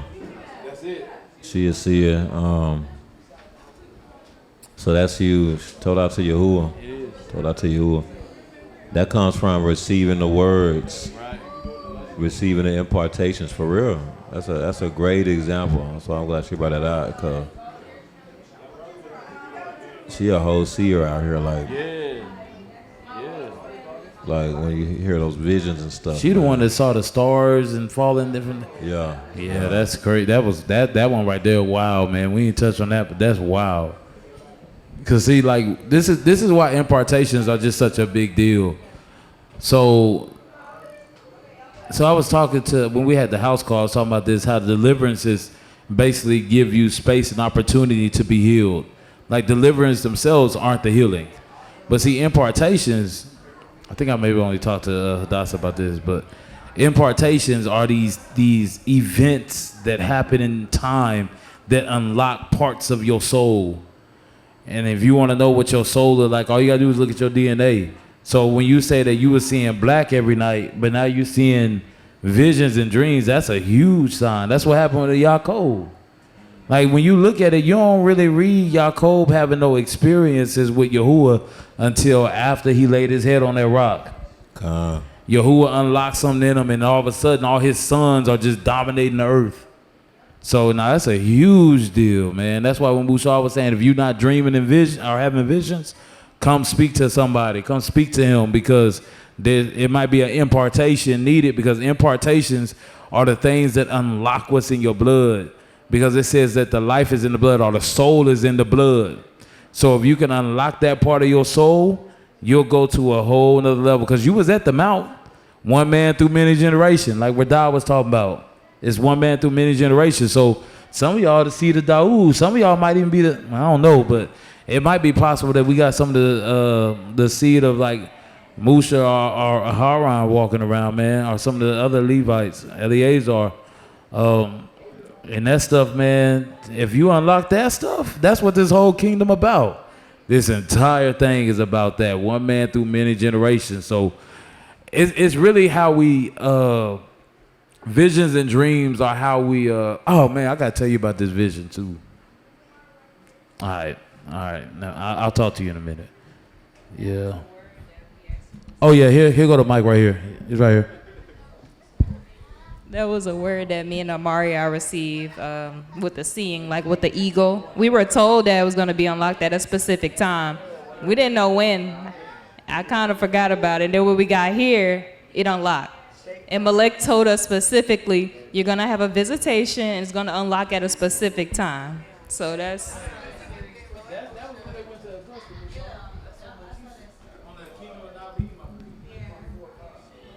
I was gonna say Malet Musha, like literally every time I see a Kodesh, like even this past Shabbat, it's like I just keep going like Zakarin that specific Shabbat because everything that Malet Musha said has been everything that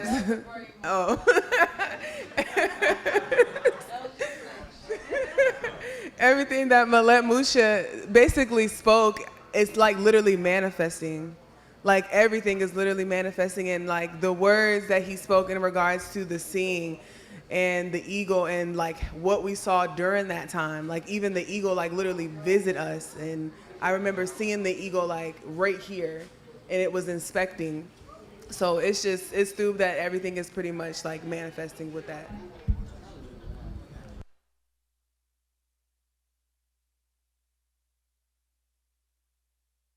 Y'all don't understand how huge that is, though. How big that is. Like,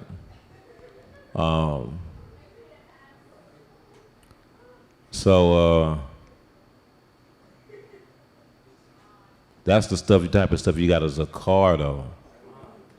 Like, y'all know how crazy that is?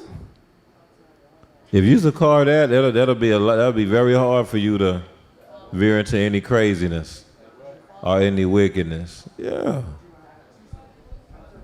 Y'all have been chosen to be visited by the cherub, by the eagle, and to be eagles of the nation, seers. You see what I'm saying? That's huge, man.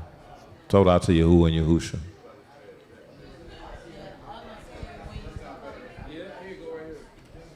Just give it back.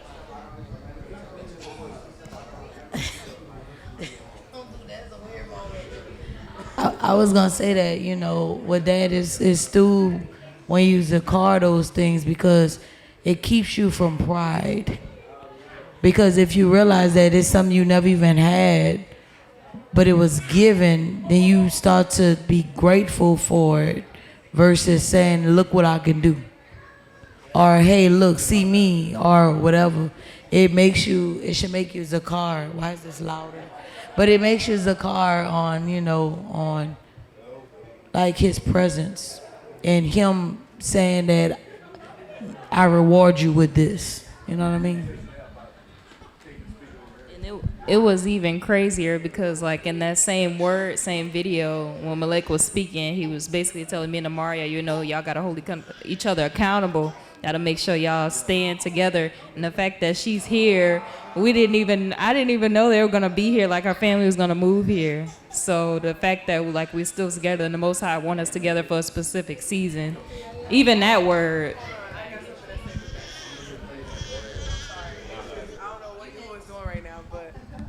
So when we was in Anderson, it was on a midrash, and we were there. We were warring in the outer courts, and Malek Yahusha came through, and he was looking like how you were pacing back and forth. He was looking, and he just tapped me on my shoulder, and was like, "Come on!" And then he tapped the call Ash on her shoulder. It was, "Come on!" And my stomach just dropped. I think it left me, and because the frequency that was going on in the inner courts, I couldn't even explain it.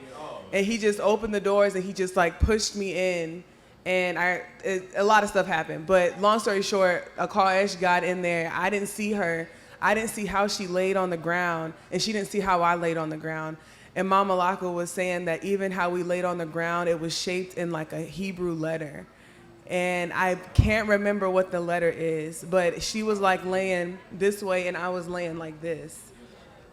It was like this and like this. So, yeah. That's the shape of Torah land. That's Torah land, the Gimel. It's like this and then like that. Yeah.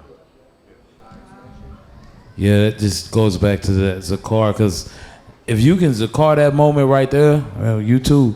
Like if you can Zakar that moment where Malek said, "Hey man, you gonna see this eagle," and then you gonna start having visions. Y'all been having visions.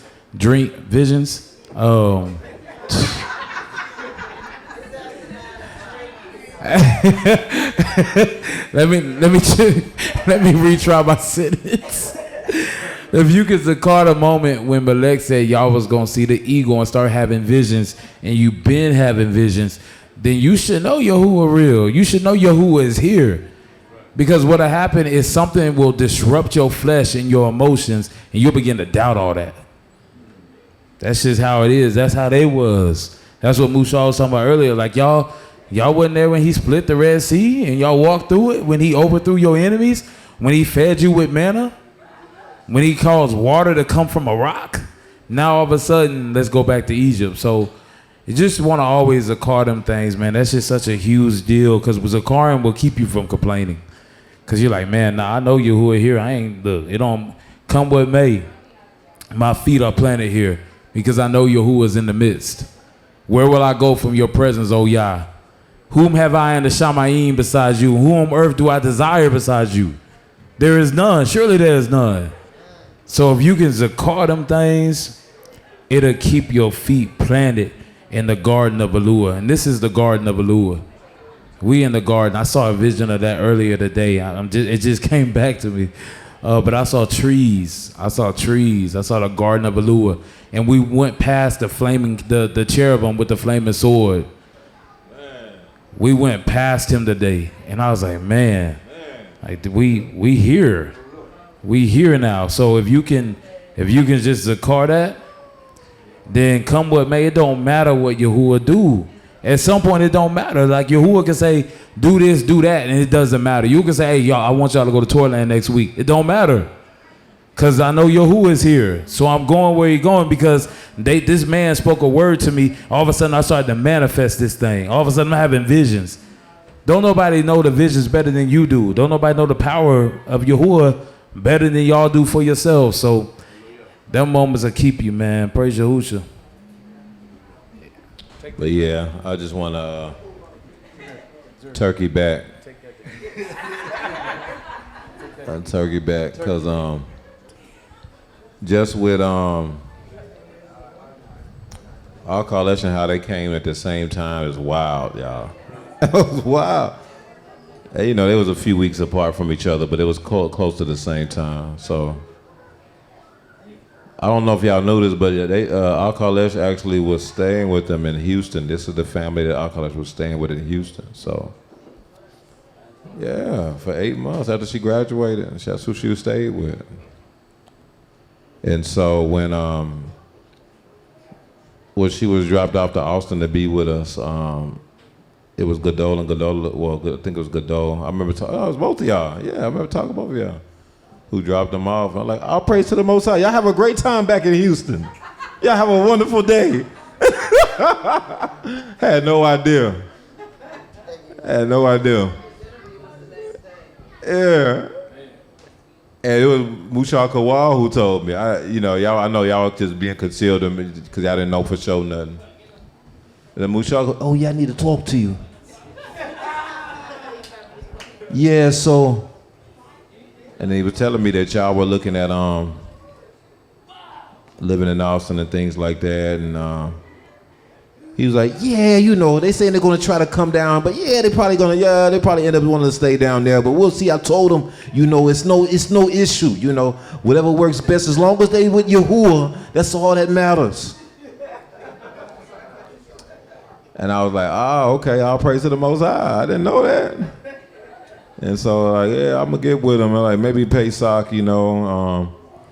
Then I'm like, okay, Akalesh staying with us. I'm like, hey, Akalesh, you know, what's the name of that? They said, they going to be living in Austin. And she like, I think so. I know they was looking at possibly. I thought they was moving to Dallas. I was like, Akalesh didn't know nothing. I was like, oh, snap. So, then I finally got to talk with you in Pesach. That's what it was. Pesach. And then you was confirming it. You was like, yeah, you know, we're looking at a place, et cetera, et cetera. So I'm like, wow, this is crazy. Yeah, they really moving to Austin. So I was like, yeah, you know, y'all definitely, you know, welcome to come to Shabbat anytime or whatever, you know. And then next thing you know, they here, like, our Kalesh come and then they here a few weeks later. Amazing. Like, that's Yahuwah. So anyway, I just,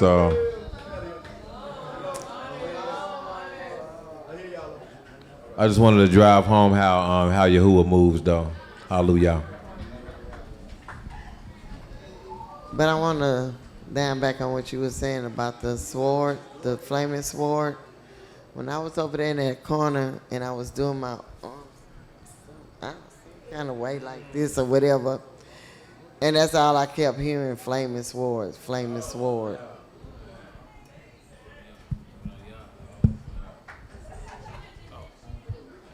So I didn't want to say this because I had already spoken earlier when you asked for us, but the Akoti that said something about sleep.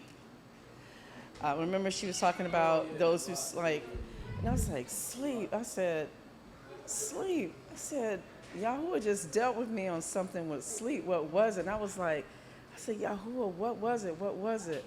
And when I said that, then you said, you read about Yahusha and the girl he brought back to life, the Talitha Kum. Yeah, so it was crazy because when you said that, that was the memory Yahuwah gave me when I just asked him, well, what was it? I was thinking about the girl in my closet. And I would, cause you know, I declare, like in my prayers, I like praying and going back through Torah and going back through all the things that have happened, and I'll speak those things. I'm like, you did this and you did that and you did this and they didn't believe you and you know they killed the prophets but today it was about the young girl that was asleep. I said, you said they were asleep, she was asleep, but they said she was dead. And when you said that, I was like, that is crazy. But that, he helped me to remember it, but he helped me remember when you pulled the scripture. I said, what was it? And then you pulled the scripture. I'm like, what?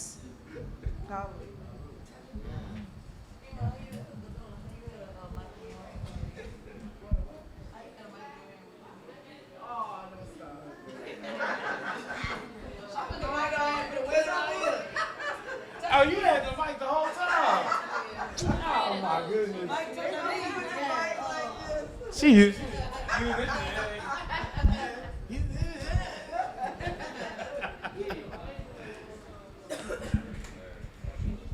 Okay, so this is confirmation to what y'all was saying about like the power of impartation and stuff like that. Cause I was just talking to Akalesh and she told me that how that Pesach 2023 when Malek was just running around just imparting to people, just dropping people, and I was one of the people that got imparted into at Pesach, and then boom, Shavuot, it was one of my first times prophesying. And the prophecy, what I prophesied is that we are not human anymore on Shavuot. And I just declared while talking to her what he brung out during Shavuot this year. Literally that we're Malakim. I was like, hold on, like that's crazy. That is crazy. On these same, like that, hallelujah. I'll praise the Most High. I remember that because I listened to that multiple times when Malek had met several from ATX prophesying. I remember that. Said, we are not human. Oh, snap. I didn't know what that meant. Like, yeah, we was just like, yeah, we're not human. We Kodesh.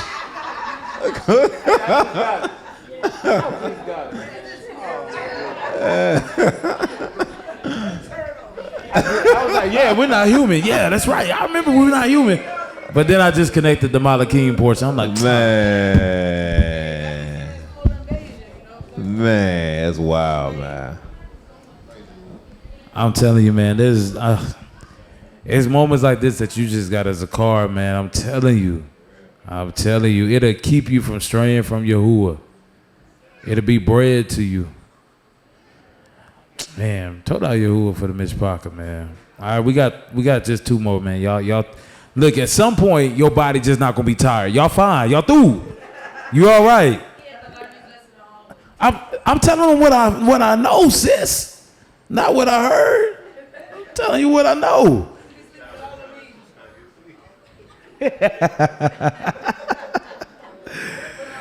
Bethel put this picture of Johnny Cakes and chicken and corn. That's corn, ain't it? Or y'all, what y'all call that? Y'all call that something else? This don't look that hot. It don't look that through. It don't. It look like a hot pocket. It look like a hot pocket. I like, this is why we don't eat Johnny Cake. It's a hot pocket. Johnny Cake, man. Straight microwave hot pocket right here, man. Get back here.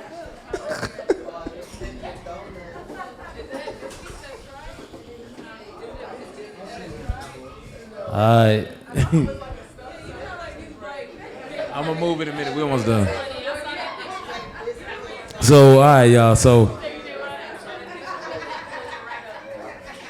we got 2 more. I don't know who messed up their bread and put them cuts in there like that, but you seen that before? Did you eat it? That mud a little dry, fam. That look like it needs something on it. Don't say I can't remember. That's why you shouldn't eat it. That right there. In New York, that makes sense. And a lot of islands in New York, islanders. All right, so we got Bakir Ezra Hadassah. She put the scriptures, Torah Rabbah. And then lastly, we got Shammai Yisrael. She said, I've been having dreams frequently, but don't remember them when I wake up. The last 2 days I had dreams and I woke up speaking in tongues. For real? Oh no, that's something right there. I don't remember ever hearing you speaking in tongues before ever. Have you you do speak in tongues though? You have been doing it? Okay, all praise to the Most High. Yeah, I was talking to somebody about this earlier, but I've seen, like, for myself, when I can't remember my dreams, a lot of times I don't be drinking enough water. I know how that sound. I know it sound weird, but a lot of times, if I'm not drinking enough water, I don't remember my dreams. Like, I have them, and then they just gone. There's a reason why they call it living water. Or like what what's the name brought out? What Mario brought out is big though. You sitting there eating whole steaks at 11, 12 at night. You go to sleep and you wonder why you're not. Oh, I don't get no dreams. Yeah. Brisket, you doing, and you still going to Walmart buying buying Twinkies and stuff like that. Hot Pockets and Twinkies. Like, look, man, you ain't supposed to be. That type of stuff will stifle, man. That'll stifle you, man.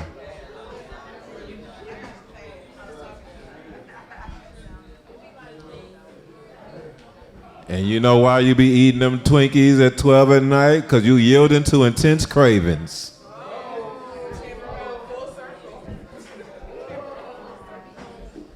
Yeah, I yielding to them intense cravings, Miss Parker. We got to get out of it.